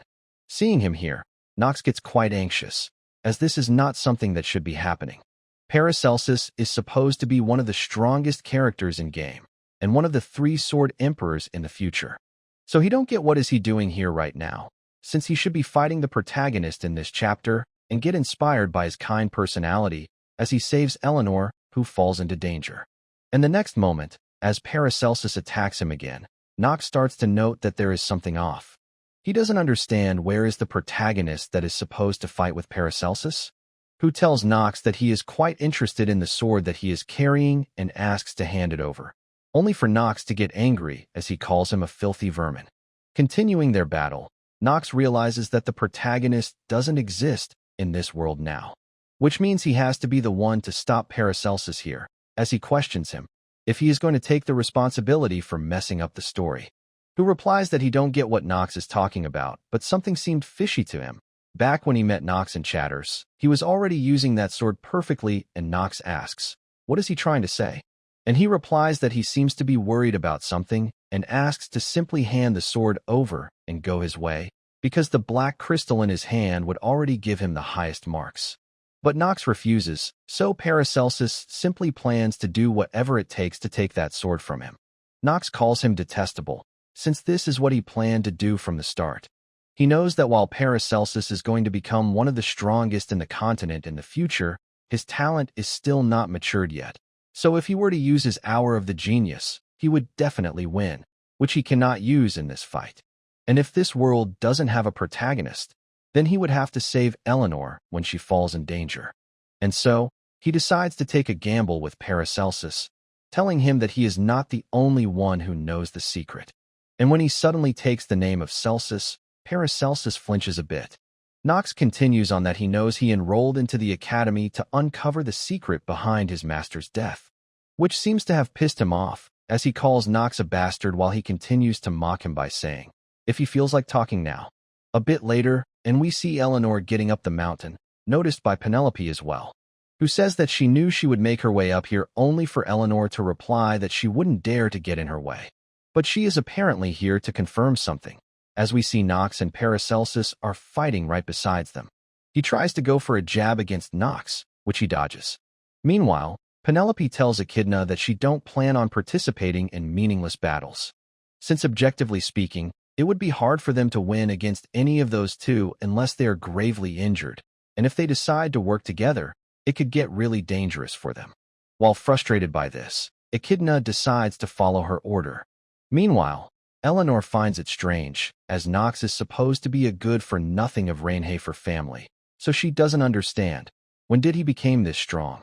And while they are all busy, we see something creeping towards Eleanor.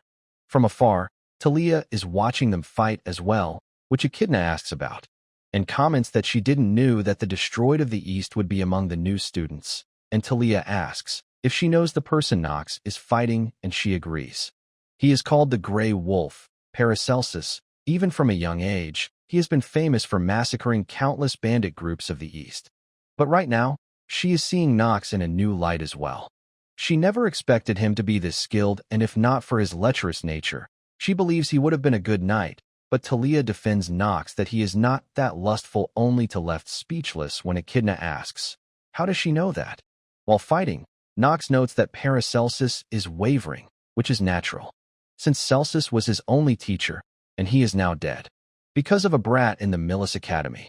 Paracelsus tells him that he is done being polite and proceeds to get even more serious. But Nox starts to mock him even more, saying that it's not like he was the one who killed his teacher.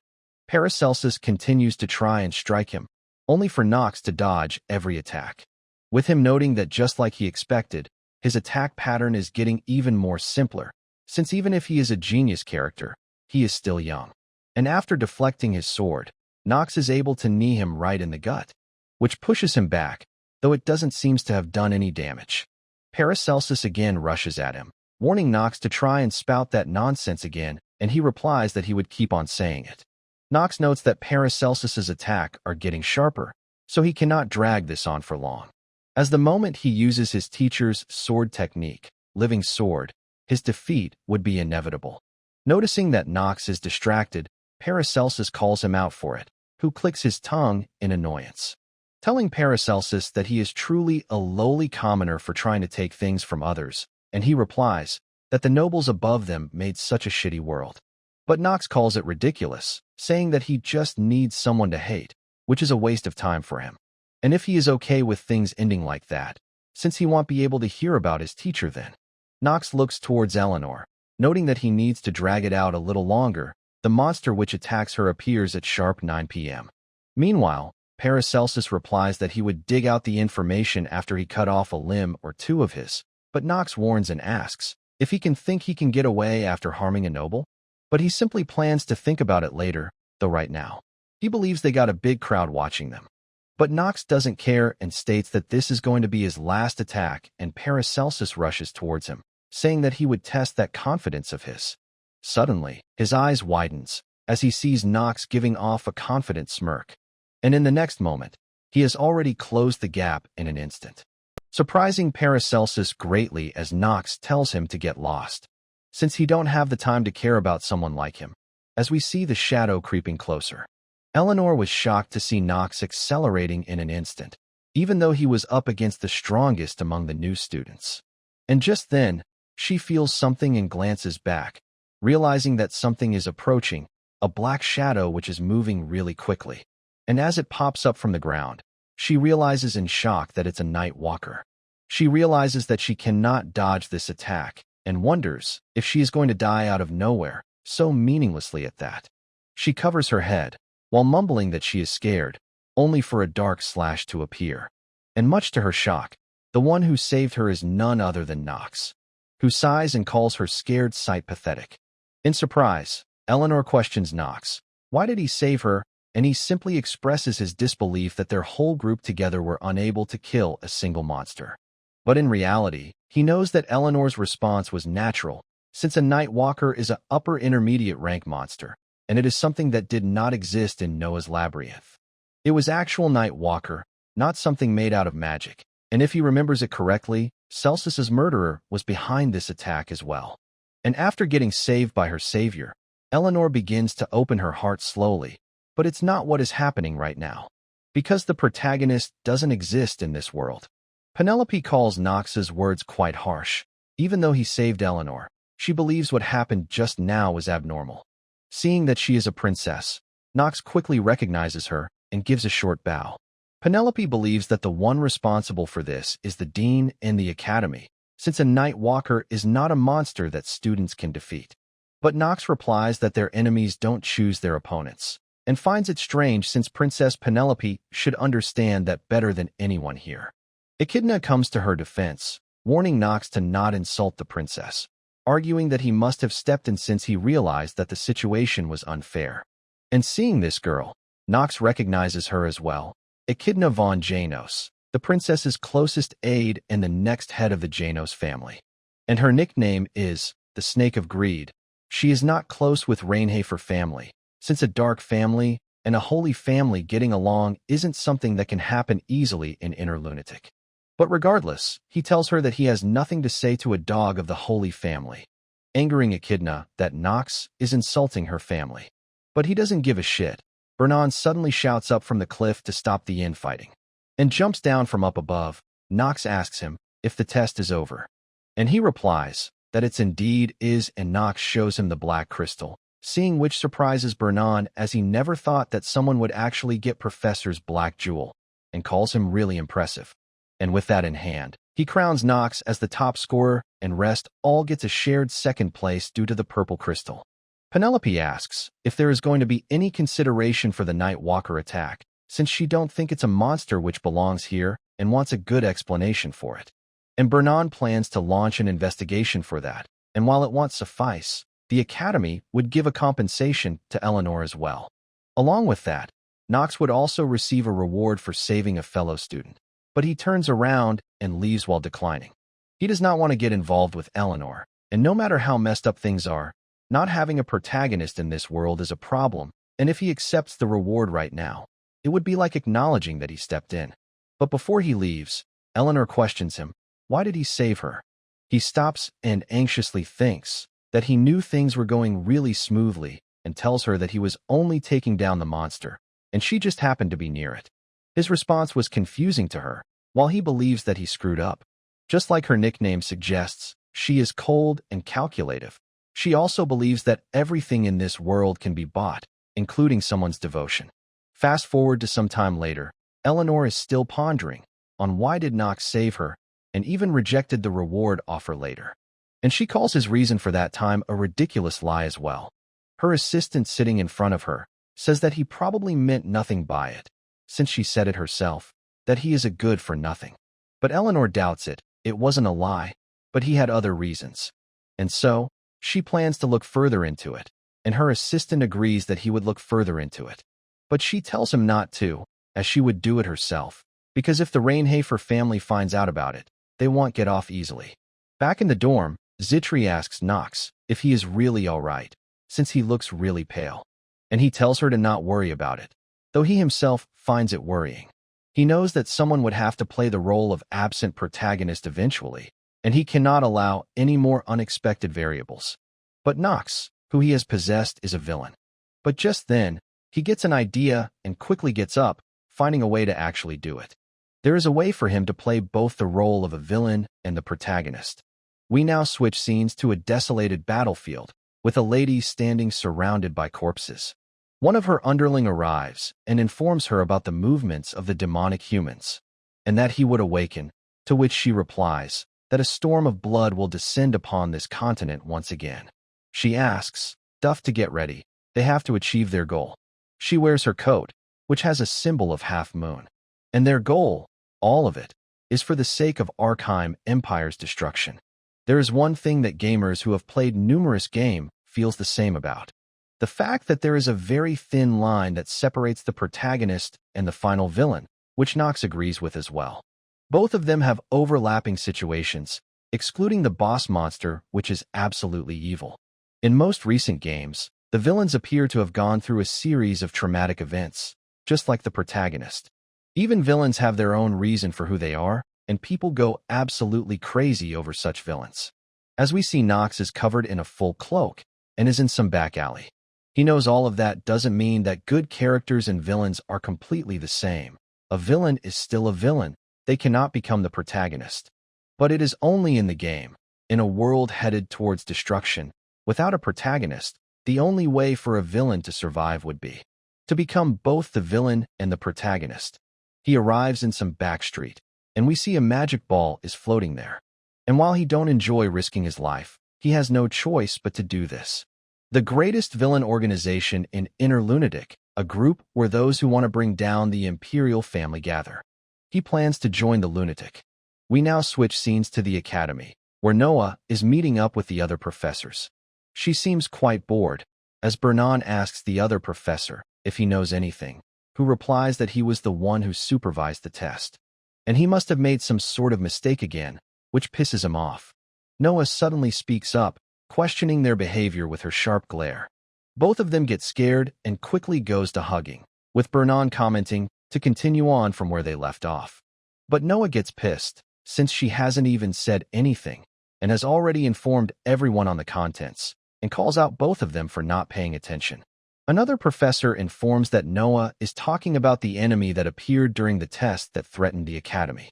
Noah believes that person's objective is the fall of their Academy and also the fall of the Empire.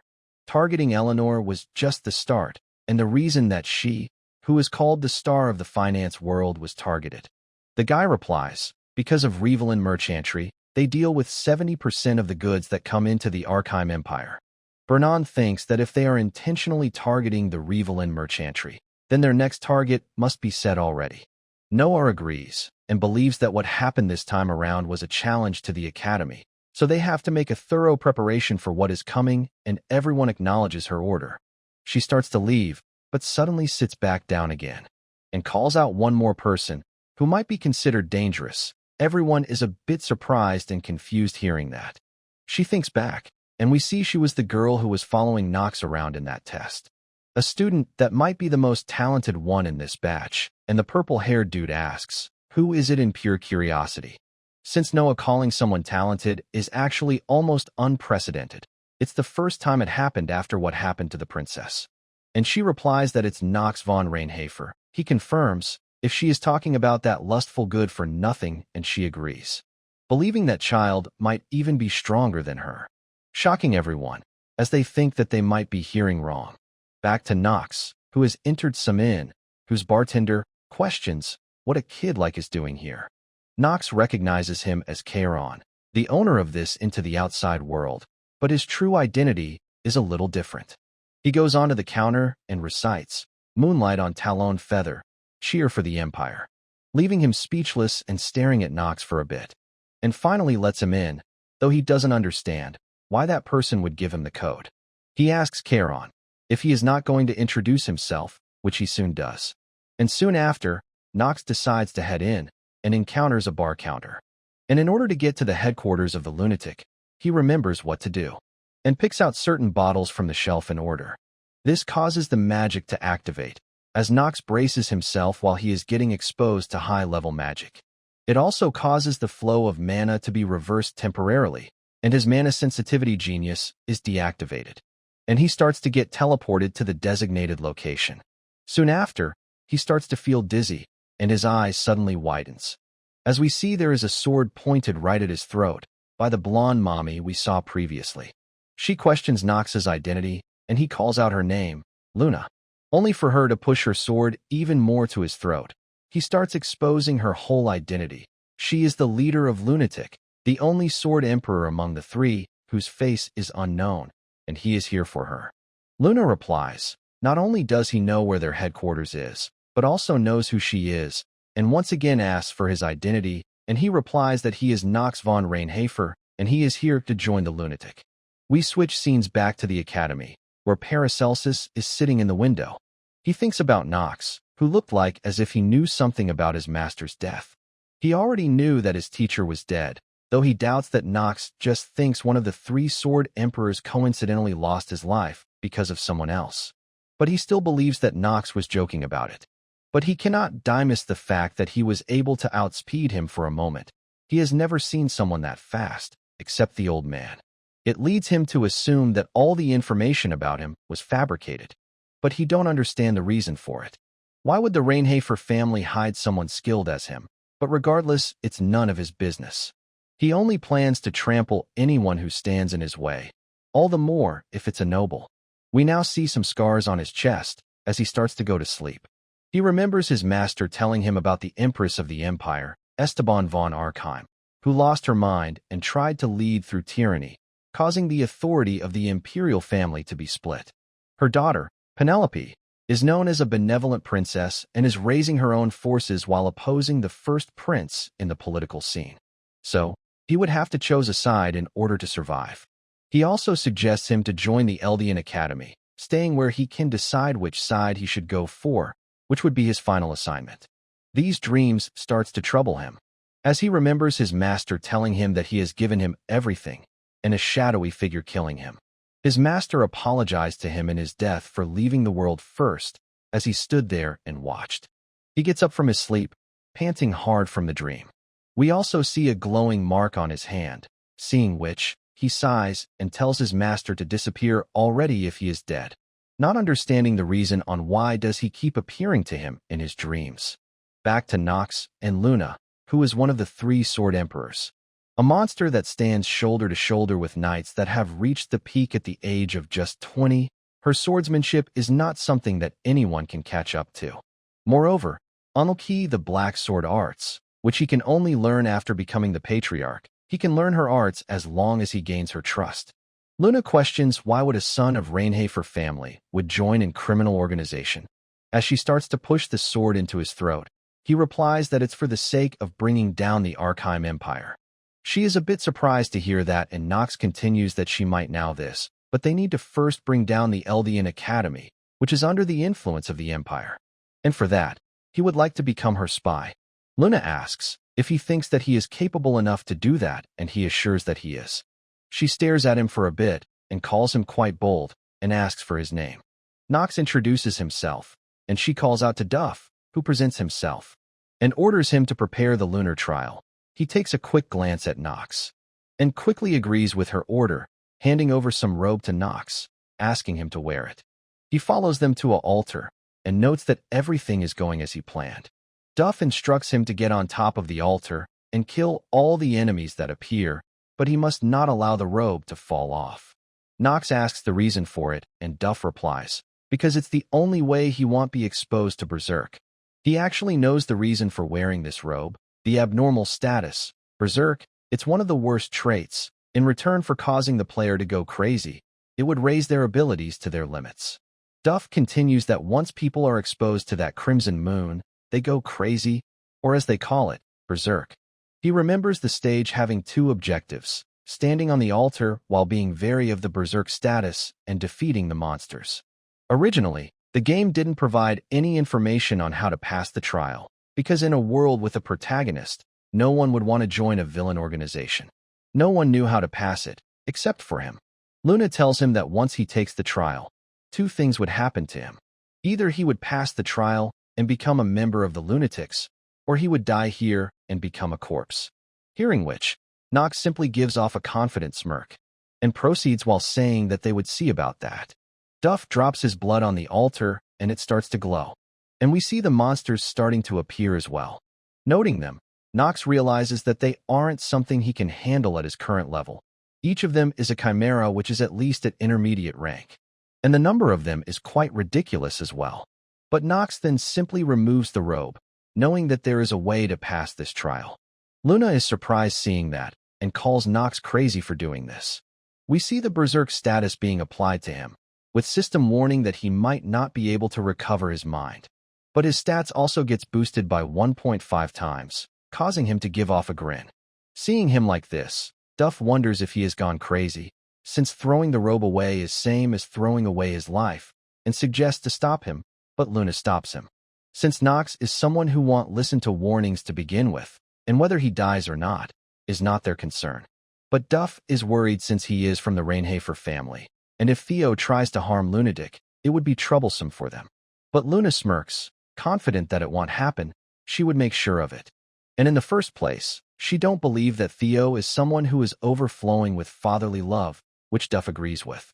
And so, she plans to simply observe first. Believing that Nox has some kind of plan, and Duff decides to follow her as well. The first monster quickly tries to attack Nox, who dodges by jumping up, and quickly cuts it off in the next moment. While fighting, he smirks, thinking the world has dyed red, which is a description of the lunar trial within the inner lunatic. Various stats of his have increased a little. And that is not all. His talents, height, and shoulder have also gotten better, taller and broader, believing himself to be at a level where his peers cannot compete with him easily, as he keeps on mowing down the monsters without much hassle. The Berserk status abnormality is one of the worst in this game. It only appears when there is a crimson moon, and he came here with the intent of using it from the start. And it's because of the talents that he has: swordsmanship genius, combat genius, mana sensitivity genius, which neutralized the abnormal trait for him. And if we look at the level of the talents from the eyes of this world, he has quite the unfair advantage in it. And we see him using black executing mid-air to once again cut down tons of monster in a single strike. And if anyone has a problem with his talents and advantages, then they should become terminally ill as well. We then see Luna trying to tell him something, but he is unable to hear, and finds it noisy instead. But he then walks towards her, asking if the trial is over already. We go back to a little while ago, Luna telling Duff that they would have to acknowledge Nox as one of the members of Lunatics, seeing his abilities. Duff also thinks there is only a handful of people on the continent with that level of talent. So, she shouts at him to come back, informing that he has passed the trial, but he doesn't hear. She wonders if he has been consumed by madness, and Duff suggests to kill him. Nox also finishes up slaying all the monsters, as we see him walking back from an altar filled with corpses. He stands before her, asking if the trial is over, which she confirms, commenting that Theo has raised a monster, which Duff agrees with. Nox also smirks knowing this, and Luna thinks of him as quite an interesting one and calls out to Duff, who knows what to do and hands him over a robe, which can only be worn by the lunatic members. He finally obtains another equipment, and the stats of it gets displayed. It seems to have some passive skill and a special effect as well. Seeing which, Nox finds it all quite awesome. He notes that the passive skill, Oath of the Moonlight, would be useful anywhere for him. Though it's unfortunate that he can only use it at night, but it multiplies his attack power by 1.2 times, which is really rare in this game.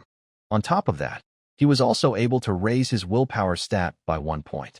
So, overall he believes he has gotten the best results. He then stares at Luna, who seems confused by it, and says that it seems he wants something more from her. Nox replies that as far as he knows, no newcomer has performed this well on the lunar trials, in which case, he was thinking to be treated accordingly. Luna thinks for a bit, and calls it not bad for a newcomer, though she still wonders how long would he be able to act this audaciously. She calls out to Duff to bring her that, and he brings back a mask.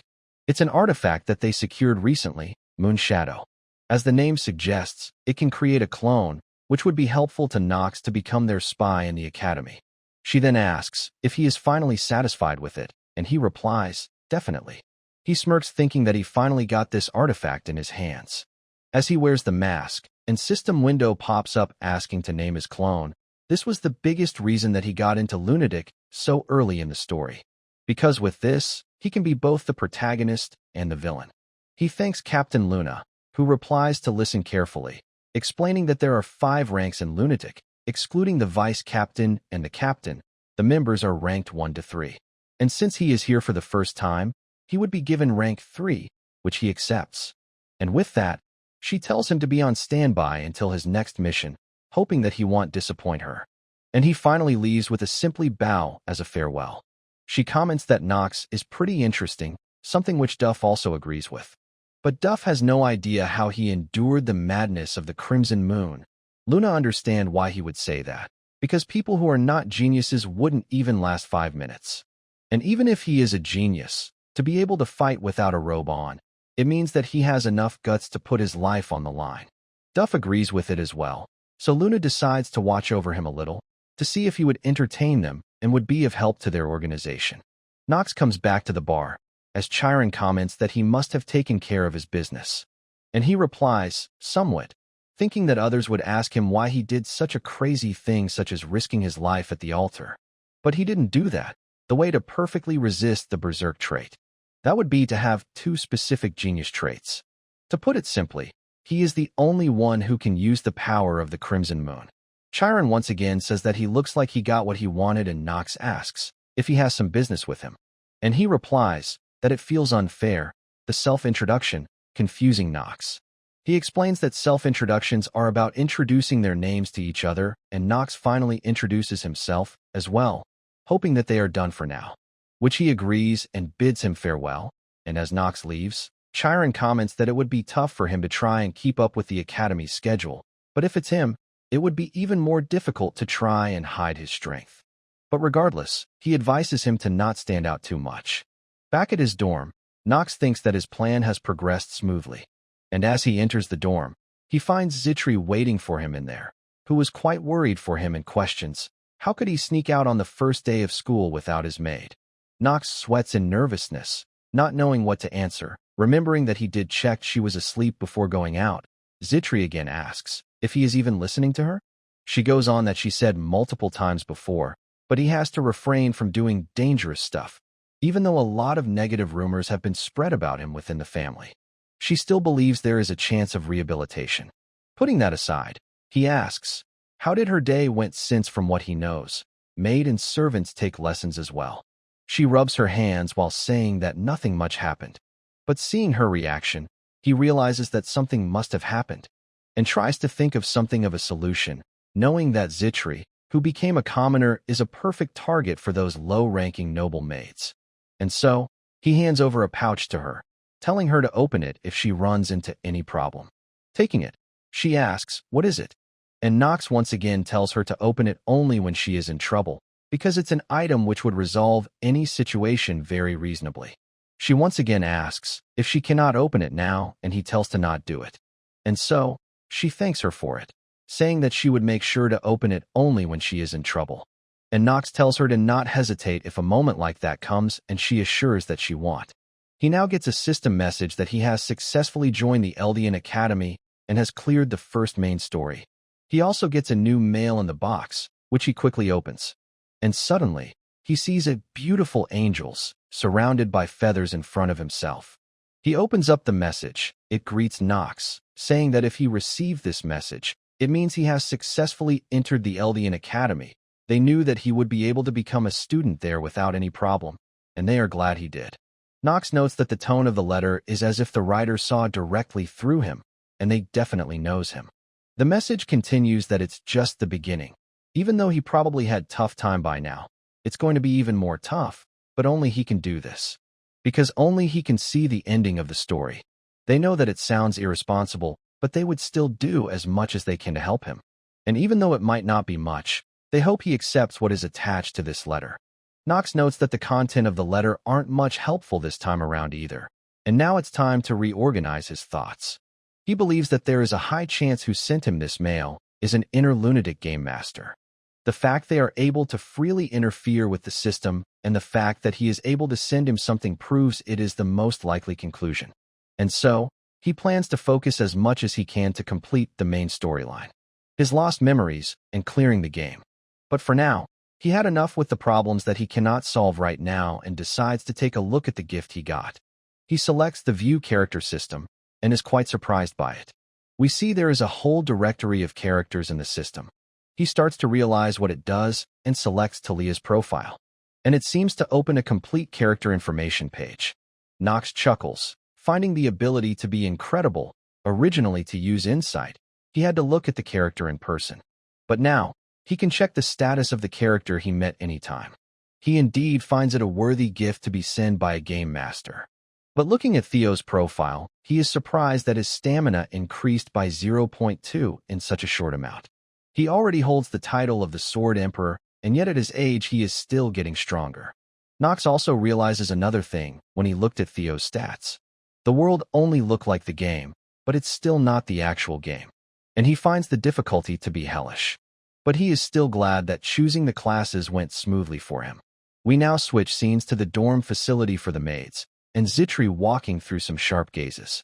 They all murmur about her, the one from Lovilia family, who became a commoner.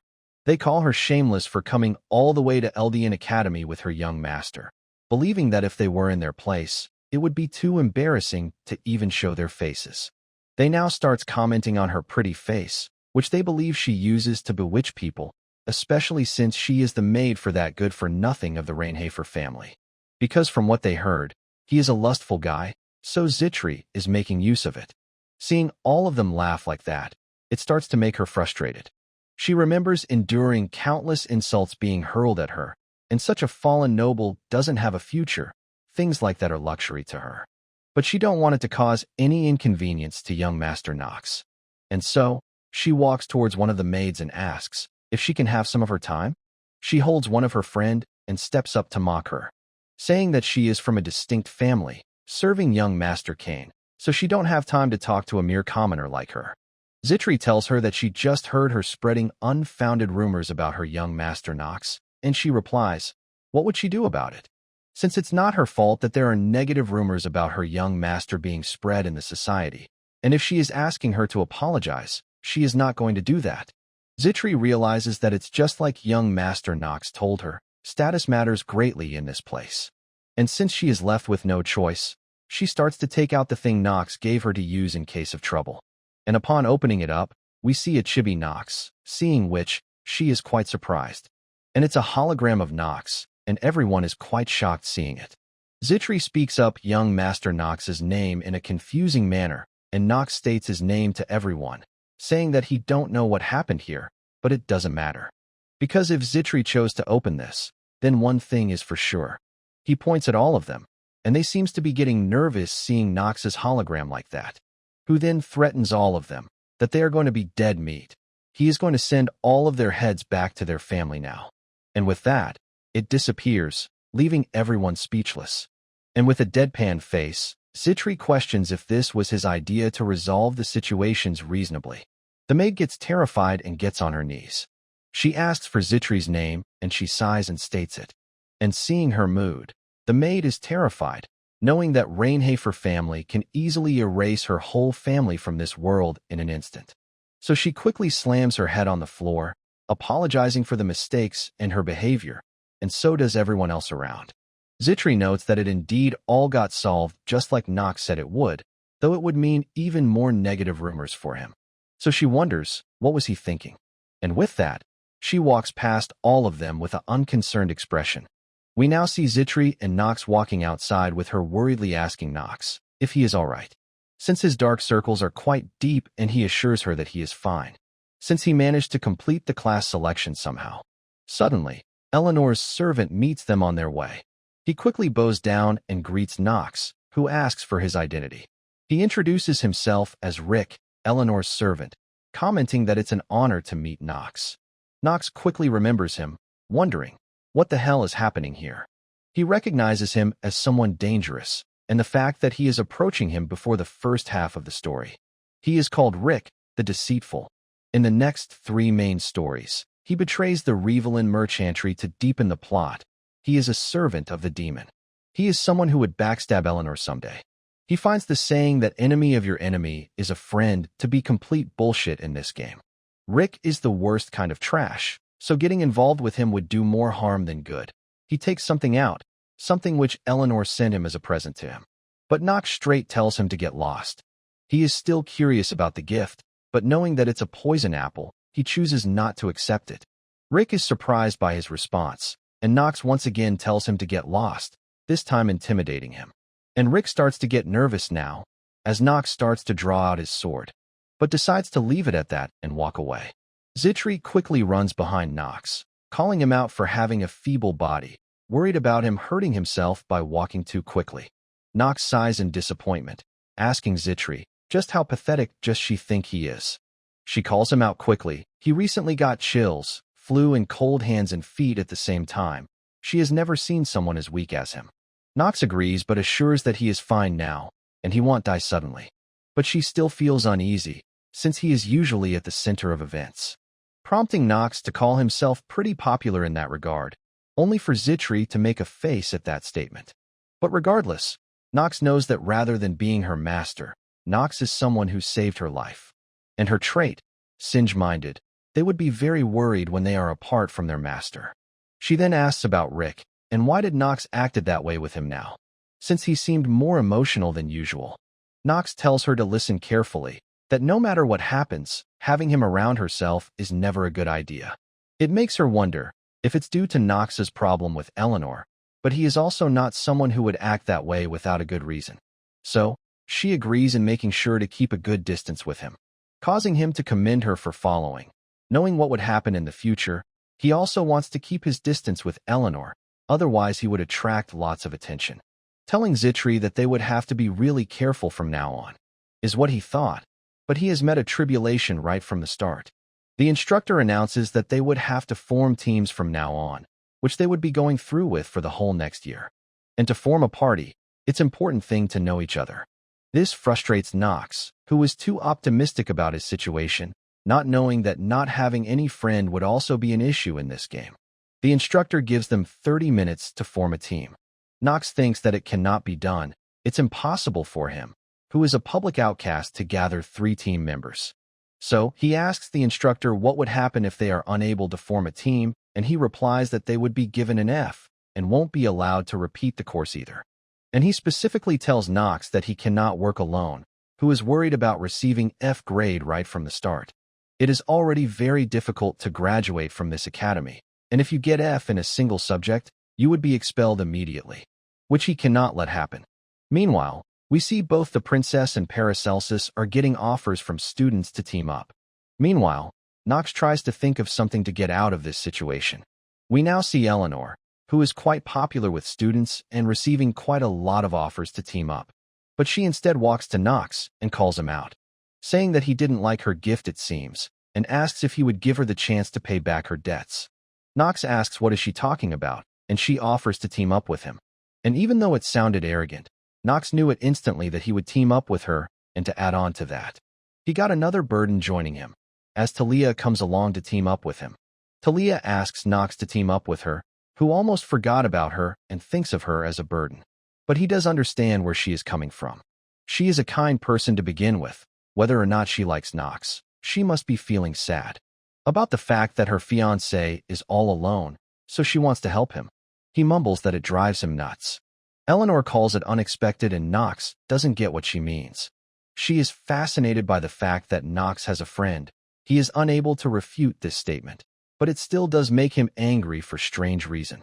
With Talia joining their team, Eleanor counts that they need just one more member. Knox states that his opinion doesn't even matter anymore here, and Eleanor replies that it's not like he has any choice. It does annoy him since it's just like Eleanor said. In order to recover his memories, he would need to stay in the academy and also get good results. For the upcoming first episode, he has to place within the top 10. The first battle against the Archdemon. It's going to be the first time that he is going to play the role of both villain and hero. A bit later, another student joins them, Pell. Knox is relieved to see that the last person to join is normal. He opens up his stat window to see his skills, and notices one particular skill and finds it quite awesome. Even though Pell has mediocre stats, it's not the point. The main thing here is the power of blessing. It's one of the most powerful skill in the game. It forcefully awakens the talent of the protagonist's team member. Though it's unfortunate that it cannot be used on the protagonist himself. But he still finds it strange that why does some character posse's a rare skill, which only saints and saintesses from a monastery can have. But he decides to think about it later, as Pell says that he looks forward to be working with them. Eleanor and Talia also introduces themselves to him. But Knox keeps on acting like a prick and refuses to introduce himself on the pretense that they already know him and tells everyone to make sure to pull their own weight. Seeing how everyone is teamed up, Professor once again informs everyone to get to know each other as the team would remain same for the whole semester and dismisses the class. Knox calls him a crazy old man, and Talia warns that he is just speaking out his inner thoughts loud, and Knox replies that he wants the old man to hear them. She tries to tell him to not swear at the professors, but Knox starts to leave since the team is now formed. Talia tells him to wait and asks about his lesson schedule, which she claims is not for any special reason. Knox sighs, thinking that it's obvious what she is after, but Talia tells him that she is just curious about it. But Knox tells her that she is trying to find out what are the easiest subject to get high marks in, isn't she? Which he don't plan to share with her for free. She tries to argue that it's not it, but Knox thinks that he is not going to let her trick him into giving out free information. As he walks away, making sure to not let it ever happen. Now we fast forward to Academy 4th District, and see Zitri and Knox out there shopping for the Academy. She notes that there is lots of stuff to be bought here, and finds it not surprising that commoners finds it hard to graduate without any money, though it doesn't affect Knox. He thinks that if one has talent, they are able to graduate from the Academy, since they would be able to get lots of sponsors even if they are a commoner. Unless their talent is really useless, there is a low chance that money would be a problem. Suddenly, Zitri hears a commotion going on. Knox replies that it's a district where all sorts of things can happen, so they don't need to worry about them. But suddenly, as he glances back, he notices someone shocking. One of the guy in the fight is berating someone, telling them to get lost if they are not going to buy anything, and getting into the way of other people buying stuff. Knox notes that he is the son of top 3 Dark family, the young patriarch of the Marvas family, Leon von Marvas, who is probably poor right now due to his family went broke. But Knox knows that he is a kind person, so he hopes that he would get past this.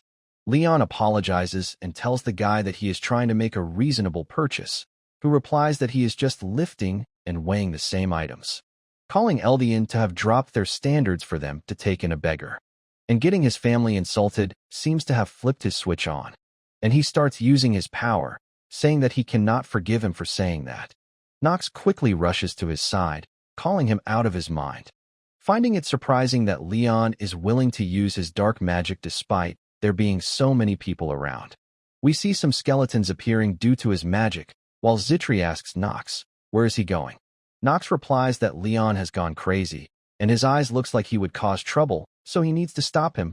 Zitri asks, how does he know that by simply seeing his eyes? And Nox replies that it's because he sees it often, much to her surprise. The guy starts to get scared, as Nox arrives and tells him to stand back.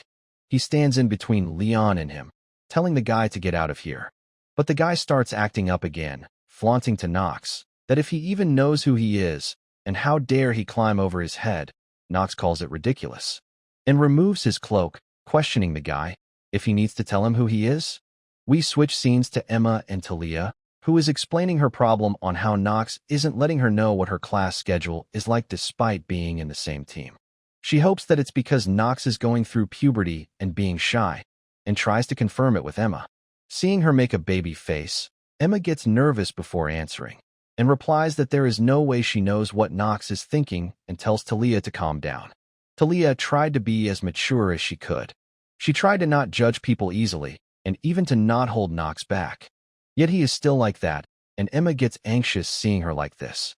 She knows that Talia would stay dejected for days at this rate, and if she knew of it, she wouldn't have spoken of Nox so nicely to her. We see Talia asking Emma on why is Nox so cold towards her, and she replies that it's because he is going through puberty. Talia doesn't get what she means, and she explains that it's how boys usually act at this age. They grumble all the time and act coldly towards others. It was actually the time when Talia really started to develop more feelings for Nox. At that time, Emma didn't thought that it would become a problem, and wonders if she should have been more careful with her advice. And now she is sure of it, that Talia really does like Nox. And since it has turned out like this, she once again tells Talia that it's not how Nox really feels, and Talia asks, what does she mean? Emma explains that since he is her fiancé, he might be acting like that to keep a clear line between personal life and her life in the academy. This seems to have convinced Talia, who gets happy and commends her on her knowledge on dating. To her, Emma sounds like a pro at dating, and plans to keep on asking her for advice whenever she has concerns. Meanwhile, Emma apologizes to Talia in her mind, because she has actually never dated anyone before. Suddenly, they get a knock on their door. Emma introduces herself and asks the person what they are here for. It turns out to be Eleanor, who also introduces herself as Talia's teammate and wants to talk to her for a short while. Talia is a bit surprised to see her here, and Emma turns her away, since she didn't make any prior appointment. But Eleanor smiles and takes Nox's name in front of them, and that she is here to talk about him, prompting Talia to quickly open the door. Seeing her, Eleanor says that it's nice to meet her, and that they are meeting for the second time today. Back to Nox, his purple eyes and white hair are recognized by everyone around. The guy gets quite nervous in front of him, and Nox tells him that he don't like to repeat himself. And so, he quickly apologizes to Nox for not recognizing him, and Nox tells him to get lost while he is being generous, which he don't wish to repeat the third time, and the guy quickly leaves. Leon tells Nox that he was talking to that guy, and one of the undeads quickly lunges at Nox to attack him, who quickly prepares a skill of his own, and hits it right on the head, while questioning Leon if he does his talk using black magic, and with a singe hit, Nox easily shatters the undead, telling Leon that using it is like telling the Imperial family to arrest him. Leon suddenly realizes the situation, remembering that it's illegal for them to use magic until they become adult. He didn't think that far ahead, and so he apologizes to Nox since he actually helped him instead. Nox tells him to get lost if he understands the situation and throws some money if he don't have enough to buy stuff as well. Seeing the amount, Leon seems quite surprised, and questions Nox for his reason on helping him, because if he is trying to make him feel indebted to him, it won't work. But Nox replies that these pennies means nothing to him, but he cannot deny that he don't have any purpose behind it. Hearing which, Leon simply agrees and says, all right, and sends back the undeads. He walks up close to Nox, saying that he supposed that this money is for shutting his mouth, and that he feels the power of the undead, the unique power used by the Marvis family that controls the undead from him. He starts using his power on the coin, telling Nox that he is breaking down the deal, and instead questions him, why does he possess the power of his family? Back to Talia and Eleanor, with the former asking her about what she wanted to talk about Nox. Eleanor finds her reaction different from what she expected. She is much more elegant, and wonders if Nox really have feelings for her. But she quickly rejects the thought, thinking that someone like Nox would only think of the engagement as a restraint, so she decides to be more straightforward while talking. She tells Talia that Nox is a dangerous person, and continues on that firstly, he is from one of the top 3 dark families. There is also the fact that there are lots of negative rumors about his behavior, prompting Talia to start to get angry. She finally speaks up and defends Nox that he is not a bad person, and it makes Eleanor remembers her unpleasant past with him, sighing in disappointment and telling Talia that she wonders if other people also think like her, prompting another reaction from her. Eleanor finds it strange that someone honest like Talia would like a good-for-nothing Nox, and the emotion that she feels from those eyes of hers are hostility and anger towards her. Talia wants to make it clear, telling Eleanor that while Nox might be a little lacking, she still don't think that he is someone would do something bad. Although he does get misunderstood easily because he is cold towards others, it's still just a small part of who he is, leaving Eleanor to start getting angry. She tells Talia that she heard about her marriage talks with him, but it's still not a good enough reason for her to support him. And she should know it too, that marriage talks between noble families can change as easily as flipping your hands. But Talia replies that it's not why she trusts Nox. Eleanor replies that people don't change that easily. Talia does agree with her point, but also reminds her of one thing. The fact that Nox saved her. If it weren't for him, she wouldn't even be alive right now, which she should know as well. Yet, she don't understand the reason for Eleanor being suspicious of Nox, leaving her a bit frustrated. She finally speaks up that she has perhaps misspoken and ends their conversation here and starts to leave. And Talia also gives her a cold farewell as she leaves in a foul mood. Outside, we see her standing being quite troubled from what she heard, as Rick comes around and calls her out, commenting that the conversation must have not gone well judging from how upset she is. Eleanor asks Rick, what does he think is the most important thing for a merchant, and he replies that it would be eyes that are always wary and doubtful of others. Eleanor remembers that doubt is something which drove her to achieve the nicknames Fox of the Wealth and Star of the Finance World. So she finds it ridiculous to think that Nox has actually changed. She grips her clothes tightly in frustration, wondering there is no way that would actually be true after such a long time, right? Back to Nox and Leon, with Nox warning others to quickly get out of this place. But Leon's power starts swarming around everyone, much to his frustration, as he notes that Leon has created a magic barrier, making the situation more complicated. Thinking that no matter how money-obsessed Leon is, it would be impossible for him to keep the secret of him using his family's power without anyone knowing. Leon tells Nox that he should have brought along someone more suitable for negotiation if he wanted to do that with him. Nox smirks, asking Leon if he is saying that he should propose something to him, even though he wouldn't exchange anything for that since his family is involved. Leon replies that Nox is speaking as if he knows him very well, and Nox agrees that he does, knowing that he is from one of the top 3 dark families and they had one of the greatest influence. Leon doesn't like that Nox is using past tense, and he replies that he must know already that his family is fallen from what it used to be. Nox speaks up a name, Sylvester, which prompts a reaction from Leon. Nox continues that he knows that those people used territory war to overthrow the patriarch of the Marva's family and took away most of the Marva's territory. Leon starts to get angry hearing that and replies, if Nox is trying to use the fact that he has more information than him in consideration of his desire for revenge. But Nox declines and replies that he don't move for such goals, and what he wants is the revival of his family, the young patriarch to be recognized for his family to once again reach the top of this continent, which is also Leon's real objective. He calls Nox's assessment to be not bad and agrees that he knows him very well. He then once again asks Nox on how did he got his hands on the power of the Marva's family, and he replies that he got it by chance. He only learned recently that this power is related to his family. Leon simply states that he believes him, and Nox asks if he is not going to ask him more questions. But Leon states that he already got the answer that he wanted, and Nox realizes what Leon actually wanted, which was to know how much does Nox actually knew about him. and why he decided to intervene in his matters. And so, Leon dispels the barrier while Nox is glad that Leon got his answer.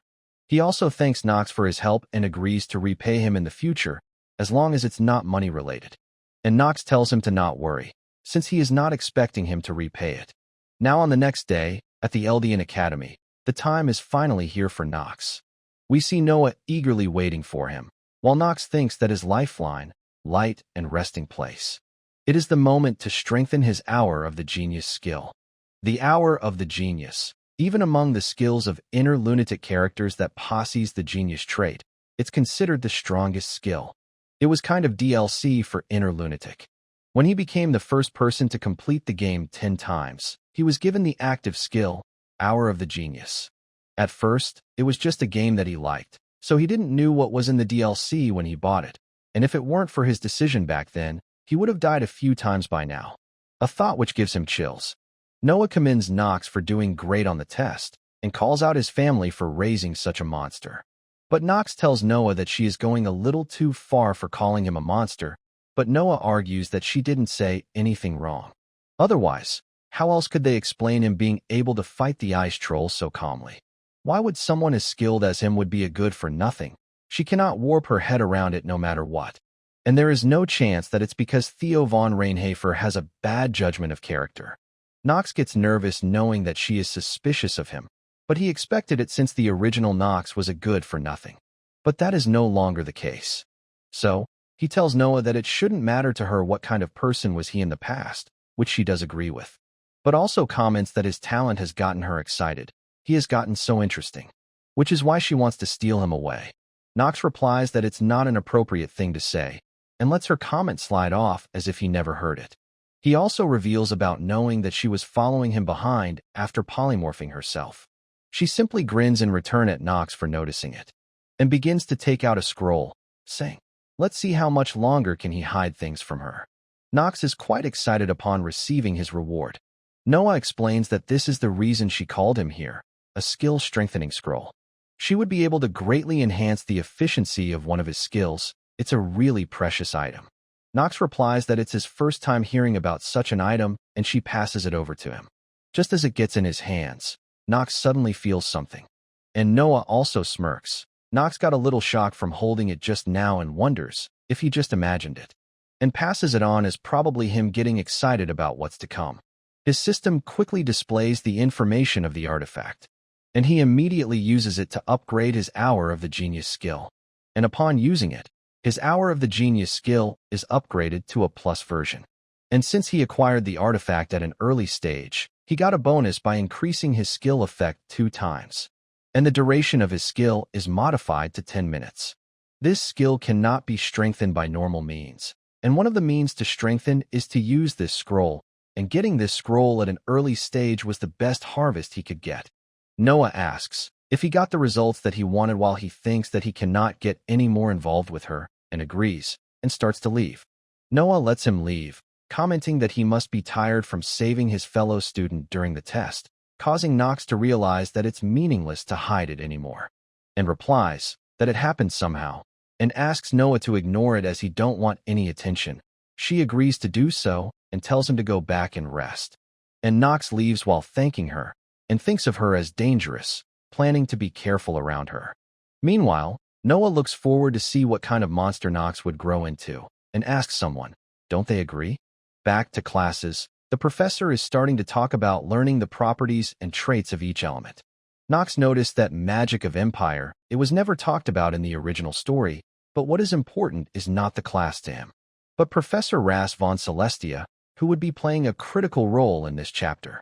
Seeing his stats, he notes that he is not very strong, but it's still good knowing information in advance, and finds it impressive that he was able to become the professor with those abilities. Meanwhile, Professor Ras notices Nox and thinks that he is already looking down on his fellow students, and wonder, what kind of talent could someone like him have? He starts explaining that every single human on the continent possesses elemental mana, and today, they're going to find out what kind of element they have and how to manifest it. He quickly calls out Nox and asks if he knows what kind of element he has. He replies Darkness. So Professor Rass asks about its characteristics, and Nox replies that it's corrupted and doesn't mix well with others, but it's considered to have much more destructive power compared to others. But it's notoriously hard to control, and only a few individuals or families are able to control it properly. He then asks about the opposing element of it, and Nox replies, divinity. So Professor Rass asks if they both clash, which does he think would come out on top? Nox simply answers that divinity would.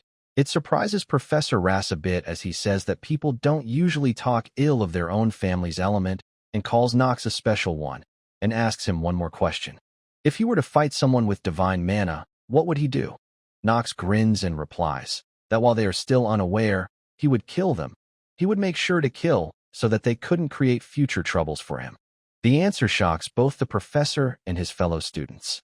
While the former questions in his mind, what the hell did Nox just say?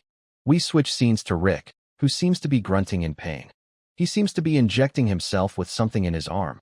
It causes his veins to pop out, and he starts sweating hard while grinning. He then goes on to check himself in the mirror, and we see a black symbol of goat appearing on his chest. He thinks that if he puts in a bit more effort, he would be able to become a real demon. Suddenly, a hand comes out of the mirror, agreeing with what Rick said. The demon assures him that he would be able to become a real demon instead of a mere human. And he won't need sleep and won't age. He would become a demon that surpasses the limits of humans. Rick thanks the demon and assures that he would do everything he can to revive him, causing the demon to smirk. And with that, Rick wears his clothes again and gets ready to go out. Back to the class, Professor Rass replies that he wasn't expecting such an answer from him. Nox apologizes for it, replying that he simply thought it was the most efficient method of doing things. Seeing his unwavering eyes and upright posture, Professor Rass realizes that Nox meant every word he said, which gets him to understand a little why Dean Noah is interested in him. He then calls out an assistant and orders him to prepare an imp, much to his surprise, as he hesitates. Professor Rass once again orders him to do so, asking him to prepare for the magic adequacy test. He looks at Nox again, wanting to bring his haughty attitude down to a level. In order to obtain a sharp sword, it needs to be tempered 1,000 times. Now as the assistant brings the imp and removes the cloak from it, the students are quite shocked. Professor Rass explains that they are the lowest ranked demon provided by the association. They are called imps. Students are surprised to see a demon, but the professor calls it not that threatening, as it has low health, so even a student can kill it easily. But even then, the students are hesitant, claiming that it's only the first class, and chalks it up to the level of the Eldian Academy. But the professor tells them to focus, since they are supposed to be the elites who entered the academy. They have to remember that their ultimate goal isn't to become a knight or a mage, but it is to subjugate all demons that exists in this world. And for them to do that, they would need to get used to the beings known as demons, of which they know very little about, leaving the students to nod in agreement. They have to infuse their mana into the caged imp to force it into submission, but it feels out of place to Nox for some reason. Since based on the original storyline, this lesson should take place in the second year, so something is off. Professor Rass continues that after they condense their mana, let it flow into the target, and their test would end in 15 minutes.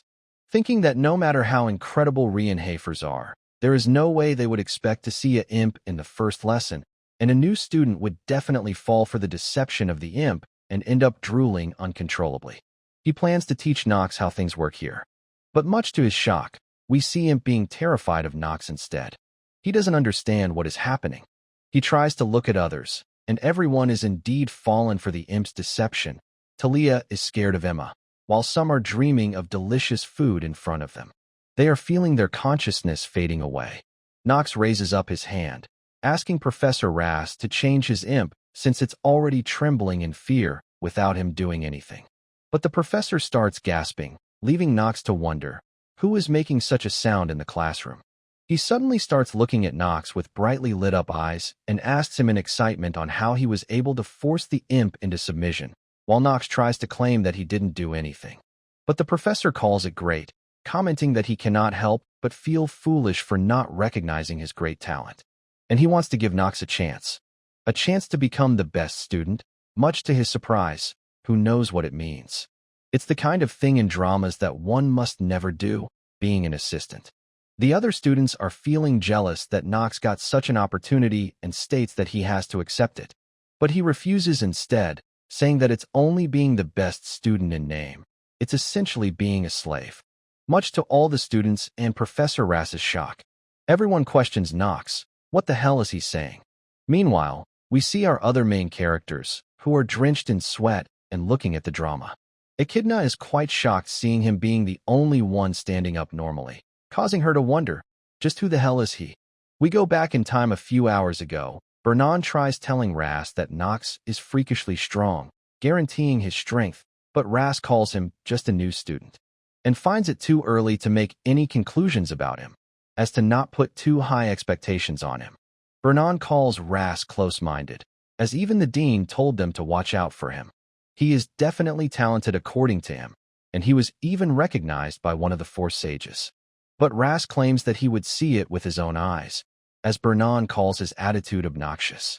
Back to the present, where Nox has rejected Rass much to his shock. Everyone calls him crazy for it, as Professor Rass is the biggest authority on magic education. There are apparently a mountain of people queuing up to become his disciple, but they find it just like a good-for-nothing to reject an offer served to him on a silver platter. But regardless of what everyone says about him, he is still determined on his decision. Eleanor is already giving him a headache, so he finds it irritating that everyone around him is causing him trouble. One of the students asks Professor Rass a question on why is he giving Nox this chance, since there are many more outstanding students than him. Moreover, since magic is his strength, he believes Princess and Echidna would be worthy to be considered as the top student position. Nox thinks of him as an asshole for trying so hard to leech of the royal family, but he still finds him smart and plans to remember about him. But Professor Rass argues that he is the one who decides such things, but since they are not convinced it might spread negative rumors that he is biased towards Nox. So he plans to tell everyone why he has the right to become his top student, while he looks gleefully at Nox, who still doesn't want to do it. And with that, Professor begins his explanation. A bit later, Nox sums up his opinion. Firstly, Nox don't know himself how he subdued the imp so quickly. Even though it might be a low-ranked demon, it's not an easy thing to do, so it's not surprising that Rass is fascinated by it. Secondly, he has the mana sensitivity genius trait. For someone like Professor Rass, who studied magic his whole life, it would be easy to tell who has a talent for magic and who doesn't. Professor Rass finishes his explanation while looking at Nox and saying that it's only fair he get to become his top student, but Nox once again rejects his offer. He tells him to not rush his decision, but Nox is disgusted and tells him to talk after wiping his saliva. He also argues that there is a better candidate than him here for it, so he would be grateful if he gave up on him. And as he leaves, Professor Rass tries to call out his name to stop him, while we see our other characters simply watching him go. Princess Penelope comments that he is different from the rumors, leaving Echidna to apologize for her lacking ability in information gathering, but Penelope tells her that it's all right. She only just got a little curious about him, whether he would be a light to the imperial family or a dark cloud that hovers over them. Back to Nox, he is confused at Rass's behavior towards him. He is frustrated for not finding any normal characters in this game and hopes that he would be able to live in peace since he managed to get him off of him. Back at his room, Nox is stumped as Zitri asks him if something happened in the academy. Nox replies, something horrifying, as we see Professor Rass followed him around everywhere to convince him to become his top student. And worst of all was in the toilet. He once again asked him to become his top student. This time Nox calls him a bastard to make him stop, but Rass only likes his rough tone even more. He once again calls him a bastard in front of Zitri, who replies that it's a term which shouldn't be associated with a professor. She then confirms if he is talking about Professor Rass, who is considered to be the best in magic theory, and he agrees. Zitri calls it strange, since he remembers him being a good professor, so why would he do something like that? Nox knows that as well, but he also knows that he has an obsessive trait in his character. Now we switch scenes to the Rainhafer family mansion, where the guards are trying to stop someone. And we see it's Nox's eldest brother, Garen. The patriarch has ordered the guard to not let him in his room. Garen calls it quite harsh and easily moves past the guards, commenting that it's not how a father should treat his son. We see him finally entering Theodore's room with the bodies of the guards laying behind him. Roderick feels immense pressure from him that he cannot even move, noticing that Garen has gotten even stronger in that short time. Theo tells Garen that he never thought he would be coming back to the Reinhafer again, and he replies that he don't need a reason to come back to his own home, causing Theodore to angrily asks if it is his home. Garen simply reminds him of what he told him before. It's time to give up, citing there is not much time left, but Theodore tells him that it's none of his business. Garen continues that the demon is lurking around him. When Theo would become weak, it would rise and devour everything in sight. Theodore replies that it sounds as if he wants it to happen, but Garen says that his business is simple, and asks, where did he hide that sword? Hearing which seems to anger Theodore. Garen once again asks, where did he hide the first patriarch's sword, the Stormbringer? Theo tells Garen that he must be out of his mind to take the name of the first patriarch, but what Garen finds even more important right now is getting stronger and building a stronger force. But Theo claims that he don't know what matters, leaving Garen to question, if he knew that, then why did he leave that woman to die? Hearing which makes Roderick nervous, as that woman must not be brought up in front of Theo, who tells Garen that he is disrespecting his mother with that, but Garen claims that his only mother is Priscilla von Orl, while that woman was his mistake, and she was nothing more than a guest in the Reinhafer family. This causes Theo to get angry, as he tells Garen to get out. He tries to speak again, but Theo once again tells him to get out, stating that he do not wish to cut off his own son's head. So, Garen starts to leave while threatening them that they would regret this, and how soon they would understand that everything Reinhafer has prepared is for his sake. Roderick asks Theo if he is all right, who apologizes for showing an unsightly behavior. But Roderick calls it all right since he has swore eternal loyalty to the Reinhafer family. But if the word got out that Garen is working with a demon, it would be dangerous. So he thinks it would be a good idea to decide on a new successor soon. Just as Theo thinks about it, Roderick also informs him of a good news they got through a letter. That Nox is a top student this time in Eldian's admission test. Theo asks if it's really true, since the new dean of the Eldian Academy is Noah von Trinity, one of the sages, but Roderick informs that she has already acknowledged Nox's talent. So, Theo quickly starts to think about him, finding his growth to be still insufficient, but believes he has potential if he truly has the level of talent that they witnessed before. Roderick also thinks that eventually, Master Nox might be sitting on that chair. Back to Academy, Professor Ras is once again rejected by Nox. He even tries to offer him supporting funds. But Nox reminds him that he is from the Reinhafer family, so Ras offers immense fame. But he argues that it won't do any good for a good-for-nothing like him.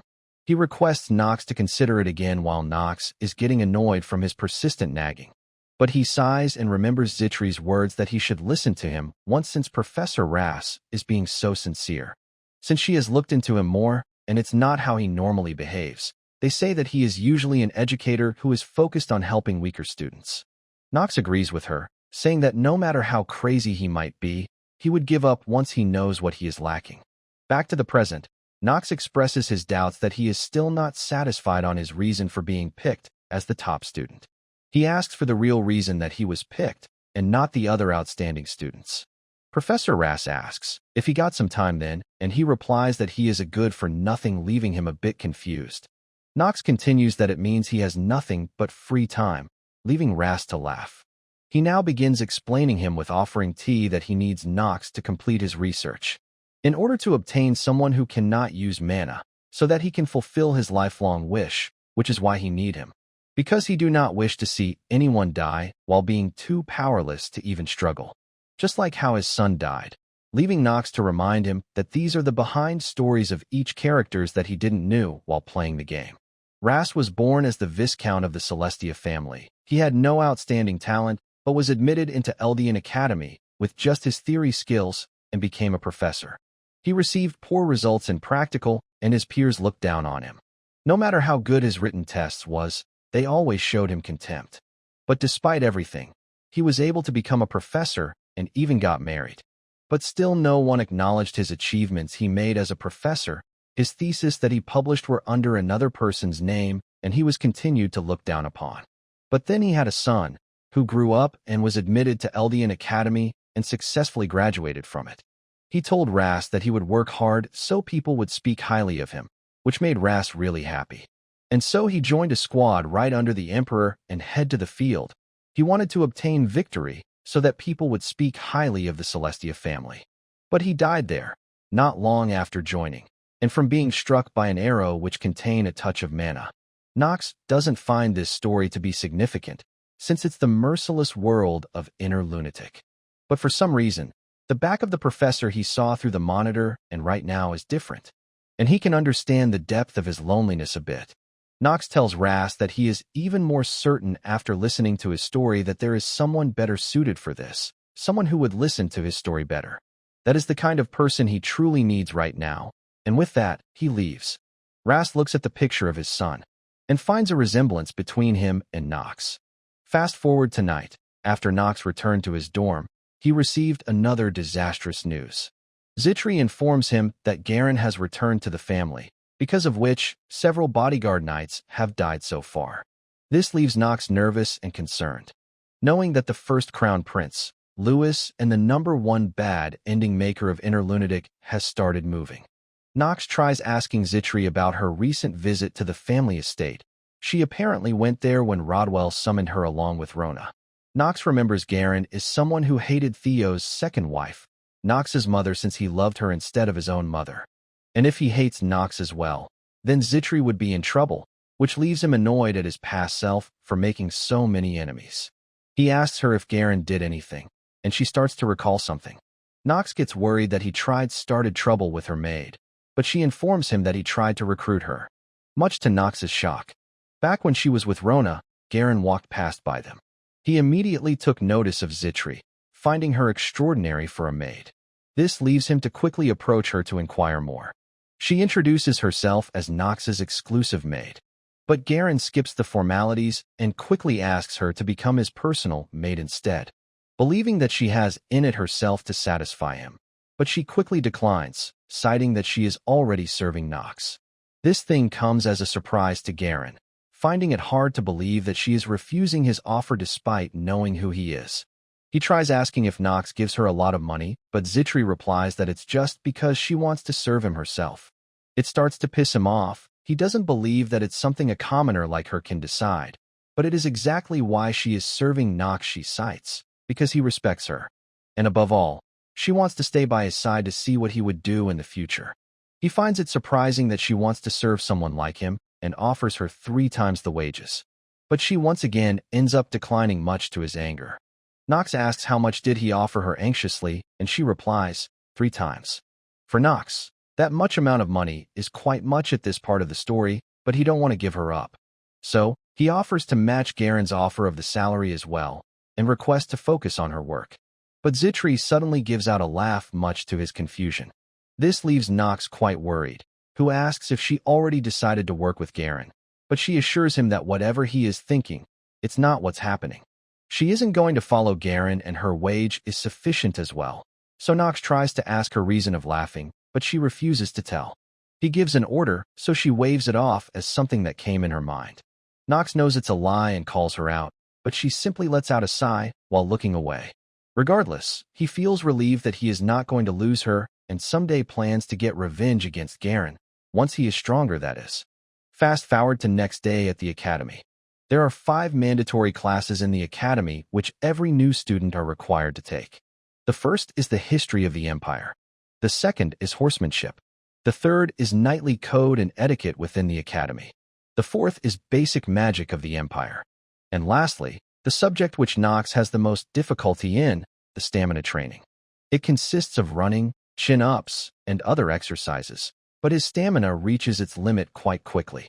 One of the instructor approaches Nox, calling it quite strange. He is like a mayfly.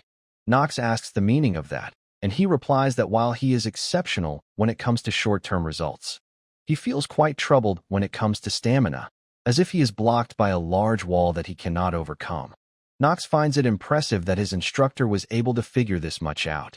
It's indeed due to the terminally ill trait that he has. His stamina is stuck at 15, which is half of maximum possible. He calls out the instructor for using discouraging words, and he quickly apologizes but suggests to take heed to what he said. Because if he keeps on moving recklessly, he would end up shortening his life. Not knowing that our boy has a countdown stuck on his ass, so he is taking heed quite better. And also an annoying point that his system keeps on poking him with reminder that he is dying really fast. Paracelsus, who is watching everything from the back, finds it hard to figure out Nox since he showed such ability during test, and is now acting all frail. Which he feels is Nox acting like a good-for-nothing. Nox notices Paracelsus staring at him, and calls him an annoying bastard whom he will give it good next time they fight. Fast forward to some market, we see Nox roaming around in a cloak. He is suddenly approached by Rick once again, who asks, what is he doing here? Nox is surprised seeing him here, and wonders why the freaking game destroyer is here. Rick, his real name is Hochschultz de Nefer. He is also the worst ending maker along with the first prince. Nox quickly opens his status window to check his information. Later on, Rick also ends up betraying Eleanor, making him the #1 person to avoid right now. He once again asks Rick, what business does he have with him? Who simply replies that he just saw a high noble from Rainhafer family going around without a steward, which was surprising, but Nox tells him that it's none of his business. He agrees with it, but he also offers to help Nox pick some items, claiming to have lots of free time on his hand. Nox sighs. He doubts that it's the only task the head of the Revelin family has assigned to him. But Rick replies that great nobles doesn't pay much attention to servants who deviate a little from their work. For Nox, he finds it important to know what he is scheming and the reason that he approached him. So, he appoints him for a bit with the saying that he don't like people who talk too much, and Rick quickly takes heed to his words. We switch scenes to Eleanor, who seems to have requested some documents. The documents are all about Nox. She still wants to know the reason for which he saved her, because there was nothing in it for him. The Rainhafer family in fact has no interaction with her family, and if he wanted to gain something, he would have accepted Professor Bernon's proposal. The Nox she knew from back then didn't have that kind of personality.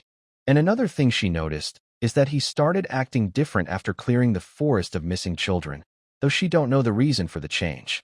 And there is one more thing in her mind. It's Rick, whose movements seem suspicious to her now, and he is also gathering people within the merchantry. Though, she don't believe he could accomplish much anyways. Deep in her thoughts, she gets up and goes by the window, remembering how her father yelled at her to give Nox everything she had if it was needed. And the day of her mother's death, she remembers that vividly as well, remembering which made her cry and shiver in the present. Back to Nox and Rick, who is giving him tips on buying items for the academy, and how he can receive free items that he don't need to buy even. The stores here are also connected to the Revelin merchantry, so he can get a good discount as well. While Nox doesn't want to admit it, he knows that Rick's talent is very much real. The skills, con artist and negotiation revision plays a good role in this, and if he wasn't a demonic human, he even would have liked to recruit him. Rick asks if he purchased everything he needed, and Nox replies that it's all sufficient, and again raises the question as to why Rick was looking for him. Running out of patience, he grabs him by the collar and pins him to the wall. Questioning the reason for why he approached him, Rick tries to feign ignorance until the end, but Nox warns him that time isn't in his favor. Rick agrees, replying that the conversation with Nox is going to be a quick one. He gets straight to the point and releases a dark red magic from himself. Nox notices that it's a barrier, one that blocks sound. Rick asks Nox to betray the Rainhafer family and become a servant of the first prince. While he grips his arm tightly, Nox pulls his shirt, and a dark black spot is revealed to be on his chest. Nox quickly figures out and reveals to him that he knows that the one he serves isn't the first prince, but a demon. Rick's expression changes, saying that Nox sure knows a lot of information. His nerve starts to creep up on his face, leaving Nox slightly anxious. Rick feels that his master is not going to like Nox knowing this much about them. Nox calls out the demon by its real name, questioning Rick if he truly believes that his master would grant his wish, which he does. Nox breaks free, wishing to Rick that he don't end up regretting anything. Though, if he dares to insult him or his family again, Nox threatens to kill him in that case, leaving him quite perplexed and flinched by his threat. Fast forward to the classes, everyone quickly recognizes Instructor Bernon with his shining bald head. But one of the nerd tries to educate them to not call him a bald head in a very strange manner. Vernon starts getting pissed by all this, though he cannot just crush them just because of his hair. And so, he goes on to instead tell them about the class for today. Right now, they are in the Clariel Plains. It's famous within the academy and has lots of amazing plants and trees. And they will be learning basics of horse riding here. He instructs them to quickly mount their assigned horses or the one they brought themselves. Everyone has a different set of reaction. Some are surprised by the sudden instruction, while others are surprised about students already having their own horses. Meanwhile, Knox simply calls out to Carl, who appears silently. He also notices Paracelsus, whom he believes must be good at riding horse since he lived in the East for so long already. Everyone is quick at noticing Carl, finding it hard to believe a good-for-nothing like Knox has an obsidian horse. Knox agrees with their statement that Carl is indeed a fine horse, though it's one of the benefit he got as a veteran player. Some of the students have gotten on their horses, so Vernon instructs them to get close to them slowly. And now it's time for the main race. Students are surprised to hear that since there are some of them who are having their first time today with a horse. While everyone is afraid, one of the nerd believes that Vernon is perhaps angry that they called him bald. And he is immediately hit on his head with a chop after that statement. The rules are apparently simply, they have to ride their horse and turn around the corner, which is located at the end of the forest, and return to this place. The first to return would also get additional points. Knox finds the rules to be simple as Vernon's hair. But he knows it's not what is important right now. Talia hears it and asks what does he mean, but he tells her to mind her own business. Even though this is a riding class, the event that actually takes place in this is very different. It's an episode where a demonic human appears for the very first time. And so, it's been arranged that it would meet the protagonist as well. Roger, the demonic human that appears in this episode, causes all the students to be stuck in the nameless forest. The protagonist then overwhelms him along with other academy cadets, which is the basic sequence of this episode. But there is no protagonist here, so he wonders how will things turn out here where there are so many strong personalities here with the absence of a leader. Talia then approaches Knox, asking if he would like to go with her. It's only in case something happens, since the forest is full of dangers. Eleanor also gets here, mocking Talia for being confident enough to be worrying about others. It leaves Knox annoyed, who tells them both to not bother him and return back. Talia also agrees, knowing that it's a race, so it's better to be back as quickly as possible. She asks Knox to go ahead first since she is not good at riding a horse, but Knox replies that it's not what is important. Before Talia could ask anything further, Knox leaves, leaving her wondering, if the race is not important, then what is? Vernon commences the race, and everyone marches forward. Racing in excitement, some of the students starts noticing something strange as they are racing forward. Carl also notices something and tries to stop, but Knox assures him that he knows it already. Using the mana sensitivity genius, Knox notices the circle, which appears right beneath them all. Everyone is quite surprised by it, but Knox informs them to stay still as it's a teleportation circle. Unless they all want to die here. And with that, all of them disappears. We see the demonic human making its appearing, who seems quite excited to be able to finally get the opportunity for his revenge. Before they are teleported, Knox sends Carl away with some plan. Next scene, we see all of them are transported to some part of the forest. Some of them got a headache, and notes they've been transported from plains to the forest. While everyone is wondering if this is a test, Knox seems to be looking around and noting the use of teleportation magic, but it's different than Dean Noah's magic. Princess Penelope asks Knox if he knows something, who replies that while he is still figuring it out, he is sure that it's the work of someone outside from the academy. Echidna tries to confront Knox about the details, demanding to know, and he obviously doesn't appreciate her tone and tells her to know her place since she is not the princess. So he has no reason to say anything to him, leaving her quite angry. Eleanor steps in, reconfirming that Knox just said something about teleportation magic and the work of an outsider, and asks, why does he think so? Talia is also curious, who believes there is a chance it could be a test. Knox is annoyed by their complacent thinking.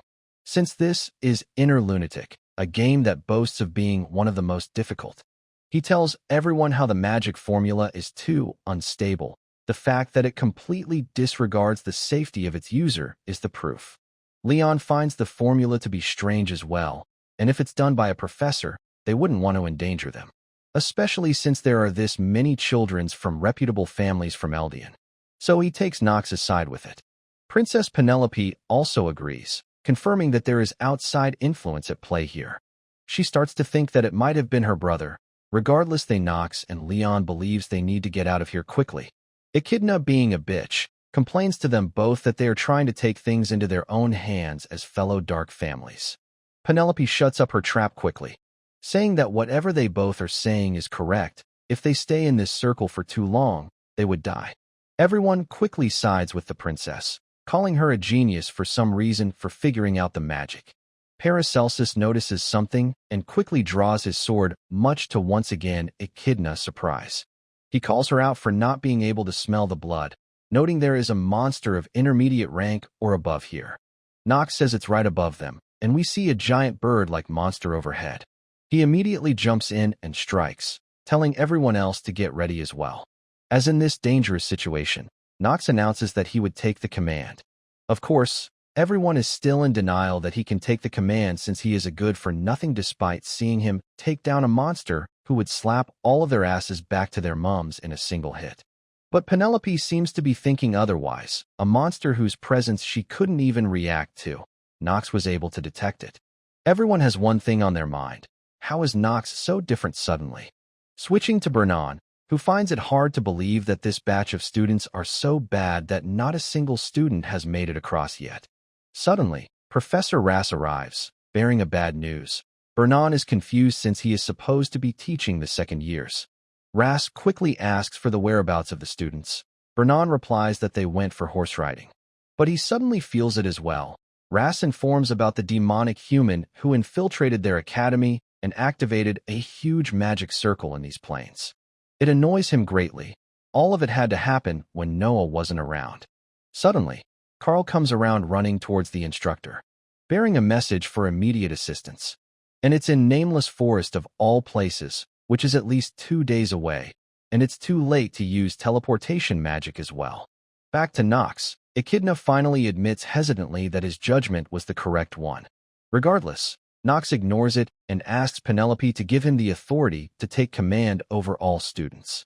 By the law of the imperial family, Penelope replies that it could be dangerous, so instead, she takes up the charge personally. Finding it annoying, Nox calls out to Pel and asks to tell everyone the manual that needs to be followed in emergency situations, which is the priority to protect a member of the imperial family, and the authority to take command will be given to the most exceptional knight or mage. Nox continues that Penelope is the only member of the imperial family here, and talks to himself that she is also one of the most powerful characters that would needed to defeat the demons in the future. Because of the lightning mana and the power of punishment that she possesses, these are only passed down in the imperial family. As such, even if everyone here dies, they have to protect her, which is the law of the empire. This leaves Penelope quite speechless. On top of that, the person who was able to make the fastest judgment and react to the threat was none other than him, which is why he wants her to give him the authority over the life and death of everyone here, including her. Talia finds it truly incredible that Nox wants to become the leader with everyone's life on the line, finding him to be true knight role model. Meanwhile, seeing her look at him like that confuses him. Regardless, he once again announces his leadership and asks anyone to challenge him if they think they are worthy. And if they win, he would gladly give up on the position. One of the students smirks, noting that he would receive severe punishment if anything happens to Penelope in this situation. Believing that something is bound to go wrong in the middle, it's like drinking poison straight from the Holy Grail, and ends up calling him a mindless idiot. Nox hears and glances back at him, making him quickly piss his pants. And starting from now, if they don't follow his instruction, they would be punished according to the law. Echidna still seems quite hesitant to follow his orders. He orders everyone to follow him. Eleanor tries to ask about the location they are headed towards. Nox simply replies that he is not good at explaining things, so he just wants them to follow him. And if they were to know how much he has played this game, they would be horrified. Meanwhile, in some cave, we see someone is watching them. It's the demonic human, Rudger. The demon comes out and orders him to devour the humans of Eldian, to get rid of all the sprouts that do not grow. And if he does that, he would share with him the power, even though he don't deserve it. He assures that he would deal with this in a way that would not disappoint him. He wants to enact revenge on the Academy for abandoning him. And his specific target seems to be Professor Ras. Now fast forward to evening. The students seems to have hunted 2 demonic boars. Nox starts to assign roles to everyone, firstly asking Paracelsus and Leon to help him. The former agrees since he defeated him once, while Leon is simply ready to help him as much as he can. And with this, he got the 2 strongest students with him. And next things, he explains the 2 ways to get out of this forest. Either someone breaks the barrier from the outside or to kill the caster that used the teleportation magic within the barrier. Penelope believes that killing the caster could be very dangerous. Nox agrees, but argues they don't have any other option for now. It would take Professor Bernon 2 days to reach from the plains if he travels in a straight line, so their best option is to try and survive while killing the caster. Nox already knows that this event cannot be resolved with the first method. If they want to get out of here, they have to kill the caster. But first, he plans to gather some food. He plans to eat the demonic boar for 2 days. Paracelsus is surprised to learn that. He argues that while Nox is quite strong, he must be thinking of this place as some back mountain of a noble hunting ground. They cannot eat demonic beasts since they are poisonous. Nox replies that he knows that already, and also the fact that plants in the vicinity here cannot be eaten recklessly. So Paracelsus asks his reason for saying what he said. Even when he starved in the east, he himself never went so far as to eat a demonic beast. He was in so much stomachy pain once he ate one. Nox is surprised to learn that all Paracelsus got was a stomach ache from eating a demonic beast. Regardless, he tells him to shut up as he got away. He collects some herbs from the ground and tells Leon to summon undead and asks them to protect students from the monsters. And he wants Paracelsus to protect the princess, because he got skills, even with his cheeky mouth, while annoyed Paracelsus agrees, planning to beat Nox later. Nox now starts with his cooking, taking a large stone slab and heats it up with the meat on it. Everyone is quite terrified upon seeing it, believing that they would die upon eating that. But when Nox puts some herb on it, the color of the meat changes. He used this plant to neutralize the poison the meat had. It's the crimson rake plant, capable of neutralizing the poison of mid-rank monsters or below. The meat starts to look much more delicious, and everyone starts to agree with Nox's decision. But they wonder how someone from the Rainhafer family knows such things. Nox asks Princess first if she would like her meat rare or medium rare. He is boldly leaving out the option of well-done meat, since there was a mention in the novel that well-done meat is thrown away. Seeing his delicious meat, even Penelope starts to have a watery mouth. Professor Bernon and Ras both contact Dean Noah to inform her about the demonic human, and that they are on their way to rescue their children. But Noah doesn't seem much concerned about it, replying with short and bored answers. From the sound, Bernon starts to realize that she might be munching on something. He doesn't want to believe it at first, because this is such a serious situation. Ras confronts her. If she is eating something, which she is. Much to both of their shock, she assures them that there is no need to worry, because they would be back without any major issues. They argue that they might not have been in much danger if it was the second years, but they only enrolled just now, so they are basically dunces. But while in middle of their argue, Noah cuts the call. They are both left shocked, and since there is no choice left, they decide to quickly head over there themselves. And Professor Ras is exceedingly concerned about Nox, who he believes is his top apprentice. Back to the students, Nox seems to be making some kind of boundary around. Leon questions the reason for spilling the hornboar's blood around, and Paracelsus answers, if they use the blood of a stronger monster, the weaker ones won't dare come near. It's something they used to do in East, since travelers are most vulnerable when setting up camp. Penelope approaches Nox, thanking him for keeping all the students safe, who replies that they still have lots to do, the night is still long. But she thanks him regardless, since it's due to him that no one has died so far. She also apologizes for Echidna's behavior, citing that she is biased against dark families due to how other peoples have negative feelings for them. For Nox, he starts to feel uncomfortable, wondering why does Penelope care about him at all. He asks her to not worry about him, since it won't look good for a princess to be thanking a good-for-nothing like him. But she thinks differently. If she can save more people, she is even willing to join hands with a demon. Without any hesitation, Nox calls it quite a dangerous thing to say. She chuckles and replies that she is just joking. Nox feels frustrated to know that he turned on her switch. She is known as the Princess of Kindness, but her biggest flaw would be that she is a utilitarian. Someone dangerous, who would even give up her own life for her beliefs. Her nickname could easily turn into Cold-Blooded Princess. Regardless, he now announces his plan to team up in 4 and provides them with clothes from his dimensional pocket. Everyone is surprised to see Nox carrying around something like that. They even heard rumors that in Rainhafer family, they push you off the cliffs when you turn 5. After the tent is set up, Nox tells Talia that they better be careful. She asks about what, but he once again ignores her. Now he tells everyone to decide on their night guard duty, while he plans to get started with his things as well. A problem exists in this scenario. If they don't kill the mage who set up the barrier quickly, it would become impossible to clear this scenario. Which means that if no one kills the mage, they won't be able to complete the story. One of the students wakes up upon noticing something surprising. He wakes up everyone, including the princess. He has noticed a huge number of creatures with mana gathering near here. They all feel the mana, and Echidna quickly tells Penelope to get behind her. Paracelsus gets ready as well, noting that the monster blood won't do anything OT a stronger monster. He looks back, seemingly calling out to Nox on what he intends to do, but they find him gone. But Leon steps in, saying that Nox has gone elsewhere and has left the battlefield to him for the time. Echidna once again bitches about the fact that Nox has gone somewhere despite raving about protecting the princess. Leon clarifies that he didn't ran away. She argues, how would he know that, and that there are too many monsters here to deal with. Eleanor agrees that there are too many monsters to deal with, but Leon assures them that it's all right. He releases an enormous amount of mana, which is noticed by both Penelope and Echidna, who are left shocked. Leon became curious about Nox. A bit before, he was handed over something by Nox, a crystal. Leon became curious about the kind of person he is and why did he give him such responsibility. But for now, he makes a declaration as the patriarch of the Marva's household. A undead appears, slashing away at the monster with a single strike.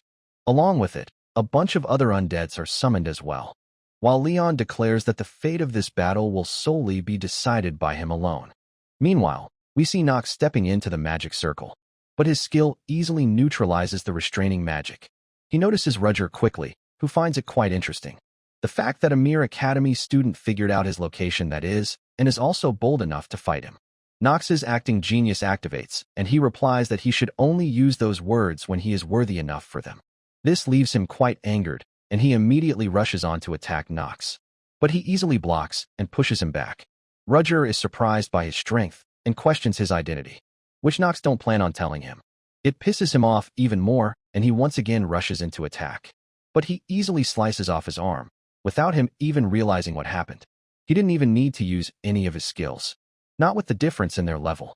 Even with demonic power, he is still a mere demonic human, and is currently way weaker than Nox. He causally parries his long-ass arm, and gets all up close to land a critical hit, and then uses his compressed dark mana to render his whole arm useless, calling his attack completely useless, not worthy of even being used. Roger realizes finally that he should have been careful of the good-for-nothing of Rainhafer, because now he ended up foiling his plans. He tries to threaten Nox for humiliating someone with the blood of the Archduke, but he don't give a damn and is about to kill him. But he is stopped right on time by Professor Rass, who reveals Roger to be his old apprentice, much to Nox's surprise. He apologizes Nox for everything he had to go through because of him, while Roger finds it laughable that Rass is calling him his apprentice, after all that he done to him. He was apparently abandoned by Rass when he lost his arm in one of the Battle of the Empire and drove him out of the academy. Rass clears up that while he did abandon him, it wasn't due to what he think, it was because he was worried about him. He didn't want what happened to his son happened to him as well. His only choice was to expel him from the academy, since he was so determined to go to the war. But Roger believes they would decide the path they would take. But Rass conceded, and the whole continent became aware on how he was abandoned as the trash of the academy. While Rass doesn't know what happened to him, he still asks if this is what the magic he desired so much looks like. Is this what they both wanted? Roger simply smirks, knowing that it's too late for him already, and pushes away Nox to rush towards Ras, planning to take him down along with himself. But Nox intervenes, saying that things that he himself has done cannot be changed. He has some of those things as well in his life. His speed suddenly increases as his rate of synchronization with the character increases.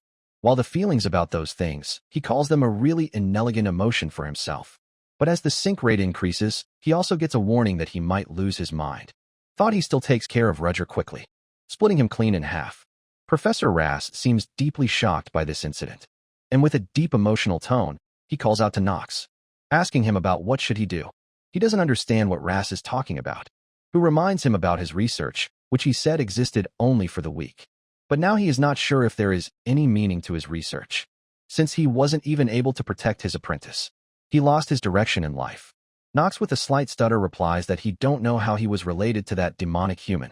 He knows that supporting Ras would be lesser evil. He would need his research so that artifact creation and strengthening system can be unlocked within the game. He has to continue his research for that, but he is not sure if that is really all. He tries to say something, to the point that his emotion starts to interfere with the character of Nox himself. His acting genius skill starts to waver. He tells Ras that him being related to a demonic human isn't important to him. He previously believed that making use of Professor Ras was the best decision. Yet now he is wavering, as he consoles Ras that his research is not worthless. But he replies that he should have seen how powerless he is, and Nox agrees that he looks pathetic. He also realizes why he is acting like that. Professor Ras ended up getting inside of his fence. Every word of him starts affecting Nox. He goes on to tell Ras that he is lazy by nature, so he shouldn't ask too many questions. He also doesn't like tea, but coffee. He don't need money either. He also don't like things such as fame. Ras doesn't understand where is Nox getting at, but he continues on, saying that Ras's research is different, and it's of value. He can guarantee of that. Inside, he believes that perhaps a game addict like him is envious of him, as someone who contributes love in this world. And with that all, he agrees to become his #1 apprentice. Ras is surprised to hear that. For Nox, nothing has changed. The back of the Professor Ras that he has seen countless times via the Montir. There is only him and Nox, an unorthodox thinker. He offers to be at the height of his back, while he cries inside talking about his son. We switch scenes to everyone else, who seems to have finished defeating the monsters. Paracelsus is surprised to know that Nox is not the only lunatic in this academy, finding the undeads he saw quite shocking.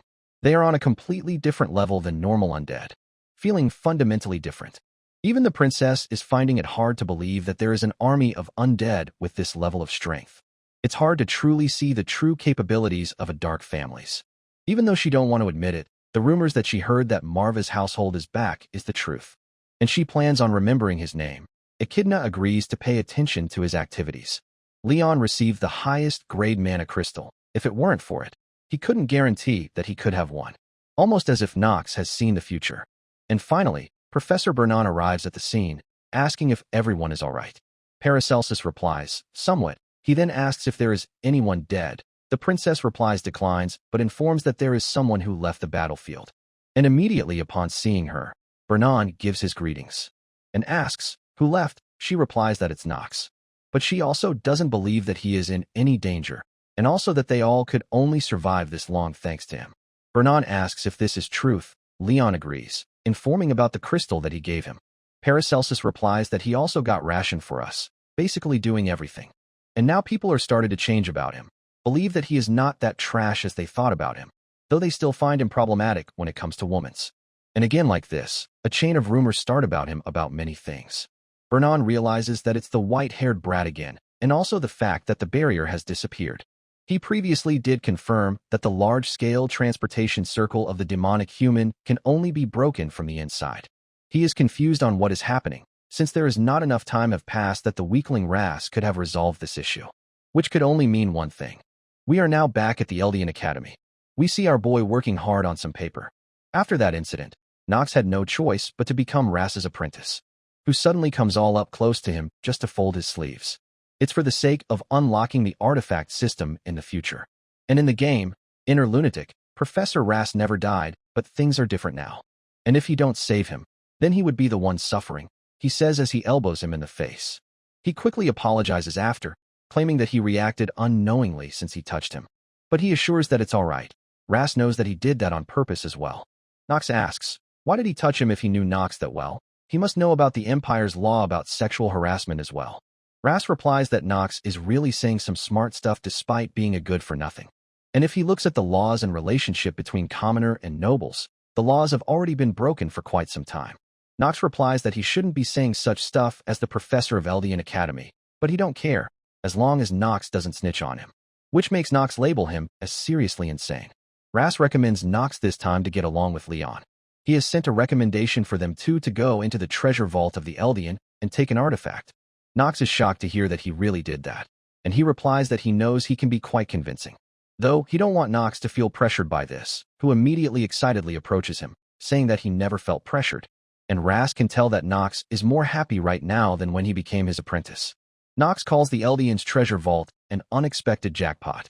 A bit later at the treasury, which is apparently co-owned by both the Revelin family and the Imperial family. There are a lot of incredible artifacts in there, but he is looking for one particular one. It would help him grow several times faster. Suddenly, Eleanor arrives, calling it quite surprising that Nox of all people would be opening the treasure vault of Eldian. He must have scored a good teacher, she claims. Nox tells her to think whatever she wants. Apparently her share in the Revelin family is recognized, so she would be going to the vault with him. He just hopes that she won't cause him any troubles. Eleanor assures that she totally have the intentions of giving away the artifacts she donated. She wants to make sure that he is properly paid for saving her. She finally opens the vault door and asks about the artifact that he is going to take. When he tells her about the item, she is left quite shocked. She don't know why would he want an antique like that, but calls it a hobby of rich people. Nox wants her to give the item first before they talk any further. But before that, she wants to test him if he is fit to receive an item from this place or not. He tries to call her test bullshit, but she replies that it's her special right as the person who donated the artifacts. Since the Revelin merchantry is in full control of Eldian after all, the space around them suddenly starts changing to a comfy room. It's a magic which has Nox seen countless times in games. She asks if he is not surprised, and he replies that he has experienced things even more shocking than this. Not waiting anymore, they sit down and Eleanor begins her test, making Nox work for the artifact. And he hopes that it wouldn't take too long since it's just a formality. Eleanor suddenly asks him the reason for saving her back, then much to his shock, he confirms if that is really the test, and she replies that it's up to her to decide on what to ask. Nox begins to say that it's as he said before, but Eleanor tells him that lies don't work on her, which he might already know. It's something that Nox forgot. In this game, the difference between acting genius and ordinary acting is that acting genius can see through lies of another person. He ends up calling her a pain in the ass. She reminds him that he already said something like that before. It annoys him to the core, as he wonders, what the hell should he do now? Eleanor notices that he looks extremely frustrated. He tells her to shut up, saying that she must have lied to him when she said that she wanted to give him the item personally. But she doesn't find it all that important right now. And instead, if Nox doesn't answer her, he would lose out. He also realizes this, and if he tries to get out of this meeting, she would get more suspicious of him. He decides to face her head-on due to this, and answers that he saved her because it was something necessary for him. She asks the reason, and he replies, because he needs her for his plan. She tries to inquire about it, but Nox shuts her down, saying that he don't need to say this much. But she has another question for him. What happened in the ballroom in the past? Did he not save her because he feels indebted due to that? Nox straight up declines, much to her shock, and the fact that she is also involved in his plan. Nox replies that she must have realized what he said was true, and she agrees, citing that it's not good to have too many secrets. She also voices on how people in the world are saying that Nox has changed. But she doesn't believe that at all. Even though he did save her, she would still remember what he did to her in the past. Before she could talk any further, Nox tells her to do as she pleases. She is surprised to hear that. Nox asks her to blame him all she wants. She can do whatever she wants to. Because what she has towards him will not change, neither he wants it to change as well. He finally gets up to get the artifact. This leaves her quite shocked, as she now thinks that he truly have changed. Sometime later, Rick asks Eleanor on why did Nox pick such an item. He doesn't understand why would a knight like him need an orb for. Eleanor doesn't understand what he is thinking either, as there were many items that were far better there. Instead of those top-notch swords, shields, and armors, he chose an old-looking orb. She doubts that he did that to make her feel indebted to him. Rick believes she don't need to think that much about him since he didn't cause her any harm. Eleanor doesn't believe that it's that easy, though right now she has no choice. She then asks about the merchantry and Rick replies that it's all going well, Nobles are buying their products in large quantities, all thanks to her. She also gives him further orders to continue watching on Nox, which he seems quite keen on doing himself as well. Back to Zitri and Nox, he got an advanced grade artifact with some unknown maker. It's an item which would increases his magic-related skills and effects, and also boost stamina, something he calls him lucky he got at this point. He knows that Eleanor probably doesn't know it's a good item, but there is a special way to use this. You have to say the name of the original owner, which would then upgrade it to the highest level. She is one of the great sages that would appear in the future, and also someone he took as his teacher frequently in the game. But it's still too early to activate it, because if he does so, he would end up revealing his identity to her. Since it's only first half, this level of effect would be sufficient for him. Zitri also asks him the reason for choosing this orb instead of numerous items available for knights in the vault. Nox reminds her again that he is going to be using magic, so he would need both types of items. Seeing her shocked reaction, Nox comments that he must have forgotten to say it and laughs about it, leaving Zitri to give out a sigh of defeat and wonder just what can she do with him. Zitri claims that it's going to be hard for him to learn two things at the same time, even though she believes in his abilities. Nox believes that if it don't work out, he would just take money from his family and live carefree. Zitri complains that she just told everyone how hardworking he is recently, and Nox replies that he never told her to do that. She calls him quite nasty for his remarks, and he reminds her that he is supposed to be a good-for-nothing. He is also accused of playing with women a lot as well, which he calls simply an accusation. Zitri has heard all about it, how Patriarch used to be such a womanizer as well in the past. And now he is apparently repenting for his mistakes, something which Nox didn't know about. He then simply plops on the bed, and Zitri notes something to be on the desk. It's apparently a letter for him, from the Imperial family at that. Echidna was the one who asked to pass it to him. Nox is worried that the princess is paying this much attention to him. He doesn't want any unknown variable to pop up again. She first thanks him in the letter for saving her life. And according to the law, she wants to give him a reward, so she invites him to their kingdom Talonfeather to receive it in person. His departure would be in 3 days, from Penelope von Arkheim. Nox is surprised that Imperial family is actually inviting someone from the Dark family for a reward. Zitri is concerned it could be a trap, knowing the conflict between the Dark family and the Divine family, and warns that it's too dangerous for him to go. But Nox knows they can summon him anytime they want, and so he asks Zitri to stay here, which is an order for him, leaving her quite worried. Talonfeather is the place where the Emperor Esteban and the Imperial faction has established their base. It's a place under control of the Divine family, basically a hell for a Dark family.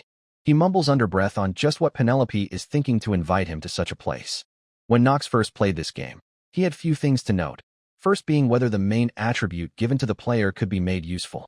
If one chooses swordsmanship and combat genius, then the path forward would be combat or the sword.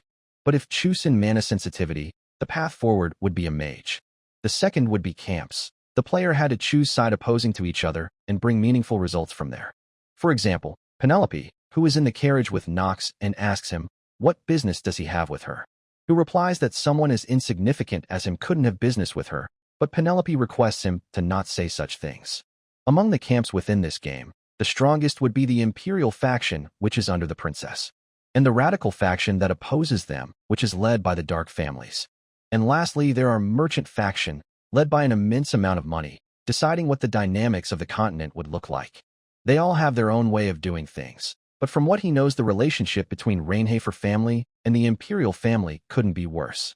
Penelope believes that he must be thinking that he is stepping into the lion's den. Nox thinks that she is trying to feel him out. He indeed isn't glad to be there, but she assures that it's just to reward him for saving her life. But Nox tells her that she is taking her lie too far, and she sarcastically asks if he caught her. Nox directly asks her on what does she wants from him. And while she is in the middle of saying, they arrive at the palace. Someone else comes out to greet them, knowing that a guest was coming, but tells Penelope that she did bring someone unexpected. It seems to be her older brother, and Penelope seems worried seeing him. He is Prince Louis, and Nox quickly gives him his greetings. Penelope believed that he was supposed to depart for the war in the north, and Louis smirkingly replies that it got cancelled somehow, and he have to play the host when an important guest is coming. He would like to tell to the Emperor about this himself. And as for Nox, he asks him to meet often with not so good intentions.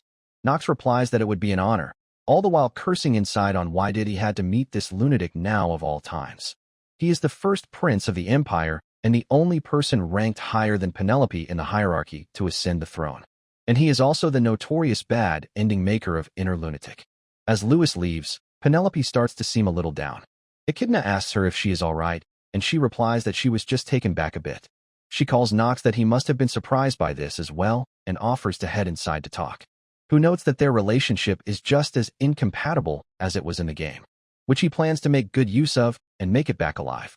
At night, he plans to rest as much as he can since tomorrow is the day he would receive his reward, though that is as long as there are no assassins coming for him.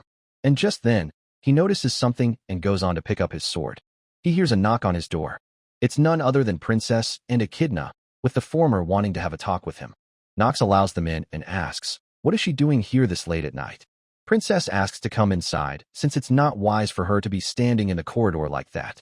Echidna reveals that Princess has some plans for him and stands outside to protect the room since there are lots of eyes in the Imperial Palace. They both sit down and Knox is concerned on why could she be here at this time, though he does have a little idea. Penelope assures that she is not planning to take much of his time, but she wants him to promise one thing. Depending on the answer to her question, he might not be able to return to Eldian. He may not be able to enter the Rainhafer state either again as well. So she orders Knox in her name to pull the strings behind the scenes for her. Knox knew she would say that. She wants someone who can deal with the first prince, and it would be easier for her to sever off any involvement with the Dark family. She wants him to become her pawn. But Knox has something of his own to say in this as well. He calls her gravely mistaken if she thinks that he don't have a choice. Next day in the morning, Knox is present before the king. The king's name is Esteban von Arkheim, who once had a brilliant reputation and is considered a legend in the empire. But he has since lost his intelligence and has even been given a nickname, Esteban the Foolish. Penelope arrives and greets King as well. Lewis knows that Penelope has a request to ask of his father, which is probably to bestow a reward upon the person who saved a member of the imperial family. Knox replies that he was simply doing his job, knowing full well that Prince Louis became the new head after Esteban fell from his position. So he needs to be especially careful here. Louis agrees to bestow upon a gift on Knox for saving his sister and asks Knox to let him know if he wants something. And much to Louis's shock, Knox asks to enter the Ark River. And hearing this, everyone around is shocked as well, though it's not surprising why to Knox. It's a mysterious river that only the imperial family and the divine household are allowed to enter, because it possessed the ridiculous effect of increasing stats randomly. Louis finds the rumors true that Knox is a good-for-nothing seeing how impudent he is acting, finding vermins from the Dark families all the same. Everyone objects that it can never be allowed, not to someone from the Dark family, even if he did save the princess. It's just how Knox expected. He said this so that he didn't have to say that he don't want to receive a reward. Penelope calls everyone out on their impudence for daring to raise their voices in front of the majesty, and argues that there are no laws which states that only the divine households are allowed to enter the river Ark. Knox starts to feel uneasy from Penelope taking his side. Since he told her already that he won't go along with her plan, he had hoped that she would give up on him already. They still try to argue, but Penelope shuts them up by saying that she don't like when things are noisy. And for Knox, what she said before she left also bothers him. We go back to the night when Penelope was leaving, but before that, she still asked him to remember something. The time to choose would eventually come upon him. Now when the time comes to choose between the two factions, Knox would have no choice but to support the princess, though he still cannot make his choice obvious. He once again asks Prince Louis if he would agree to his request, who smirks and agrees that her sister's words does make sense, making everyone shocked. However, he also doesn't feel right for breaking the laws that the imperial family and its ministers have followed for so long. So he proposes a test for him, to see if Knox is worth of entering the Ark River. Knox didn't expect such developments, though it annoys him that all the characters really like conducting tests for him. When asked what kind of test it would be, Louis replies that he is going to spar with him. From what he heard, Knox has exception talent in swordsmanship, so he found it appropriate to ask him for spar. Knox believes that Louis must be assuming that he suggested a good idea, though he don't plan on losing easily, and accepts the spar. Louis smirks thinking that he is going to win and gives Knox 1 hour to get ready and meet him at the training grounds. He also starts to leave, saying that he would do his best while Penelope seems worried. She chases behind him, asking if he has a death wish. Since he should know what his brother is truly after, whether he wins or lose, the results doesn't matter as Louis is just trying to show off. He is trying to trample on Knox because he is young so that his family would be humiliated. Knox claims to already know all this. Even if he wins, Louis would try to harm him using the reason that the youngest son of a dark family tried to harm the prince. And if he loses, his reputation would get even better that he defeated a new rising talent. Penelope argues even more. Why did he accept despite knowing all this? Nox replies, what if he told her that there were other choices? A choice where he wins and don't die. Would she support it? We switch scenes to Lewis, who is getting ready with his armor and shit for a simple spar. He suddenly asks one of his maid, who is he? She bows down and replies, the second son of their empire, Prince Louis von Arkheim. He agrees, believing that with his standing, no one should dare to ignore him. Yet something was wrong with Nox. The maid assures that Nox is not worthy of his concern, and to not be worried, saying which immediately gets him slapped across the face. He didn't took it well, and questions the maid if she thinks that he would get worried over some brat from a dark family. She quickly apologizes, and Lewis asks everyone around to better act smart. He cites that his father doesn't have long to live, and no one could argue against it. And it somehow makes him sure that all of the empire is about to fall on his hand, so he would need some kind of theatrics like they saw today. The maid assures that she is not going to act like such again, and he replies that it goes without saying she won't. He calls to the butler and asks him to get rid of that. She tries to beg for forgiveness and another chance. But his cool ass simply looks back and says that another chances are only given to someone like him. Even if they are born noble, the blood that flows in his veins are fundamentally different. And so, no matter how much talented Nox is, he cannot flip around a match where his defeat has been decided. He is quite curious to see what kind of face Nox would make when crying. We fast forward to the sparring, and everyone has gathered around. Lewis wishes Nox to do his best in the fight, believing that in the end, he would have to play along with his show. Nox agrees to do his best as well. As soon as the match begins, Lewis rushes towards him, believing that he won't be able to go up against the Imperial family. But much to his shock, Nox blocks his attack, and Lewis threatens him that he dares to go up against the Imperial family member. And not only that, Nox easily pushes him back, leaving him quite shocked and anxious at this point, as he reminds him that he was the one who told him to do his best, didn't he?